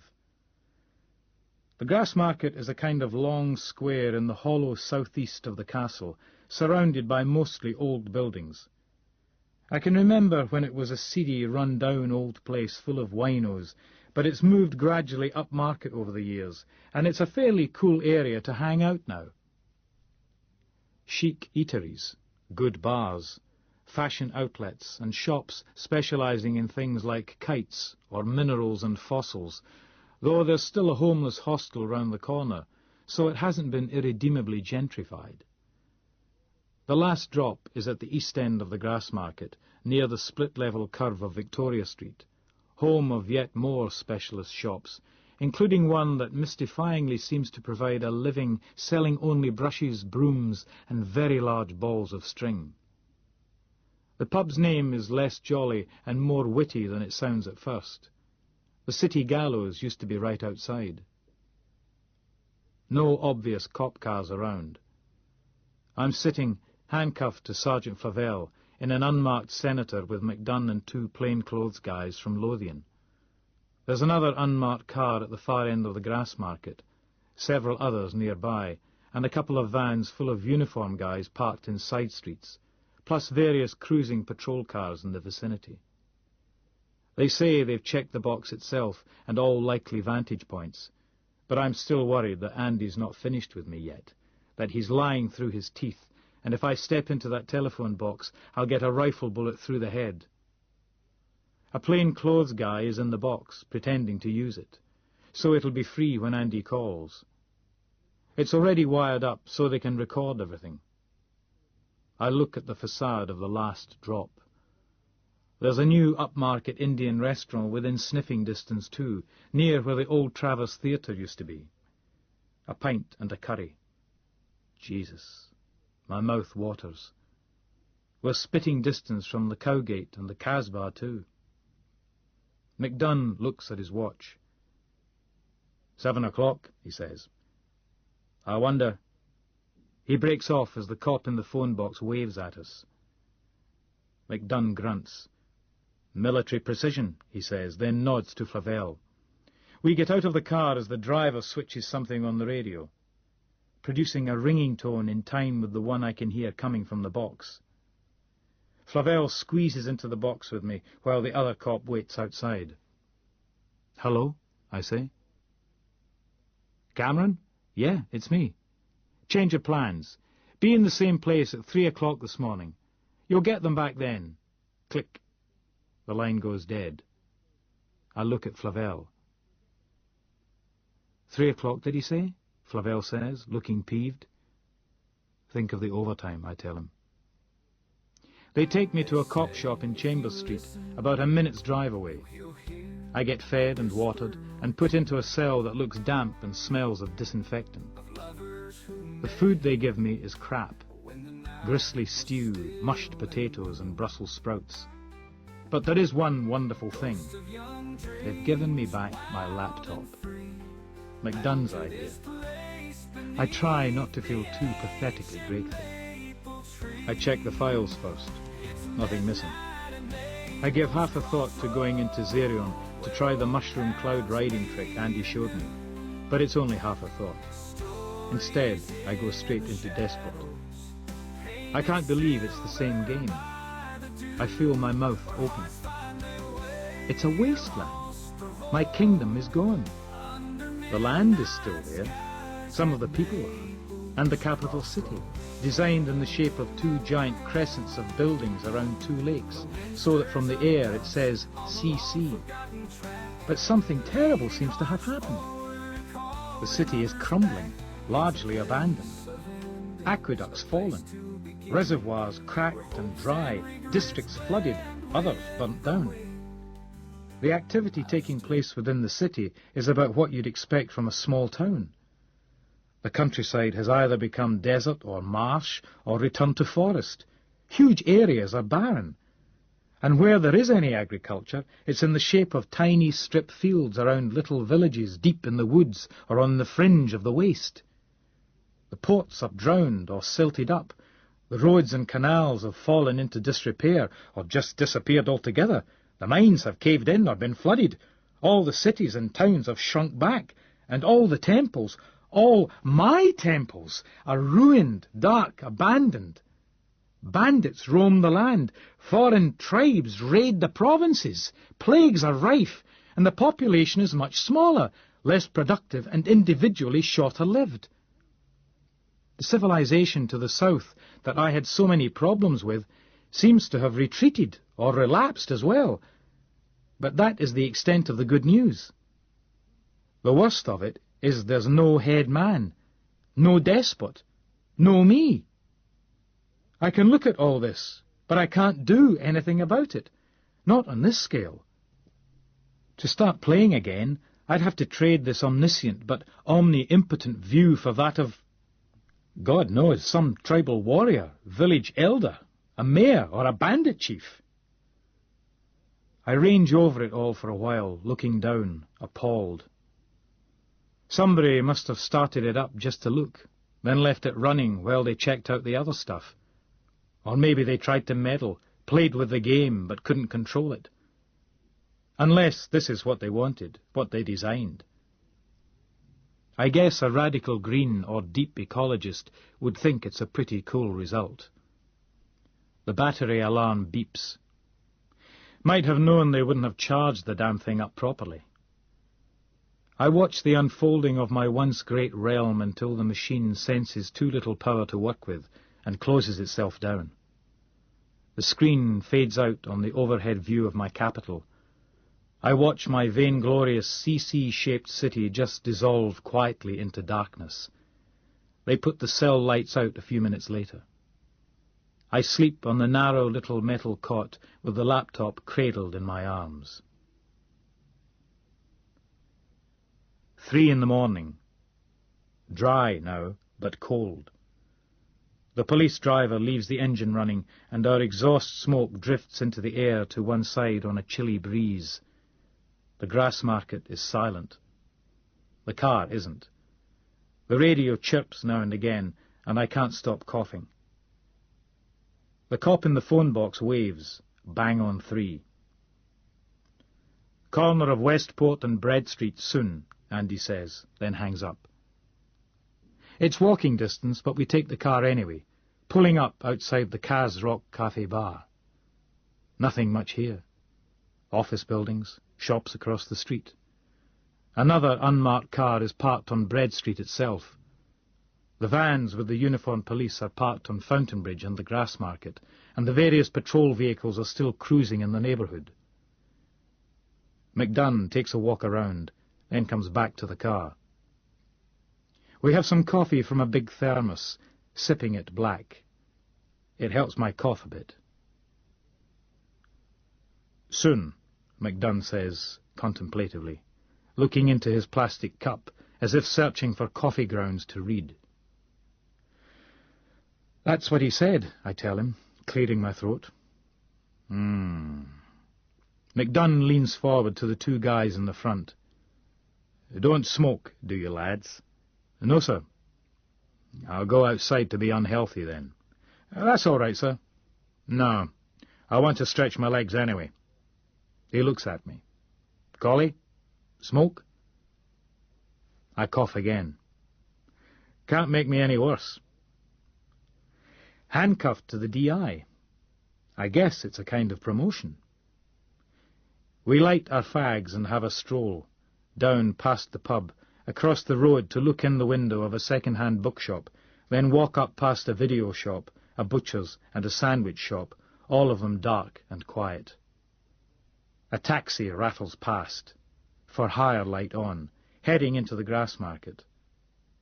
We stand leaning over the pedestrian barrier at the curb.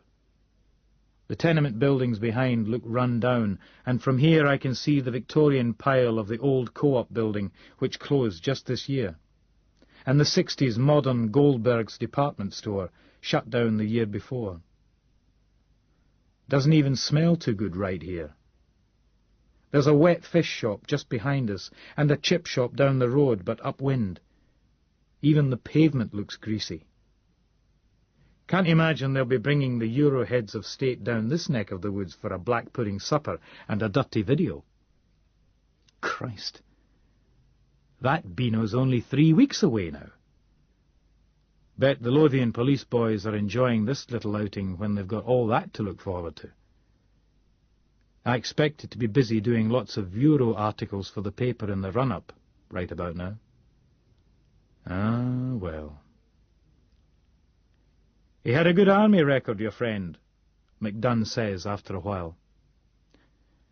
So did Lieutenant Calley, I suggest. The DI ruminates upon this. He studies the cone of his cigarette, smoke down almost to the filter now. Do you think he's politically inspired, your friend? Looks it, up till now. I stare up high rigs as another taxi comes bumping down towards us. McDunn folds his cigarette neatly against the railing of the barrier we're leaning on. I don't think it's political, I tell McDunn. I think it's moral.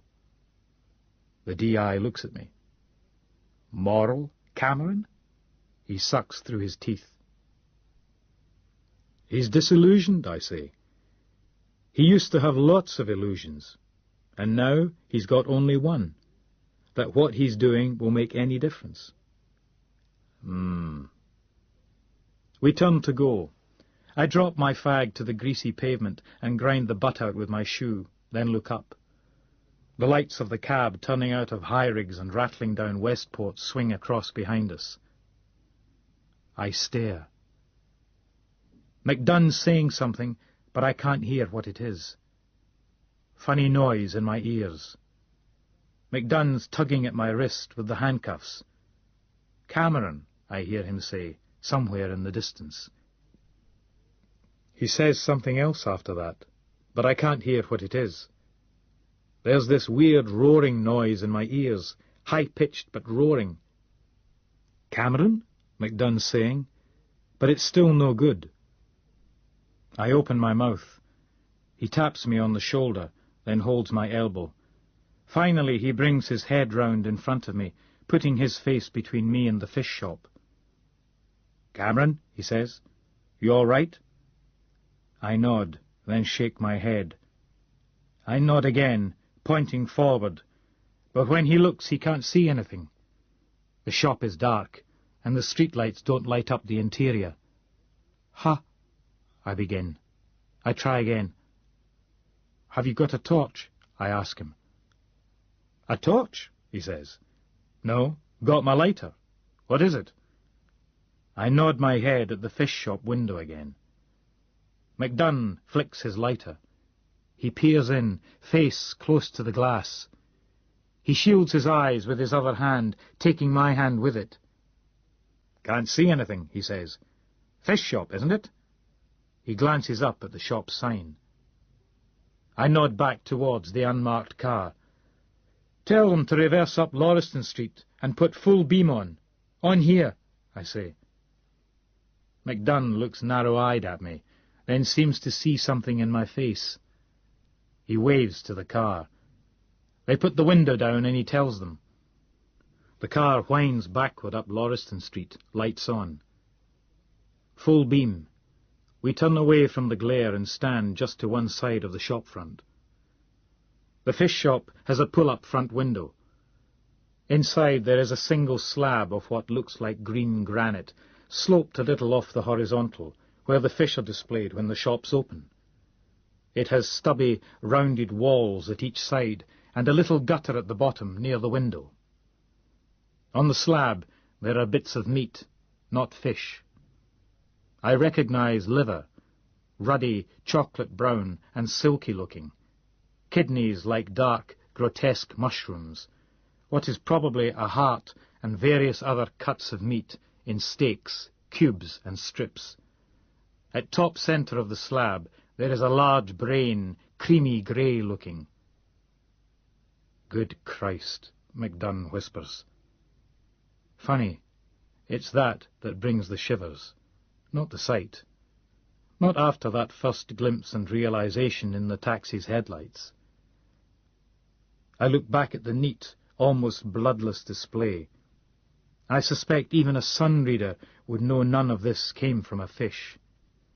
I'm fairly sure it's human, but just to leave us in no doubt, at bottom centre of the slab there is a man's genitalia, uncircumcised penis, small and shrivelled and grey-yellow, scrotum crumpled and brown-pink, and the two testes pulled out, one to each side, little egg-shaped grey things like tiny smooth brains, connected by slender convoluted pearly tubes to the scrotal sac, so that the final effect is oddly like a diagram of ovaries connected to a womb. Halsey or Lingari, I wonder, McDunn says, sounding a little croaky. I look up at the sign. Fish. I sigh. The locum, I tell him. The doctor. Halsey. I start coughing. The lights behind us flash, just as I'm about to ask him for another fag. The car comes quickly across the street to us, turns to face down Westport, and the passenger's window opens again. "Found one of them, sir," Flavelle says. "North Bridge." "Oh, my God," MacDunn says, putting his free hand up to the back of his head. He nods down the street to the other car. "Get those lads here. The other one's lying in this fish shop, dissected." He looks at me. "Come on," he says, rather unnecessarily, as we're still handcuffed together. In the car, he unlocks the cuffs and pockets them without comment. And so to North Bridge. Slanting over the platforms and glass roofs of Waverley Station, newly painted, floodlit, the link between the old and the new towns, and barely a cobble's throw from the Cali building. There are 2 cop cars there already when we arrive. They're pulled up near the high end of the bridge, on the west side where the view looks across the station and Princess Street Gardens to the castle. The decorated parapet of the bridge here holds a couple of large plinths, one on either side.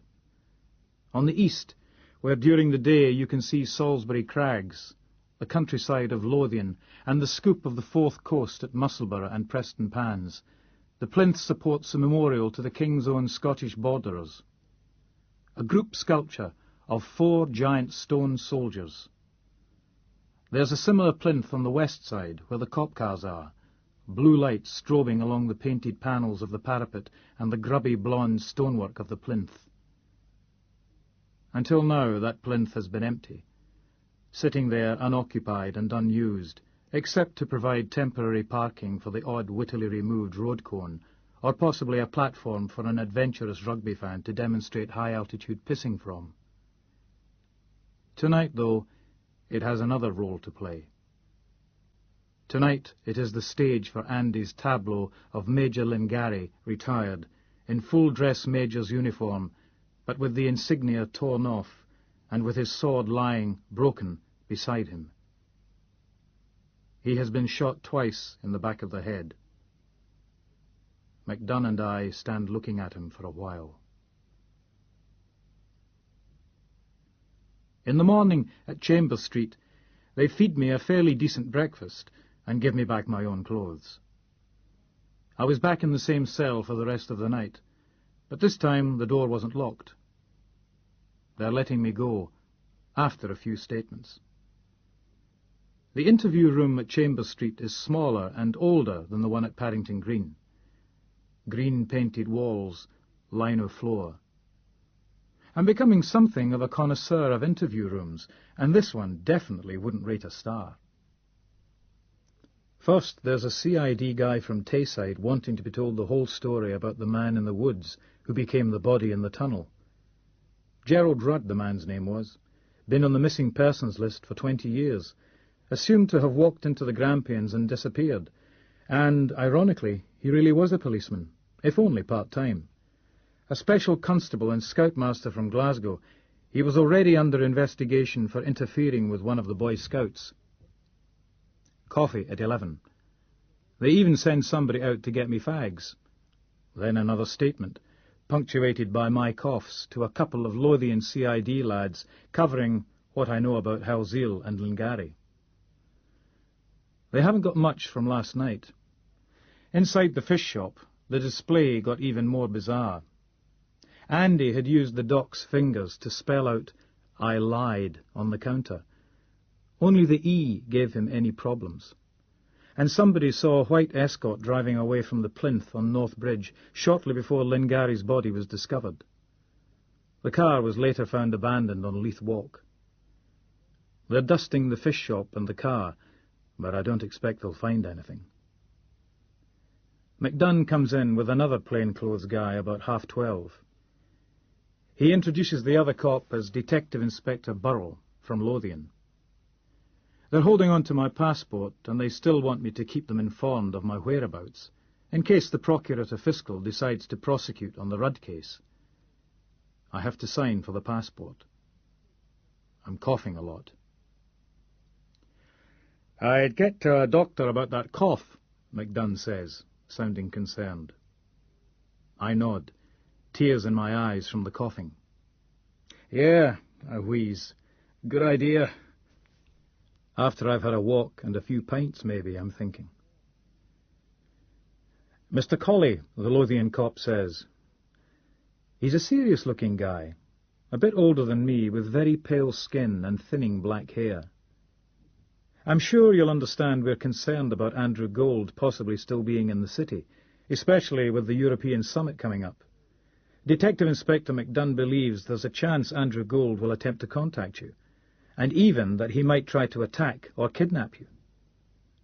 I look at McDunn, who's nodding, mouth compressed.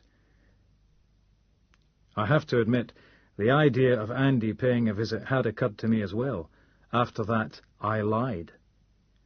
Burrell continues, We'd like your permission to station a couple of officers at your flat for a while, Mr. Colley. We'll put you up in a hotel if this is agreeable to you. McDunn sucks through his teeth, and I almost want to laugh at the sound now.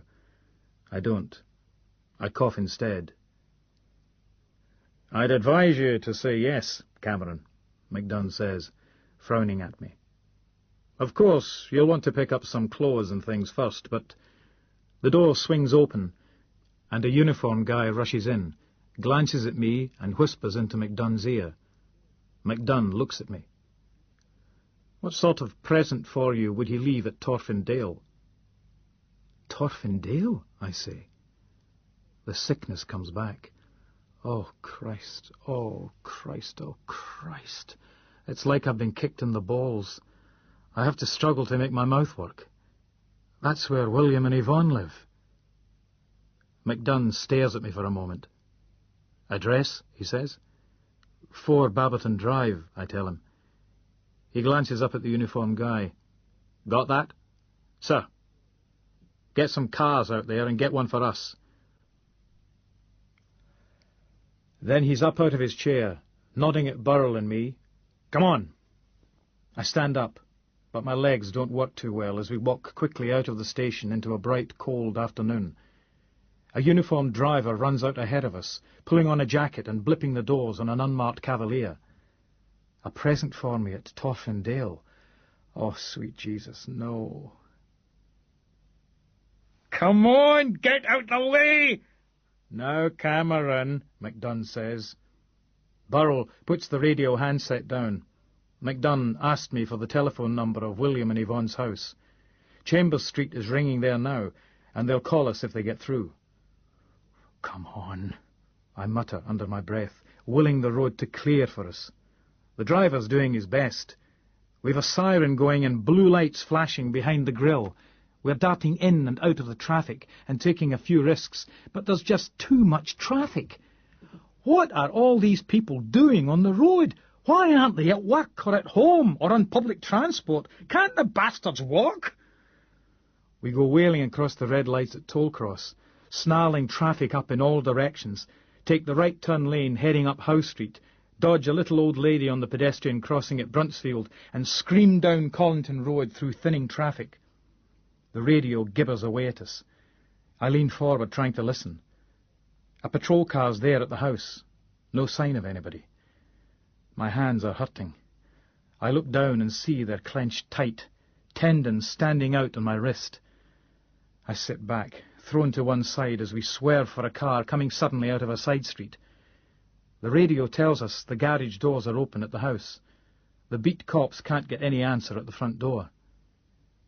We sweep across the bypass. I'm sitting in the back seat, staring at the headlining of the car's roof, coughing now and again, tears in my eyes. Oh, Christ, Andy, please, no, no. We enter the executive development of Torfindale, between the tall sandstone gateposts of the old estate. On Baberton Drive, everything looks the way I remember it, apart from the orange and white parked in the short driveway from the bottom of the cul-de-sac to the house. The 3 garage doors are all tipped open. I don't know why, but this gives me a bad feeling. William's Merc is there. Yvonne's 325 isn't. We pull into the drive. It takes a second for me to remember that I'm not handcuffed to anybody. The driver stays in the Cavalier, talking into the radio. A uniformed cop comes down the drive from the front door, nodding to Burrell and McDunn. "No answer, sir. We haven't looked inside yet. And my mate's round the back, looking in the garden." "There's a door from the garage to the rest of the house?" McDunn asks. "Looks like it, sir." McDunn looks at me. "You know these people, Cameron? They in the habit of leaving the place unattended like this?" I shake my head. "Pretty security conscious," I tell him. McDunn sucks on his teeth. We walk into the garage under the tip-up doors. The usual garage stuff, if you're filthy nouveau riche. Packing cases, golfing gear, the jet ski on its trailer, a workbench, a grid on the wall holding neatly arrayed car and garden tools, most of them gleaming and unused. Pairs of ski boot bags and ski bags hanging from the wall, a steam cleaning outfit, a little mini tractor lawnmower, a big grey-black wheelie bin, and a couple of mountain bikes. The triple garage is huge, but still cluttered. If Yvonne's car was here, it would be positively crowded. McDunn knocks at the door into the rest of the house. He frowns, looks back at Burrell. "We got any disposable gloves with us at all?" "In the car," Burrell says, and jogs back to the Cavalier. "You've been here before, have you, Cameron?" McDunn asks. "Yes," I say, coughing. "Right. Let us know about any nooks and crannies, will you?" I nod. Burrell comes back with a handful of the sort of gloves you can buy at service stations for working on the car. We all get a pair, even me. McDunn opens the door and we go into the utility room. Nothing in the cupboards in the utility room. Nothing in the kitchen. The four of us spread through the house. I stay with McDunn. We walk through the main lounge, looking behind the curtains, the couches, under the tables, even up inside the hood of the central fireplace. We head upstairs. We check one of the back bedrooms. The officer in the rear garden, walking back towards the house, sees us. He waves and makes a hands-out shrugging motion, shaking his head. McDunn inspects the drawers built into the divan bed. I look in the built-in wardrobe, sliding my mirrored image out of the way, my heart in my mouth. Clothes. Just clothes, hats, and a few boxes. We go to the main bedroom. I try not to think about what we were doing here the last time I was in this room. I have that roaring noise in my ears again, and I've got a cold sweat, and I feel like I could just collapse at any second. I have a weird, invasive feeling, being here with the detective inspector, clumbering around the expensively delicate domesticity of this house with no William or Yvonne here. I look in the dressing room while McDunn checks under the bed, then looks out onto the balcony. I open the dressing room wardrobes. Lots of clothes. I pull them back, hands shaking. Nothing. I put the mirror doors back. I walk towards the bathroom. I put my hand on the door. A pale pastel light shines from the room as the door starts to open. "Cameron," McDunn says from the bedroom. I retreat, padding through, leaving the door half open. He's looking out the window towards the drive. He glances at me, nods. "Car." I go to the window. A red BMW 325, Yvonne's car. It's as if the car's hesitating, just in front of the drive, put off by the patrol car and the unmarked Cavalier parked in front of the garage. Then it parks across the bottom of the drive, blocking our way out, but leaving an escape route for itself. McDunn looks suspicious, but I feel relieved. If Andy was here, he's long gone. That's an Yvonne move. And it's her. Sweet Jesus, it's her. It's her, it's her. She gets out of the car holding a big black torch about 2 foot long, her face set in a frown. She's wearing jeans and a leather jacket over a sweatshirt. She's had her hair cut again. Her sharp, lean-featured face is unmade up and looks aggressively distrustful. She looks wonderful. "That Mrs. Sorrel?" MacDunn says quietly. "Yes," I say, on an outrush of breath, something in me easing. I want to cry. Yvonne looks away up the drive as another patrol car swings in. She puts the torch away as the car pulls to a stop and 2 uniformed officers get out. She walks up to them, nodding back to the house. "Let's get down there and see what she's got to say, shall we?" MacDunn says. We go past the dressing-room door. "Just a minute," I say. MacDunn waits as I go through the dressing-room. I press the door to the bathroom open. The pale light spills out onto me. Nothing. I look in the shower, the jacuzzi, the bath. Nothing. I take a swallow and a deep breath and join MacDunn to head downstairs. "Cameron!" Yvonne says as we get to the bottom of the stairs. She's putting a newspaper and a couple of pints of milk down on the telephone table. The 2 cops from the second car are behind her. She glances at MacDunn, then comes up to me, hugs me, holding me tight. "Are you all right?" "Fine. Are you?" "Yes," she says. "What is all this? Somebody from the paper said you were the man they were holding for all those murders." She pulls away, still with one arm round my waist. "Why the police?" She looks at MacDunn. "Detective Inspector MacDunn," he says, nodding. "Good afternoon, Mrs. Sorrel." "Hello." She looks at me, stepping back, but still holding my hand, searching my face. "Cameron, you look..."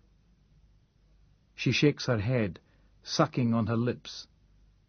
She looks around and says, "Where's William?" MacDunn and I exchange looks. Detective Inspector Burrell comes downstairs saying, "Nothing up there," as he sees Yvonne. She lets go of my hand, taking a step back and looking around at all of us. As the cop from the first patrol car comes into the hall from the study, and I see her gaze falling on my transparently gloved hands and on the hands of the other men. There's an instant when I suddenly see her as a young woman in her own home, surrounded by all these men who've invaded it, just turned up, uninvited. All bigger than her, all strangers except for one she's been told might be a serial killer. She looks wary, angry, defiant, all at once. My heart feels fit to melt. "Was your husband here when you left, Mrs. Sorrel?" MacDunn asks, in a comfortingly natural voice. "Yes," she says, still looking round us all, settling on me, evaluating, inquiring, before looking back to MacDunn. "He was here. I only left about half an hour ago." "I see," MacDunn says. "Well, he's probably popped out for a moment. But we had a message that there might be some problem here. We took the lib..." "He's not in the garden?" she asks. "Apparently not, no." "Well, you don't just pop out from this estate, Detective Inspector," Yvonne says. "The nearest shops are 10 minutes' drive away, and his car's still there." She looks at the cop who was upstairs. "You've been searching for him? Searching the house?" MacDunn is all charm. "Yes, Mrs. Sorrel, we have, and I apologize for this invasion of privacy. It's entirely my responsibility. The investigation we're involved in is a very serious one, and the tip-off we had was from a source that has been reliable in the past. As the house was open but apparently unoccupied, and we had reason to believe there might have been a crime committed, I thought it right to enter, but..." "So you haven't found him?" Yvonne says. "You haven't found anything?" She looks suddenly small and frightened. I can see her fighting it, and I love her for it, and want to hold her, shush her, comfort her. But another part of me is full of a terrible jealous despair that the person she's so concerned about is William, not me. "Not yet, Mrs. Sorrel," MacDunn says. "What was he doing when you last saw him?" I see her swallowing, see the tendons on her neck stand out as she tries to control herself. "He was in the garage," she says. "He was going to take the Honda out, the wee tractor, and sweep up leaves in the back garden." MacDunn nods. "Well, we'll just have a look, shall we?" He looks at the two cops who've just arrived and holds up one hand, flexing it. "Gloves, lads." The two cops nod and head back for the front door. The rest of us troop towards the garage, through the hall and the kitchen. My feet feel like they're wading through treacle, and that roaring noise is coming back. I try not to start coughing. MacDunn stops at the utility room. He looks slightly embarrassed. "Mrs. Sorrel," he says, smiling. "I couldn't ask you to put a kettle on, could I?" Yvonne stands looking at him. She looks hard and suspicious. She swivels on her heel and marches towards the work surface where the kettle is. MacDunn opens the door into the garage, and I see the Mercedes, and I'm thinking, the car, the boot of the car. I see the packing cases. Christ, there too.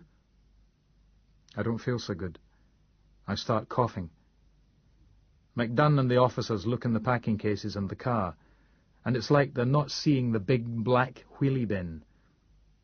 I stand to one side and lean against the wall, listening to them talk, watching them open and lift and peer, and that big black bin is just standing there, ignored, bulking dark against the light of the day outside where a breeze stirs, swirling dust and leaves into the air, pushing a few of the leaves onto the white-painted garage floor.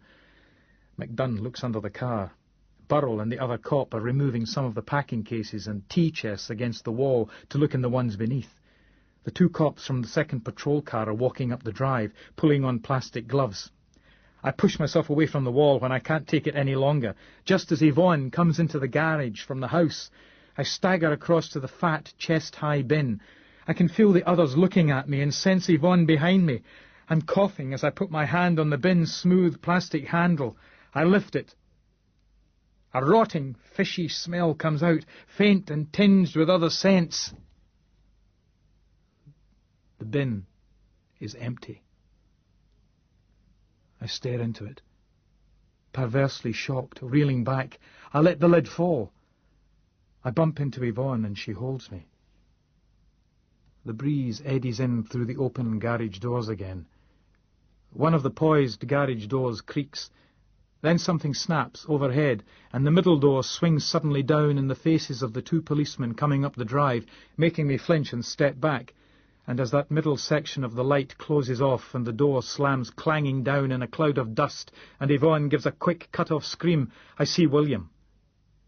William, strapped to the internal bracing of the door with tape and twine round his wrists and ankles, his head covered with a black rubbish bag, tied tight round his throat with more black tape, his body limp. I turn away, doubling up and coughing and coughing. Blood comes suddenly from my mouth, splattering red on the white of the garage floor as, in that particular instant of loneliness, through my tears I see MacDunn come forward and put a hand on Yvonne's shoulder. She turns away from him and from William and from me, and puts her hands up over her face. Chapter 12. Basra Road. The little speedboat swings round the low island. The island is covered in whin and bramble and a few small trees, mostly ash and silver birch. Grey-black walls and roofless ruins and a few slanted headstones and memorials are visible through the bushes and trees, surrounded by ferns turning fawn, and yellowing grass covered by brown fallen leaves.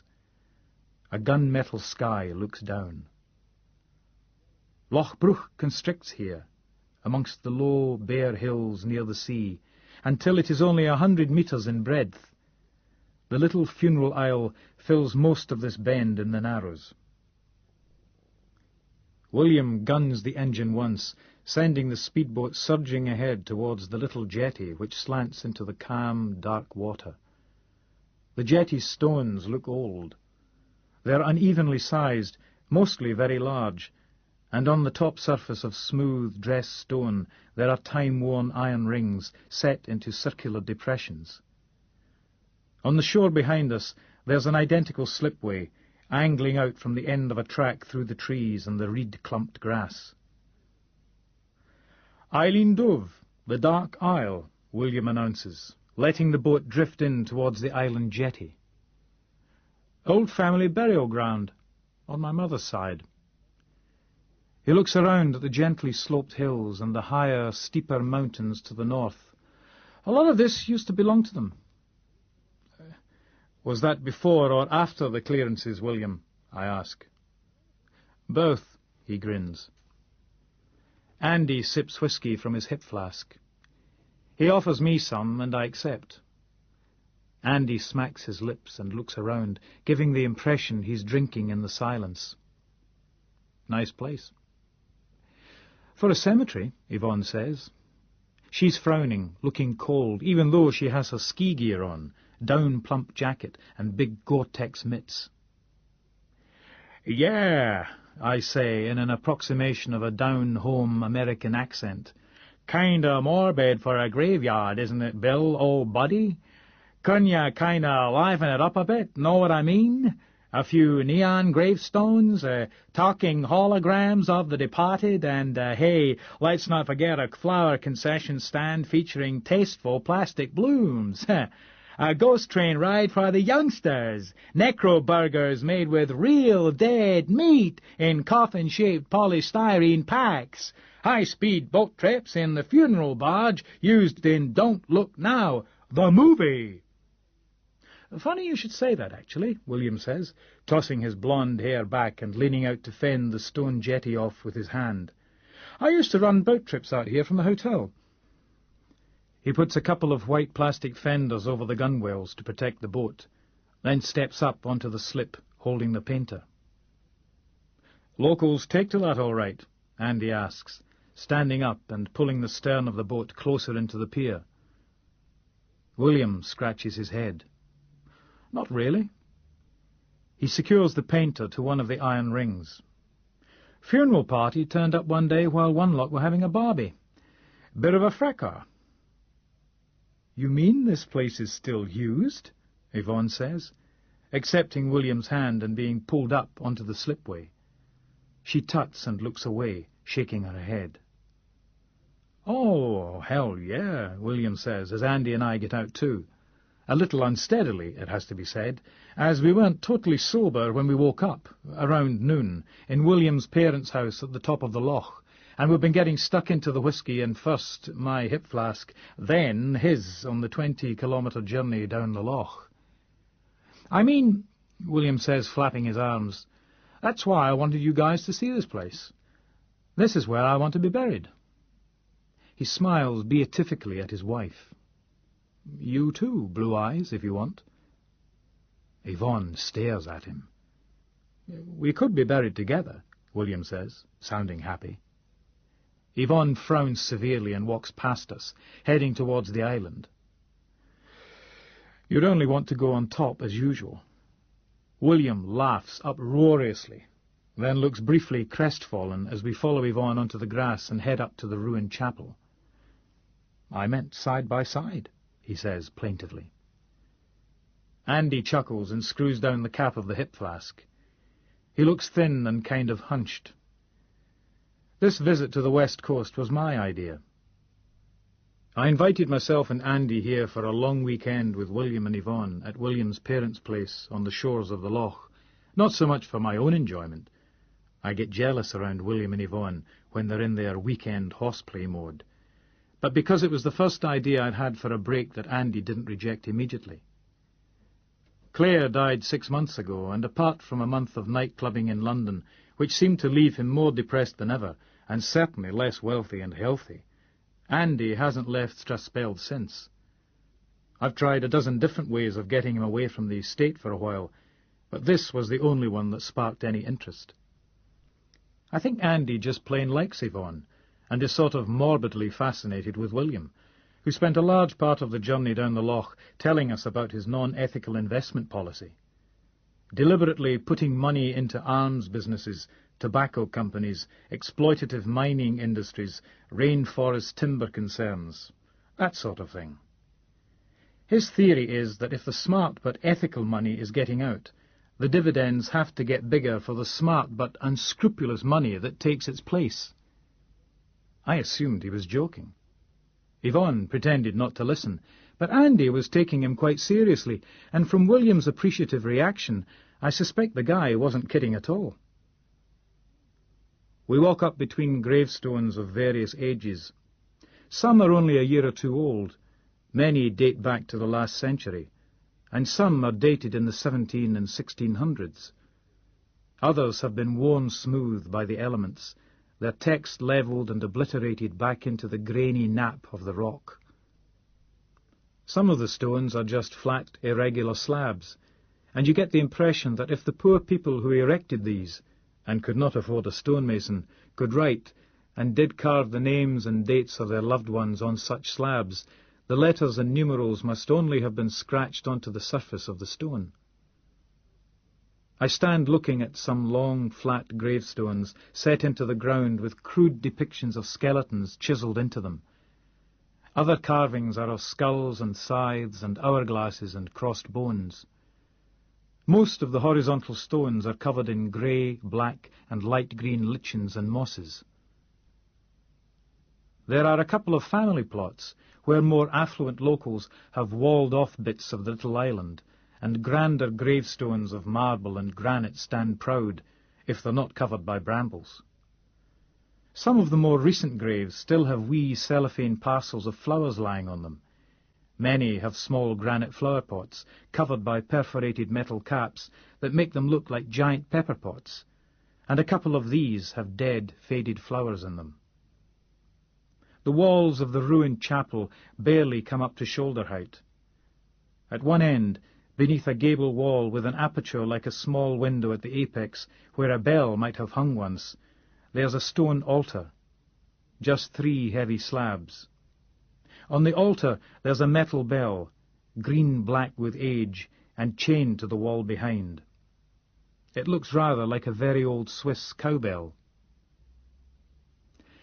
Apparently some people nicked the old bell back in the 60s. William told us last night in the drawing-room of his parents' house, while we were playing cards and drinking whisky and talking about heading down the loch in the speedboat to the Dark Isle. Oxford students or something. Anyway, according to the locals, the guys couldn't sleep at night because they kept hearing the sound of bells, and eventually they couldn't stand it and came back and replaced the bell in the chapel, and they were all right again. "What a load of old nonsense," Yvonne said. Two, William said. "Yes, probably." "Oh, I don't know," Andy said, shaking his head. "Sounds pretty spooky to me. 1, please." "Thanks." "Sounds like fucking tinnitus to me," I said. 3. "Ta." "Dealer takes 2, William said. He whistled. "Oh, baby, look at these cards." I take the old bell up and let it ring once. A flat, hollow, appropriately funereal sound. I set it carefully back down on the stone altar and look round the walled oblong of hill, mountain, loch and cloud. Silence. No birds, no wind in the trees, nobody talking. I turn slowly, right round, watching the clouds. I think this is the most peaceful place I have ever been.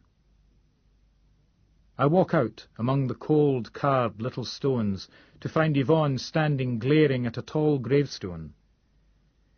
Euphemia McTeish, born 1803, died 1822, and her 5 children. Died in childbirth. Her husband died 20 years later. Andy strolls up, drinking from his flask, grinning and shaking his head. He nods up to where William is standing on the wall of the chapel, looking down the loch with a pair of small binoculars. "Wanted to build a house here," Andy says. He shakes his head. "What?" Yvonne says. "Here?" I say. "On a graveyard?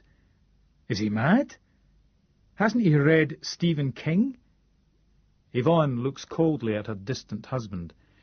"He was talking about building a house up here, but I didn't know it was here." She looks away. "Tried to persuade the local authority with a really good deal on a bunch of computers," Andy says, chuckling. "But they wouldn't play. For the moment, he's had to settle for being allowed to get buried here."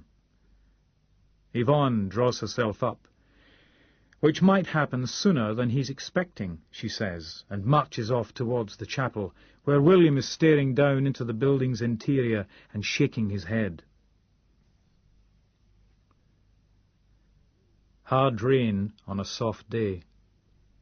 It falls from the leaden overcast, continual and drenching, creating a huge rustling in all the grass, bushes and trees around us.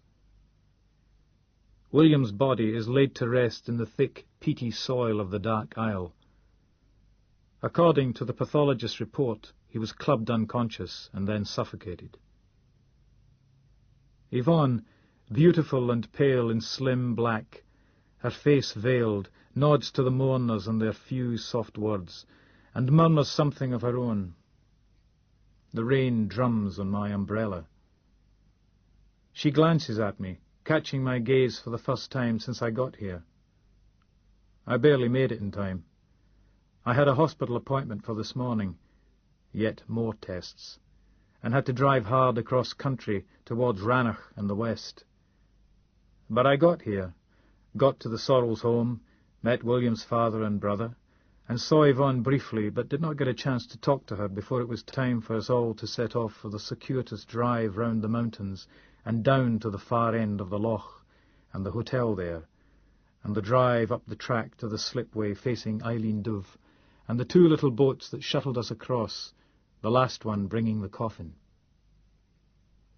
The minister keeps the service short because of the rain, and then it's over, and we're queuing at the slip while the little rowing boats ferry us 4 at a time back to the mainland, and Yvonne's standing on those old, smooth stones of the slanted pier, receiving the condolences of the other guests. I just stand there, watching her. We all look slightly ridiculous, because as well as our formal black clothes, all of us sport Wellington boots, some black, most green, to deal with the mud-slicked grass of the island. Somehow Yvonne looks dignified and attractive even in those. Though, of course, maybe that's just me.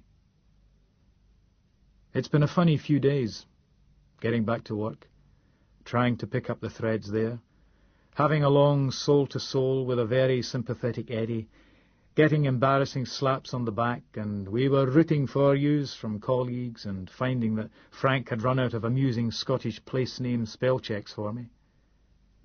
I've been staying with Al and his wife in Leith while the police stake out my flat, but there's been no sign of Andy. Meanwhile, I've been to the dock and been sent for various tests at the Royal Infirmary. Nobody's mentioned the C word yet, but I feel suddenly vulnerable and mortal and even old. I've given up smoking. Well, Al and I had a pipe or 2 of dope the other night, just for old time's sake, but there was no tobacco involved. Anyway, I'm still coughing a lot, and I get a sick feeling now and again, but there's been no more blood since that afternoon we found William. I shake Yvonne's hand as I wait for my return trip in the wee rowing boat.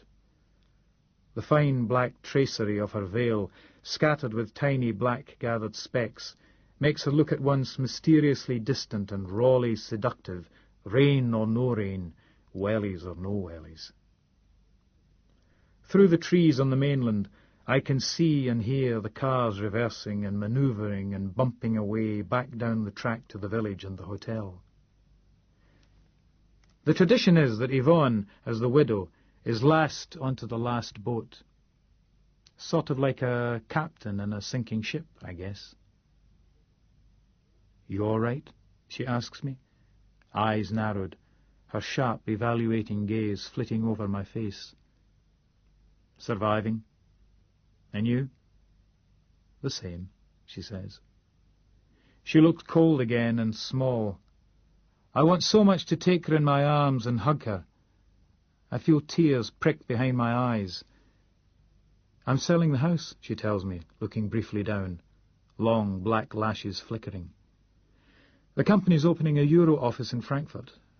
I'm going to be part of the team. Ah. I nod, not sure what to say. I'll drop you a line with my new address once I'm settled. Right, good. Okay. I nod. There's a splashing, swirling sound behind me, and a soft, hollow bumping noise.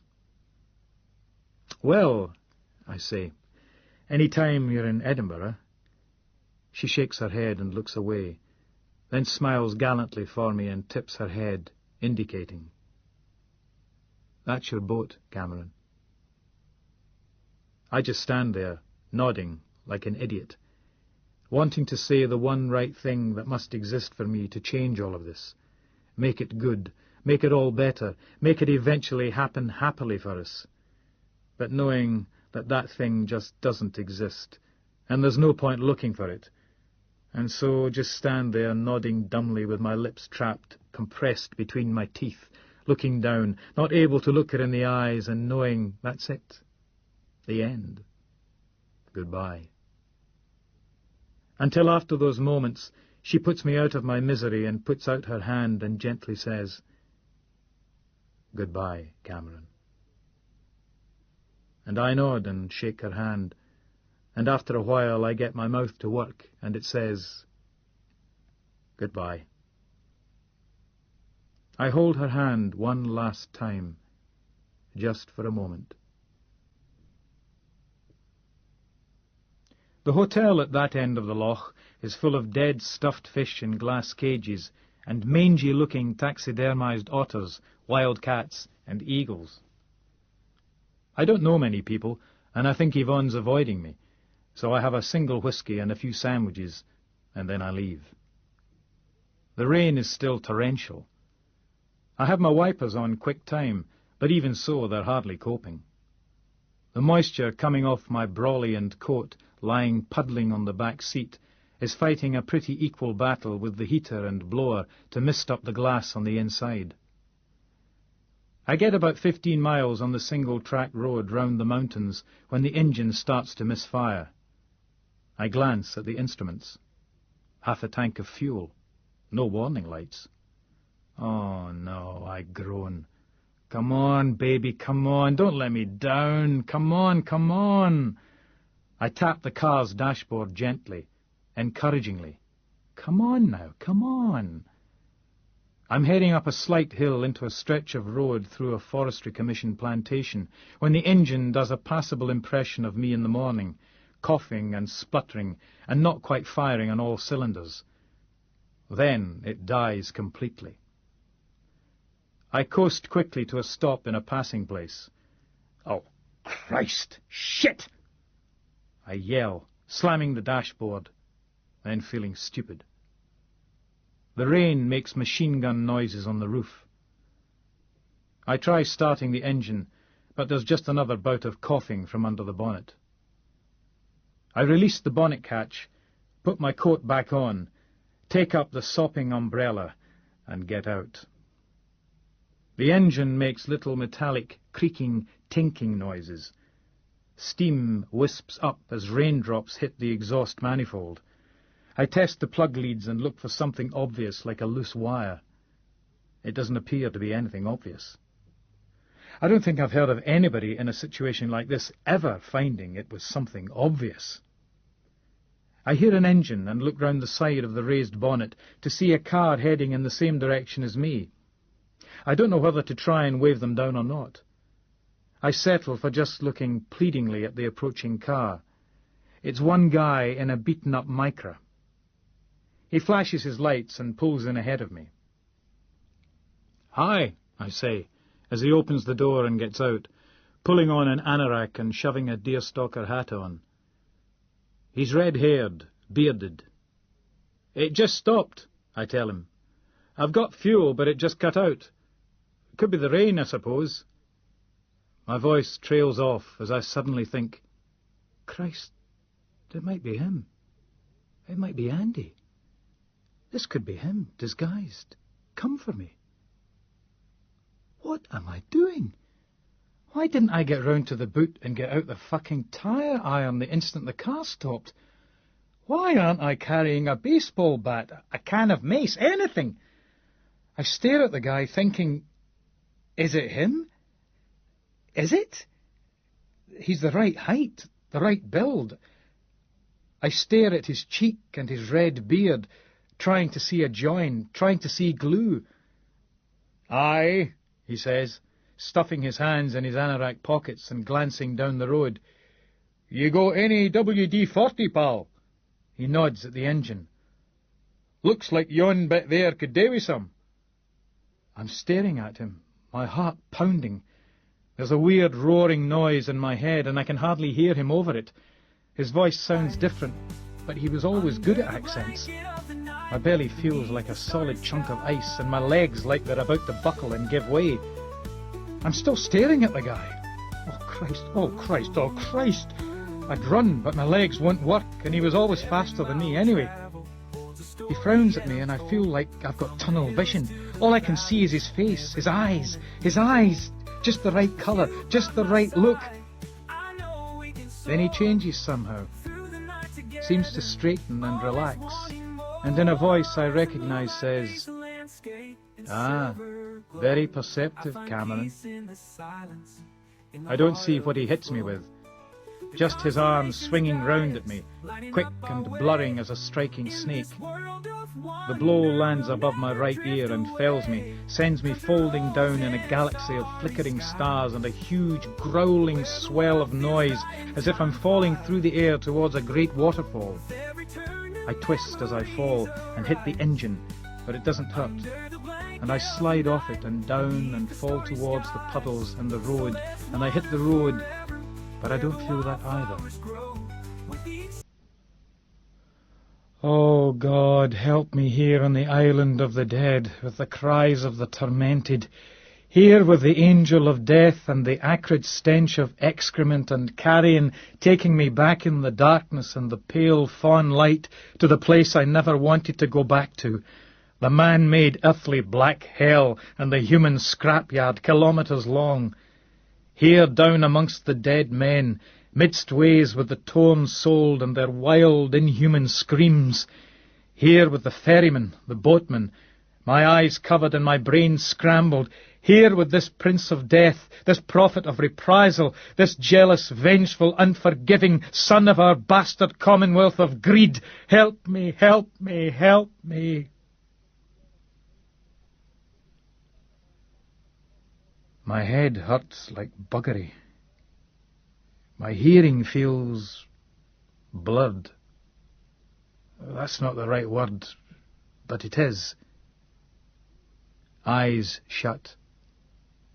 They were shut with something earlier, shut by something, but not anymore. At least I don't think so. I sense light beyond my eyelids. I'm lying on my side on something hard and cold and gritty.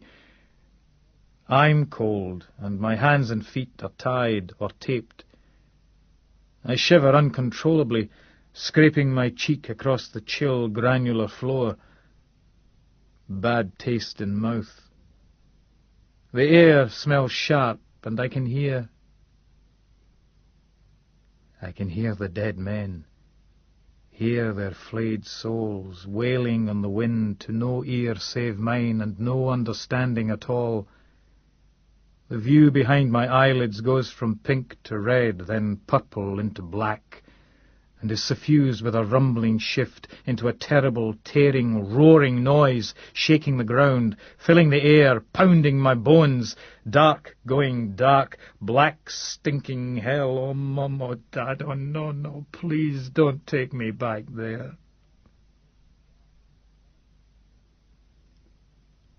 And I'm there, in the one place I've hidden from myself. Not that cold day by the hole in the ice, or the other day in the sunlit woods near the hole in the hill. Days deniable because I was then not yet the me I have become, but just 18 months ago. The time of my failure and my simple, shaming incapacity to reap and work the obvious power of what I was observing. The place that exposed my incompetence, my hopeless inability to witness. Because I was there, I was part of it just a year and a half ago. After months and months of badgering, cajoling, and entreating Sir Andrew, he finally let me go when the deadline was up, and the trucks and tracks and tanks were about to roll. I got my wish. I got to go. I was given the chance to do my stuff and show what I was made of, to be a genuine frontline journalist, a rootin'-tootin' token tipplin' God be Jesus gonzo war correspondent, bringing the blessed St. Hunter's manic subjectivity to the ultimate in scarifying human edgework. Modern warfare. And forgetting the fact the drinks were few and far between, and that the whole media-managed event was so unsportingly one-sided, and mostly happened far away from any journos, tendance gonzoid or not, when it came to it, and it did come to it, I did have my chance. It was put right there in front of me, practically screaming at me to fucking write something. I couldn't do it. Couldn't hack it as a hack. I just stood there, awestruck, horror-struck, absorbing the ghastly force of it with my inadequate and unprepared private humanity. Not my public professional persona, not my skill, not the face I had laboured to prepare to face the sea of faces that is the world. And so I was humbled, scaled, downsized. I stood on the sunless desert, beneath a sky black from horizon to horizon, a rolling, heavy, sulphurous sky made solid and soiled, packed with the thick, stinking effluence, squeezed erupting from the earth's invaded bowels. And in that darkness at noon, that planned, deliberated disaster, with the balefire light of the burning wells flickering in the distance with a dirty, guttering flame, I was reduced to a numb, dumb realization of our unboundedly resourceful talent for bloody hatred and mad waste, but stripped of the means to describe and present that knowledge. I crouched on the tar-black grainy stickiness of the plundered sands, within scorching distance of one of the wrecked wells, watching the way the fractured black metal stub in the centre of the crater gouted a compressed froth of oil and gas in quick, shuddering, instantly dispersing bursts and bubbles of brown-black spray into the furious, screaming tower of flame above. A filthy 100-metre cypress of fire, shaking the ground like a never-ending earthquake and bellowing madly in a strident jet-engine shriek, shuddering my bones and jarring my teeth and making my eyes tremble in their sockets. My body shook, my ears rang, my eyes burnt, my throat was raw with the acid-bitter stench of the evaporating crude, but it was as though the very ferocity of the experience unmanned me, unmade me, and rendered me incapable of telling it. Later, on the Basra road, by that vast linearity of carnage, a single strip of junkyard destruction stretching, again, from horizon to horizon on the flat, dun face of that dusty land, I wandered the scorched, perforated wreckage of the cars and vans and trucks and buses left after the A-10s and the Cobras and the TOWs and the miniguns and the 30mm cannons and the cluster munitions had had their unrestrained way with their unarmoured prey, and saw the brown burned metal, the few bubbled patches of sooty paint, the torn chassis and ripped open cabs of those Hondas and Nissans and Leylands and Macs, their tyres slack and flattened or quite gone, burned to the steel cording inside. I surveyed the spattered shrapnel of that communal ruin rayed out across the sands, and I tried to imagine what it must have been like to be caught here, beaten, retreating, running desperately away in those thin-skinned civilian vehicles, while the missiles and shells rained in like supersonic sleet, and the belching fire burst billowing everywhere around. I tried, too, to imagine how many people had died here, how many shredded, cindered bodies and bits of bodies had been bagged and removed and buried by the clean-up squads before we were allowed to see this icon of that long day's slaughter. I sat on a low dune for a while, maybe 50 metres away from the devastation on the strip of ripped, bubbled road, and tried to take it all in. The laptop sat on my knee, screen reflecting the grey overcast, the cursor winking slowly at the top left edge of the blank display. I gave it half an hour, and still couldn't think of anything that would describe how it looked and how I felt. I shook my head and stood up, twisting back to dust my pants. The black, charred boot was a couple of metres away, half buried in the sand. When I picked it up, it was surprisingly heavy because it still had the foot inside it. I wrinkled my nose at the stink and let it drop. But it still didn't help. Didn't break the log jam. Didn't, kick-start the process. Nothing did. I filed a minimum of uninspired war is hell and frankly so is peace if you're female out here stories from the hotel, and smoked some mind-bendingly powerful dope I got from an affable Palestinian helper, who, as soon as the journos left, was picked up by the Kuwaiti authorities, tortured and deported to Lebanon. When I got back, Sir Andrew told me he wasn't at all impressed with the stuff I'd filed. They could have run AP stories for a lot less money and just as much impact. I didn't have an argument against this, and so had to sit there and take the old man's verbal battering for half an hour.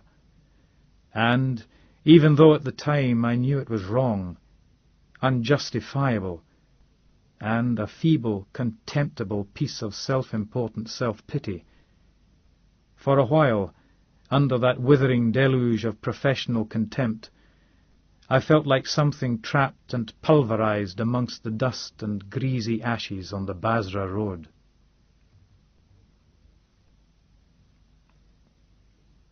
I'm hearing the cries of the dead men above the roar of the screeching, broken wellheads, and I smell the thick, cloying brown-black oil and the sweet gagging odour of corruption.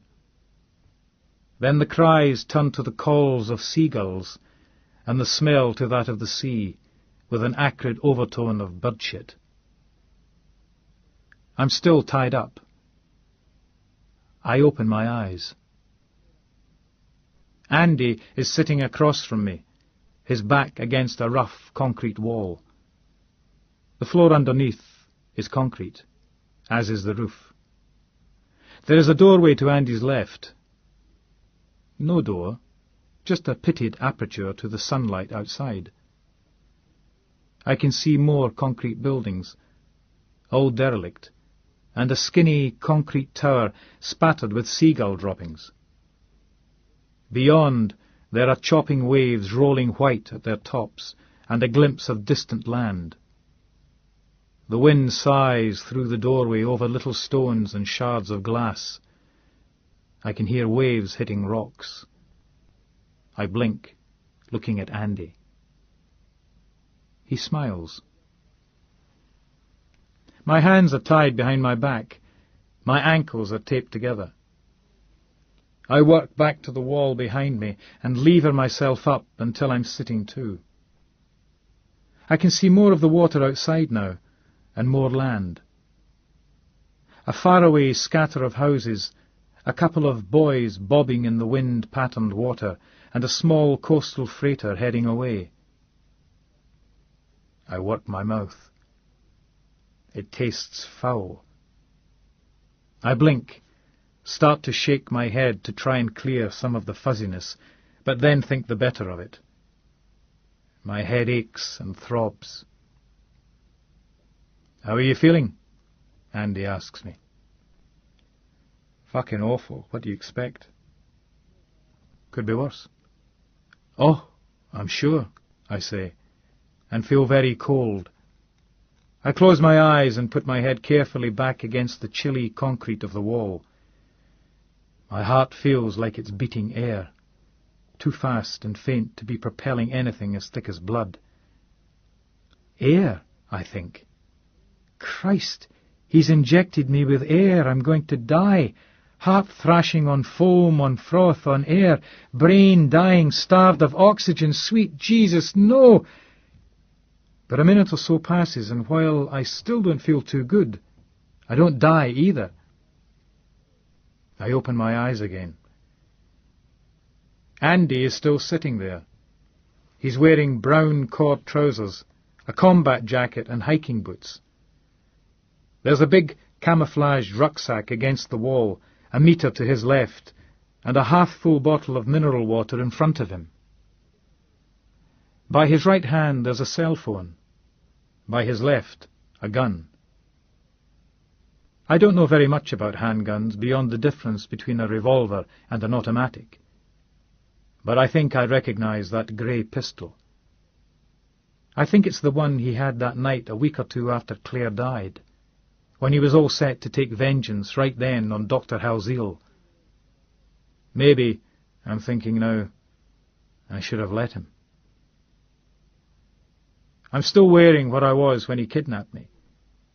Black suit, dirty and stained now, and a white shirt. He's removed my tie. My dryser bone is lying neatly folded but looking scruffy, a metre to my right. He stretches out one leg, and his hiking boot touches the water bottle. He taps it. "Water?" he says. I nod. He gets up, takes the top off the bottle, and holds it to my lips. I glug down a few mouthfuls, then nod, and he takes it away. He sits back where he was. He takes a bullet out of his combat jacket and starts turning it over and over in his fingers. He takes a deep, sighing breath and says, "So, Cameron." I try to get comfortable. My heart's still beating like hell and making my head pound. My bowels are threatening terrible things, and I feel kitten weak. But I'm fucked if I'm going to plead with him. Actually, I'm probably fucked no matter what I do. And, being realistic, when it comes to it, I'll probably plead like a little kid. But for now, I might as well tough it out. You tell me, Andy. I keep my voice neutral. What happens now? What have you got in store for me? He grimaces and shakes his head, frowning down at the bullet in his hand. "Oh, I'm not going to kill you, Cameron." I can't help it. I laugh. It's not much of a laugh, more of a gasp with pretensions, but it raises my spirits. "Oh, yeah," I say. "Like you were going to give back Halzeel and Lingari unharmed." He shrugs. "Cameron, that was just tactics," he says reasonably. "They were always going to die." He smiles, shaking his head at my naivety. I inspect him. He's clean-shaven and fit-looking. He looks younger than he did, a lot younger. Younger than he was when Claire died. "So, if you're not going to kill me, Andy, what?" I ask him. Give me AIDS? Chop off my fingers so I can't type?" I take a breath. "I hope you've taken into account the advances in computer voice recognition, which are making keyboard-free word processing a realistic possibility in the near future." Andy grins. But there's something cold in it. "I'm not going to hurt you, Cameron," he says, "and I'm not going to kill you. But I need something from you." I stare meaningfully at my taped-together ankles. Uh-huh. What? He looks down at the bullet again. I want you to listen to me, he says quietly. It's as though he's embarrassed. He shrugs and looks me in the eye. That's all, really. Okay, I say. I flex my shoulders, grimacing. Could I listen with my hands untied? Andy purses his lips, then nods. He takes a long knife out of his boot. It looks like a thin Bowie knife. The blade is very shiny. He squats while I turn round, and the knife slices slickly through the tape. I tear the rest off, taking some hairs with it. My hands tingle. I look at my watch. Jesus, how hard did you hit me? It's 9:30 in the morning, the day after the funeral. Not that hard, Andy tells me. I kept you under with ether for a while. Then you just seemed to sleep. He sits back where he was, sliding the knife back into his boot. I put one hand out and lean to the side, looking out the doorway. I squint into the distance. Christ, that's the fucking Forth Bridge! Somehow, it's a relief that I can see the bridges and know home's only a few miles away. We're on Inchmickery, Andy says, off Cramond. He looks around. Place was a gun battery during both wars. These are old army buildings. He smiles again. You get the occasional adventurous yachtsman trying to make a landing, but there are a couple of bolt holes they can't find. He pats the wall behind him. Makes a good base now the hotel's gone. Mind you, it's under the flight path for the airport, and I suspect the security boys will want to give it the once-over before the Euro summit, so I'm bailing out today, one way or the other. I nod, trying to think back. I don't like the sound of that one way or the other. Do I remember you bringing me here in a boat? I ask. He laughs. Well, I don't have access to a helicopter. He grins. Yes, an inflatable. He looks to each side, as if checking the gun and the phone are still there. So, sitting comfortably? He asks me. Well, no, but don't let it put you off. He gives a small smile that disappears quickly. I'm going to give you a choice later, Cameron, he says, sounding calm and serious. But first I want to tell you why I did all those things. Uh-huh. I want to say, it's perfectly fucking obvious why you did them. But I keep my mouth shut. It was Lingari, of course, first, Andy says, looking younger still now, and staring down at his hand and the bullet. I mean, I'd met people I despised in the past, people I had no respect for, and who I thought, well, the world would be a better place without them. But I don't know. Maybe I was being naive and expected that in a war, especially in a professional army, it would somehow be better. People would rise above themselves, stretch their own moral envelope, you know? I nod cautiously. I'm thinking, moral envelope. Coast speak. But of course it's not true, Andy says, rubbing the little copper and brass shape of the bullet between his fingers. War is a magnifier, a multiplier. Decent people act more decently. Bastards get to be even bigger bastards. He waves one hand. I'm not talking about all that banality of evil stuff. Organized genocide is different. I mean just ordinary warfare, where the rules are obeyed. And the truth is that some people do rise above themselves, but others sink beneath themselves. They don't gain, they don't shine the way some people do in combat, and they don't even muddle through the way most people do, scared to death but doing their job because they've been well trained and because their mates are depending on them. They just have their faults and weaknesses exposed, and in certain circumstances, if that person is an officer and his flaws are of a particular type, and he's risen to a certain level without ever encountering a real battlefield, those faults can lead to the deaths of a lot of men. We all have moral responsibility, whether we like it or not. But people in power, in the military, in politics, in professions, whatever, have an imperative to care, or at least to exhibit an officially acceptable analogue of care.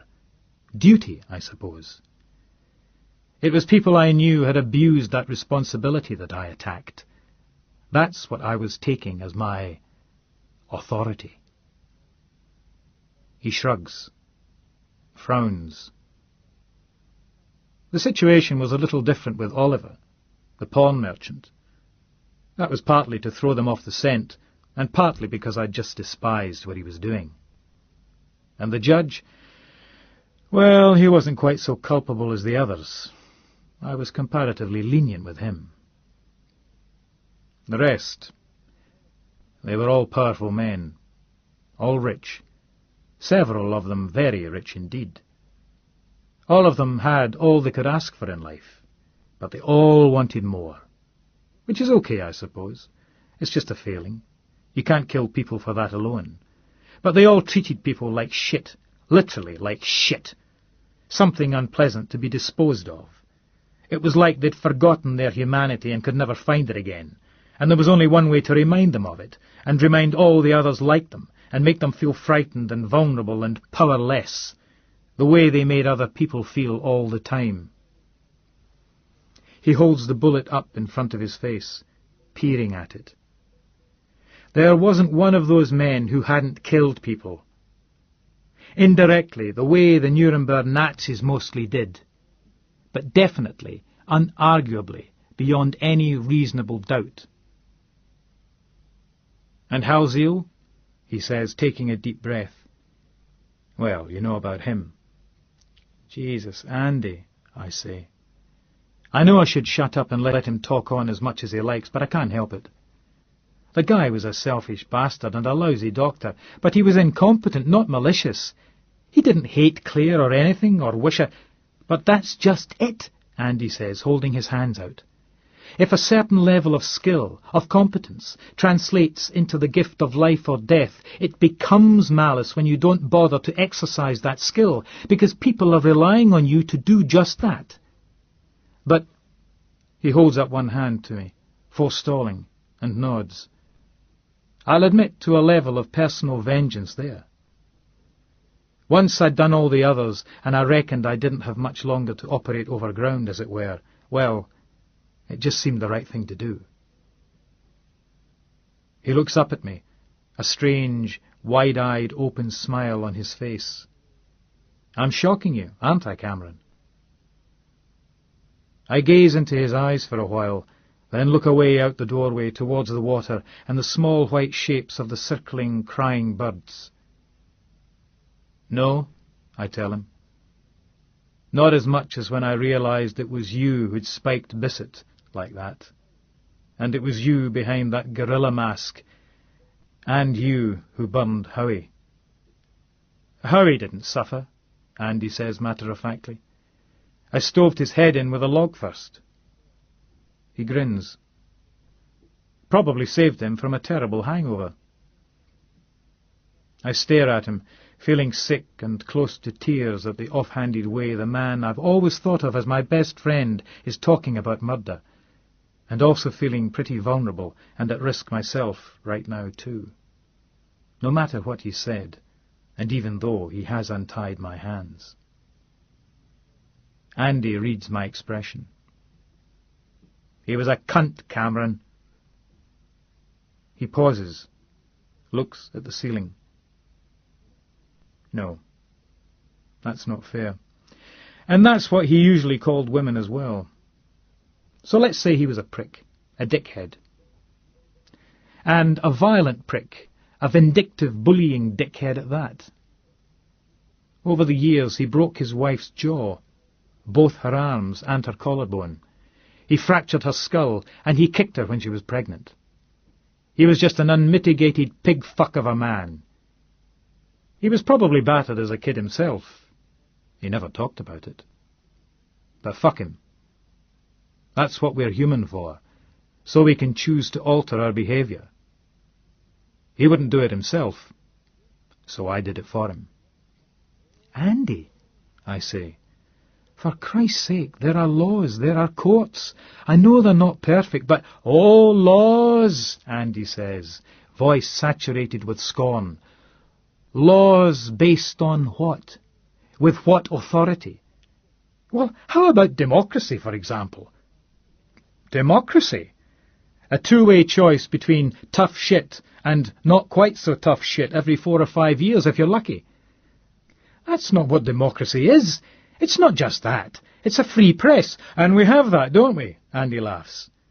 Except the bits that are free aren't read very much, and the bits that are most read aren't free. Let me quote you. They're not newspapers, they're comics for the semi-literate, propaganda sheets controlled by foreign billionaires who just want to make as much money as technically possible and maintain a political environment conducive to that single aim. All right, I stand by that, but it's still better than nothing. Oh, I know it is, Cameron, he says, sitting back and looking slightly shocked at being so misunderstood. I know it is. And I know that what powerful people can get away with, they will get away with. And if the people they exploit let them, well, in a sense that serves them right. But don't you see? He jabs himself in the chest. That includes me. He laughs. I'm part of it too. I'm a product of the system. I'm just another human being, a bit better off than most, a bit smarter than most, maybe a bit luckier than most, but just another part of the equation, another variable that society's thrown up. So I come along and I do what I can get away with, because it seems fit to me to do it, because I'm like a businessman, you see. I'm still a businessman. I'm addressing a need. I've seen a niche in the market unfilled, and I'm filling it. Wait, hold on, I say. I'm not buying this crap about fulfilling a need anyway. But the point about the difference between your authority and everybody else's is that you're just you. You've made up all this rationale by yourself. The rest of us have had to come to some sort of agreement, a consensus. We're all trying to get along because that's the only way for people to exist together at all. Andy smiles slowly. Numbers make the difference, do they, Cameron? So when the two greatest nations on earth, over 500 million people, were so scared of each other they were quite seriously prepared to blow up the world, they were right? He shakes his head. Cameron, I'd be prepared to bet that more people believe Elvis is still alive than subscribe to whatever flavour of secular humanism you currently think represents the one true way for humanity. And besides, where has this consensus of yours brought us? He frowns and looks genuinely mystified. Come on, Cameron, he chides. You know the evidence. The world already produces... We already produce enough food to feed every starving child on earth, but still a third of them go to bed hungry. And it is our fault that starvation's caused by debtor countries having to abandon their indigenous foods to grow cash crops to keep the World Bank or the IMF or Barclays happy, or to service debts run up by murdering thugs who slaughtered their way into power and slaughtered their way through it, usually with the connivance and help of one part of the developed world or another. We could have something perfectly decent right now, not utopia, but a fairly equitable world state where there was no malnutrition and no terminal diarrhea, and nobody died of silly wee diseases like measles, if we all really wanted it, if we weren't so greedy, so racist, so bigoted, so basically self-centred. Fucking hell, even that self-centredness is farcically stupid. We know smoking kills people, but we still let the drug barons of BAT and Philip Morris and Imperial Tobacco kill their millions and make their billions. Smart, educated people like us know smoking kills, but we still smoke ourselves. I've given up. I tell him defensively, though it's true I'm dying for a cigarette. Cameron, he says, laughing with a kind of desperation. Don't you see? I'm agreeing with you. I listened to all your arguments over the years, and you're right. The 20th century is our greatest work of art, and we are what we've done. And look at it. He puts a hand through his hair and sucks breath through his teeth. The point is, there's no feasible excuse for what we are, for what we have made of ourselves.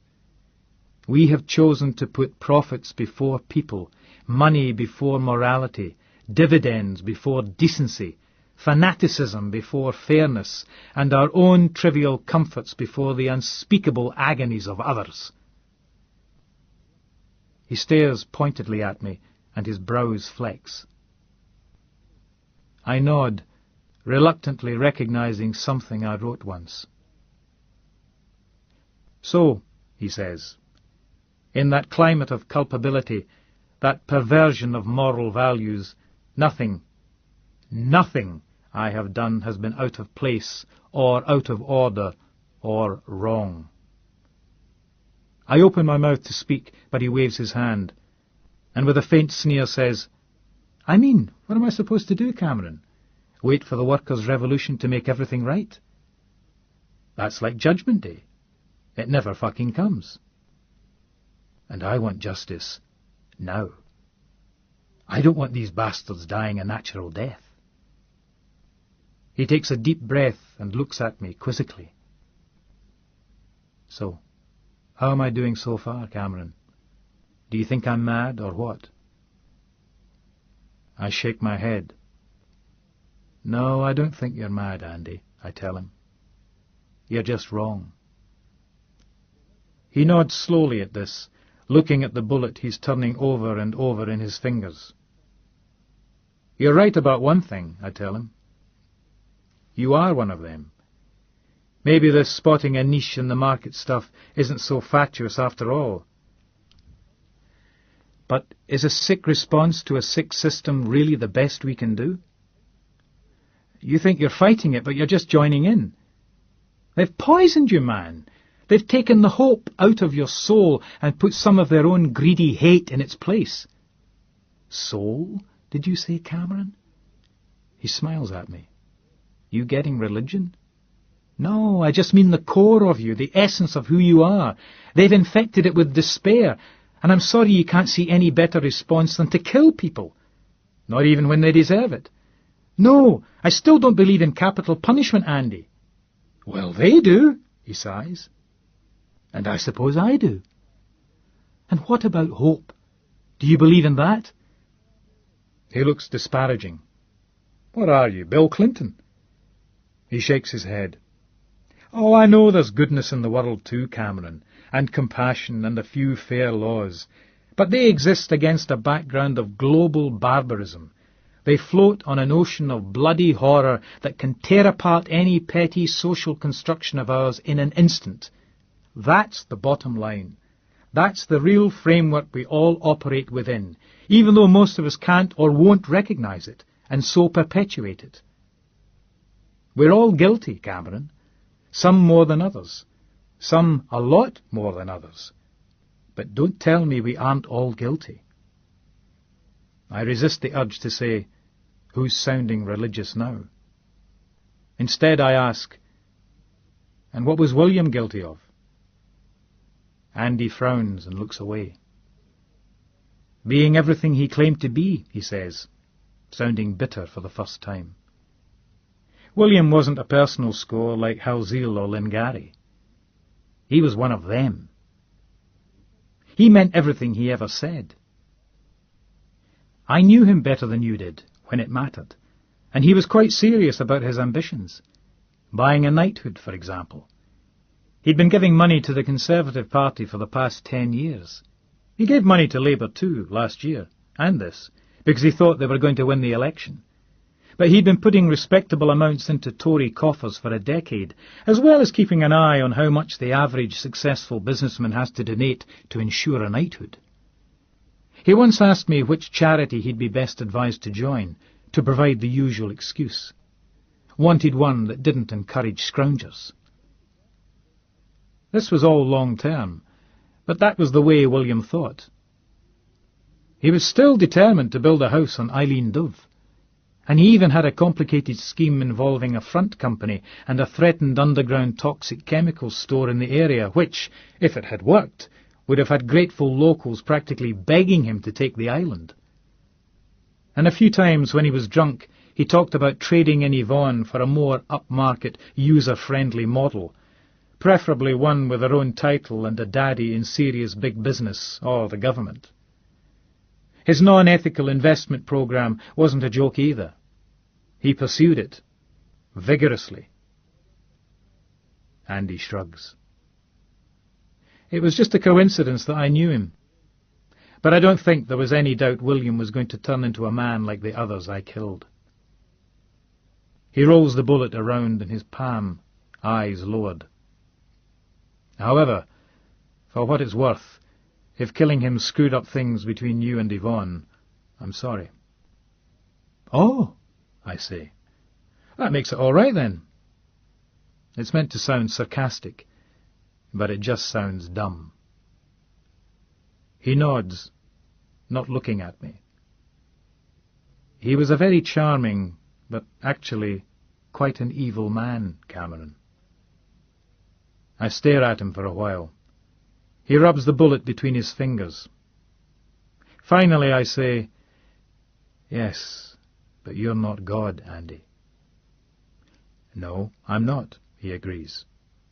"Nobody is." He grins. So what? I close my eyes, unable to bear the relaxed, merely mischievous expression on his face. I open them again and look out through the empty doorway at the water and the land and the ceaseless wheeling birds. Yeah, I see. Well, I say, I don't think there's any point in trying to argue with you, is there, Andy? No, you're probably right, Andy says, suddenly all cheery decisiveness. He slaps both knees and jumps up. He lifts the gun and sticks it down the back of his cords. He hoists the rucksack up and puts it over one shoulder. He nods down at the cell phone lying on the concrete floor. "Here's your choice," he tells me. "Phone and turn me in, or not." He waits for a reaction from me, so I raise my eyebrows. He shrugs. "I'm heading down to the boat now. Put the kit bag aboard." He grins down at me. "Take your time. I'll be back in 10-15 minutes. I stare at the phone on the littered floor. "It's working," he reassures me. "Your choice." He laughs. "I'll be all right, whatever. Leave me be and... I don't know. I might retire now while I'm ahead. But, on the other hand, there are still a lot of bastards out there. Mrs. T, for one. If that piques your interest, Cameron." He smiles. "Oh, there's always America, land of opportunities. On the other hand, if I end up in jail, well, there are people in there I'd really like to meet too. The Yorkshire Ripper, for example, if it's possible to get to him. I'd need just a small blade and about 5 minutes. He shrugs again. "Whatever. See you in a bit." He skips out into the sunlight and the swirling wind, taking the steps 2 at a time down to a walkway between 2 concrete blockhouses. I lean back as he disappears, whistling. I squat on my taped-together feet and lift the cell phone. It looks charged and connected. I dial the number of my mum and dad's old house in Strathspeld village. I get an answer machine, a man's voice, gruff and curt. I switch the phone off. It takes a minute to get the tape off my ankles. I lift my Drisbone from the floor and dust it down, then put it on. The coat-tails flap round my legs as I stand in the doorway. Fife to my right, the trees of Dalmeny Park and Mons Hill to my left, and the two bridges ahead upstream, one tensed, webbed red, and the other straight-curved, battleship grey. The Firth is ruffled blue-grey, the waves marching away, wind blowing from behind out of the east. Two minesweepers are heading upstream under the bridge towards Rosyth. A huge tanker sits tall and unladen at the Hound Point oil terminal, attended by a pair of tugs. Two huge crane barges float nearby, where they've been most of this year, installing a second terminal pier. A small tanker is almost level with the island, heading out to sea, low in the water, with some product from the Grangemouth refinery. North, beyond Inchcombe, a red-hulled LPG tanker sits at Brayfoot Bay, loading from the pipelines connected to the Mossmoran plant a few kilometres inland, position marked by white plumes of steam. I watch all this maritime activity, surprised at how industrial, how continuingly mercantile the old river is. Above and around, the seagulls bank and ride, hanging in the air, bills open, crying to the wind. The concrete blockhouses, towers, barracks, and gun emplacements on the small island are all covered in seagull shit, white and black, yellow and green. I rub the back of my head, wincing as I touch the bump. I look at the phone in my hand, breathe in the sharp sea air, and cough. The cough goes on for a while, then it goes away. So, what to do? One more betrayal, even if it is one that Andy seems half to want. Or become, in effect, his accomplice and leave him free to murder and maim God knows who else, a free radical in our systemic corruption. What is to be done? Shake head, Collie. Look round this concrete dereliction and survey this breezily industrious river, and try to find an inspiration, a hint, a sign, or just something to take your mind off a decision you're sure to regret one way or another. I punch the number into the phone. Various tones and beeps sound in my ear as I watch the clouds all moving away overhead. Then the connection's made. Yes, hello, I say. Dr. Gerson, please. Cameron Colley. I look around trying to see Andy, but there's no sign of him. Yes, Cameron. That's right. I was just wondering if you have the results through yet. Oh, so you have? Well, if you could just give me them now, that'd be... Well... that'd be... Well, over the phone. Why not? Well, I do. I think it is. Well, it's my body, isn't it, Doctor? I want to know now. Look, let me ask you a direct question, Doctor. Have I got lung cancer? Doctor. Doctor. No, Doctor. Look, I'd really like a straight answer if you don't mind. No, I don't think... Please, Doctor, have I got cancer? No, I'm not trying to... No, I'm just... Look, have I got cancer? Have I got cancer? Have I got cancer? Have I got cancer? The doctor loses his temper eventually and does the smart thing and hangs up. See you tomorrow, Doc, I sigh.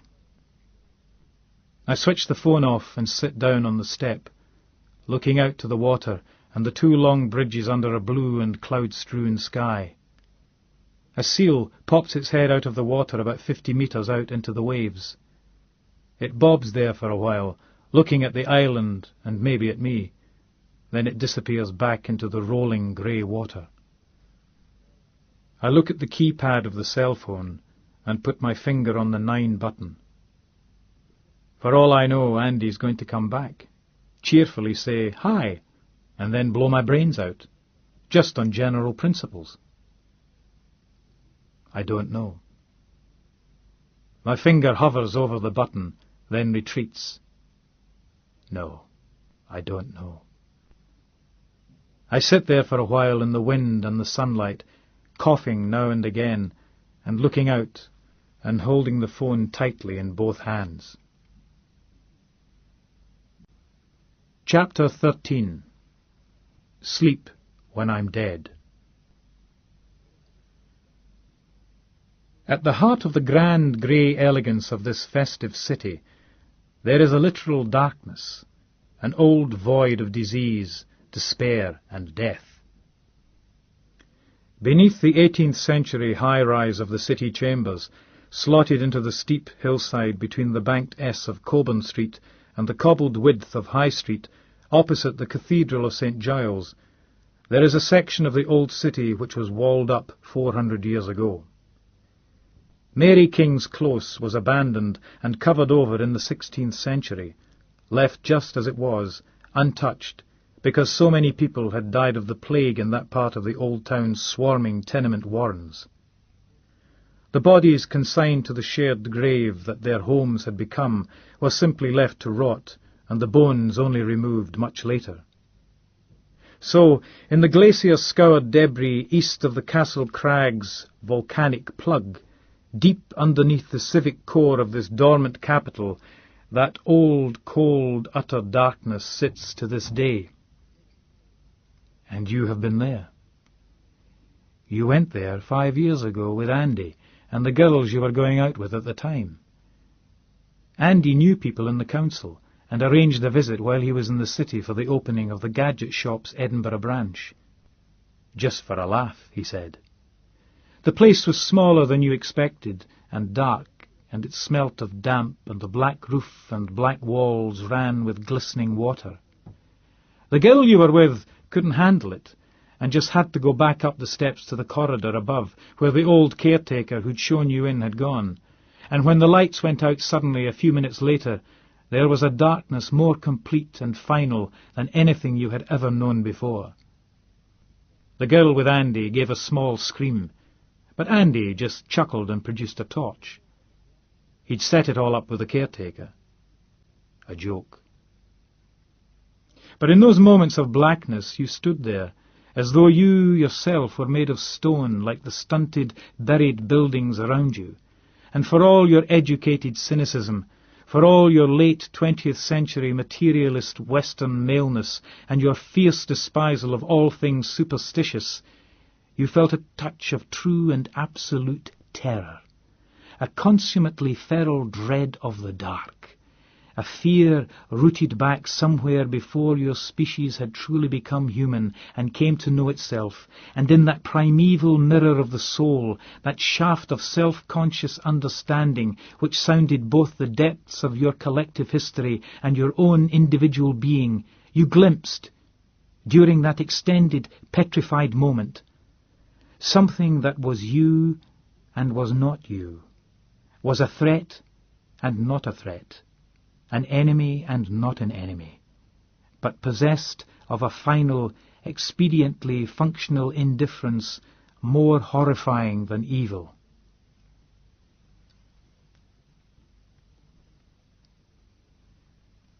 And so you sit on Salisbury Crags, remembering that still present darkness and looking out over the city, feeling sorry for yourself and cursing your own stupidity and the institutionalized thoughtlessness, the sanctioned legal, lethal greed of the companies, the governments, the shareholders. All of them. A tennis ball. They say it's about the size of a tennis ball.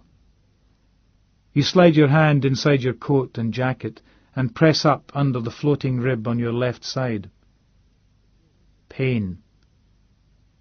You're not sure whether you can feel it, the thing, the growth itself, or not. You cough a bit as you press, and the pain gets worse. You stop pressing, and the pain eases. An operation, injections, chemotherapy, sickness, and premature baldness, probably temporary. You hunch up, rocking back and forward, and looking out across the spires and roofs and turrets and chimneys and trees of the city, and the parks and lands beyond, towards the two bridges. Looking right, you can see Cramond Isle, Inchcombe, Inchmickery, and Inchkeith. Inchmickery looks small and building cluttered, two towers prominent. Andy came back up the steps after a quarter of an hour, whistling. He asked you what you'd done. You told him you'd rung your doctor. He smiled, told you to keep the phone, and asked you to give him an hour's start. Then he put his hand out to you. You shook your head, not his hand, and looked down. He grinned and shrugged and seemed to understand. He said goodbye, and that was it. He skipped down the steps and away. 5 minutes later, from a circular concrete gun emplacement on the island's east side, surrounded by shit stains and mobbed by raucous, screeching gulls, you watched the little black inflatable go scudding across the waves, heading for Granton. The city and the hills to the south rose sharp and bright beyond. You gave him the hour. 20 minutes after you dialed 999, a couple of police launches came slapping and bouncing across the waves towards the island. More cops arrived later, after one of the boats put back to port to collect them. They discovered the remainder of Dr. Halzil in one of the ammunition magazines sunk deep into the rock of the island. You had one last interview with MacDunn, telling and retelling everything that happened both on Inchmickery and the day before, on the road back from the funeral. The cops checked your car. Andy had put a little semi-permeable plastic bag full of sugar into your fuel tank while you were all out at the funeral aisle. You told MacDunn Andy hid the cell phone in the buildings on the island, and it took you an hour to find it. You don't know if he believed you or not. You told him that Andy let you call your doctor, with a gun to your head, to prove the phone was working before he hid it. MacDunn nodded wisely, as though it was all fitting into place. The cops are remaining in your flat for another few days, still vainly hoping Andy will appear there. Meanwhile, Al and his wife seem happy to let you stay with them in Leith. You tried to rescue Despot a couple of times, but not very hard, and not with any noticeable result. You tried the trick Andy showed you in Zarium, and it worked. But you can't be bothered with games just now. This morning, a redirected letter arrived from the finance company saying they're going to repossess the laptop unless you make your payments. You think you'll let them take it. At the paper, they know you're not well, and everybody's been very sympathetic and supportive. They aren't asking too much of you, but Sir Andrew rang Eddie from Antigua and suggested you might like to do a series of articles on your experiences, the definitive word on the whole story. Other papers are interested too. There's no shortage of offers, ways to make money out of the deal. You can see rain in the air, sweeping abundantly over the city towards you on the turned westerly wind, obscuring the view of the bridges now, and dragging huge curved veils slowly over the islands in the firth. Could be sleet, not rain. You went down to the Cowgate last night and scored a little coke to cheer yourself up for a while. You make sure there's nobody else around, then turn and hunch over back to the wind. You gather your coat around you, take the little tin box out of your jacket pocket and open it. The stuff inside's been razored already, and you lift some out with your car key and sniff it. 2 tiny white heaps for each nostril, then 3, and then 4, when your throat doesn't go quite as numb as it should. That's better. You put the tin away, sniffing. You tap the other packet in your jacket, then shrug, Take it out and open it. You bought these last night too. What the fuck? Screw the world. Bugger reality.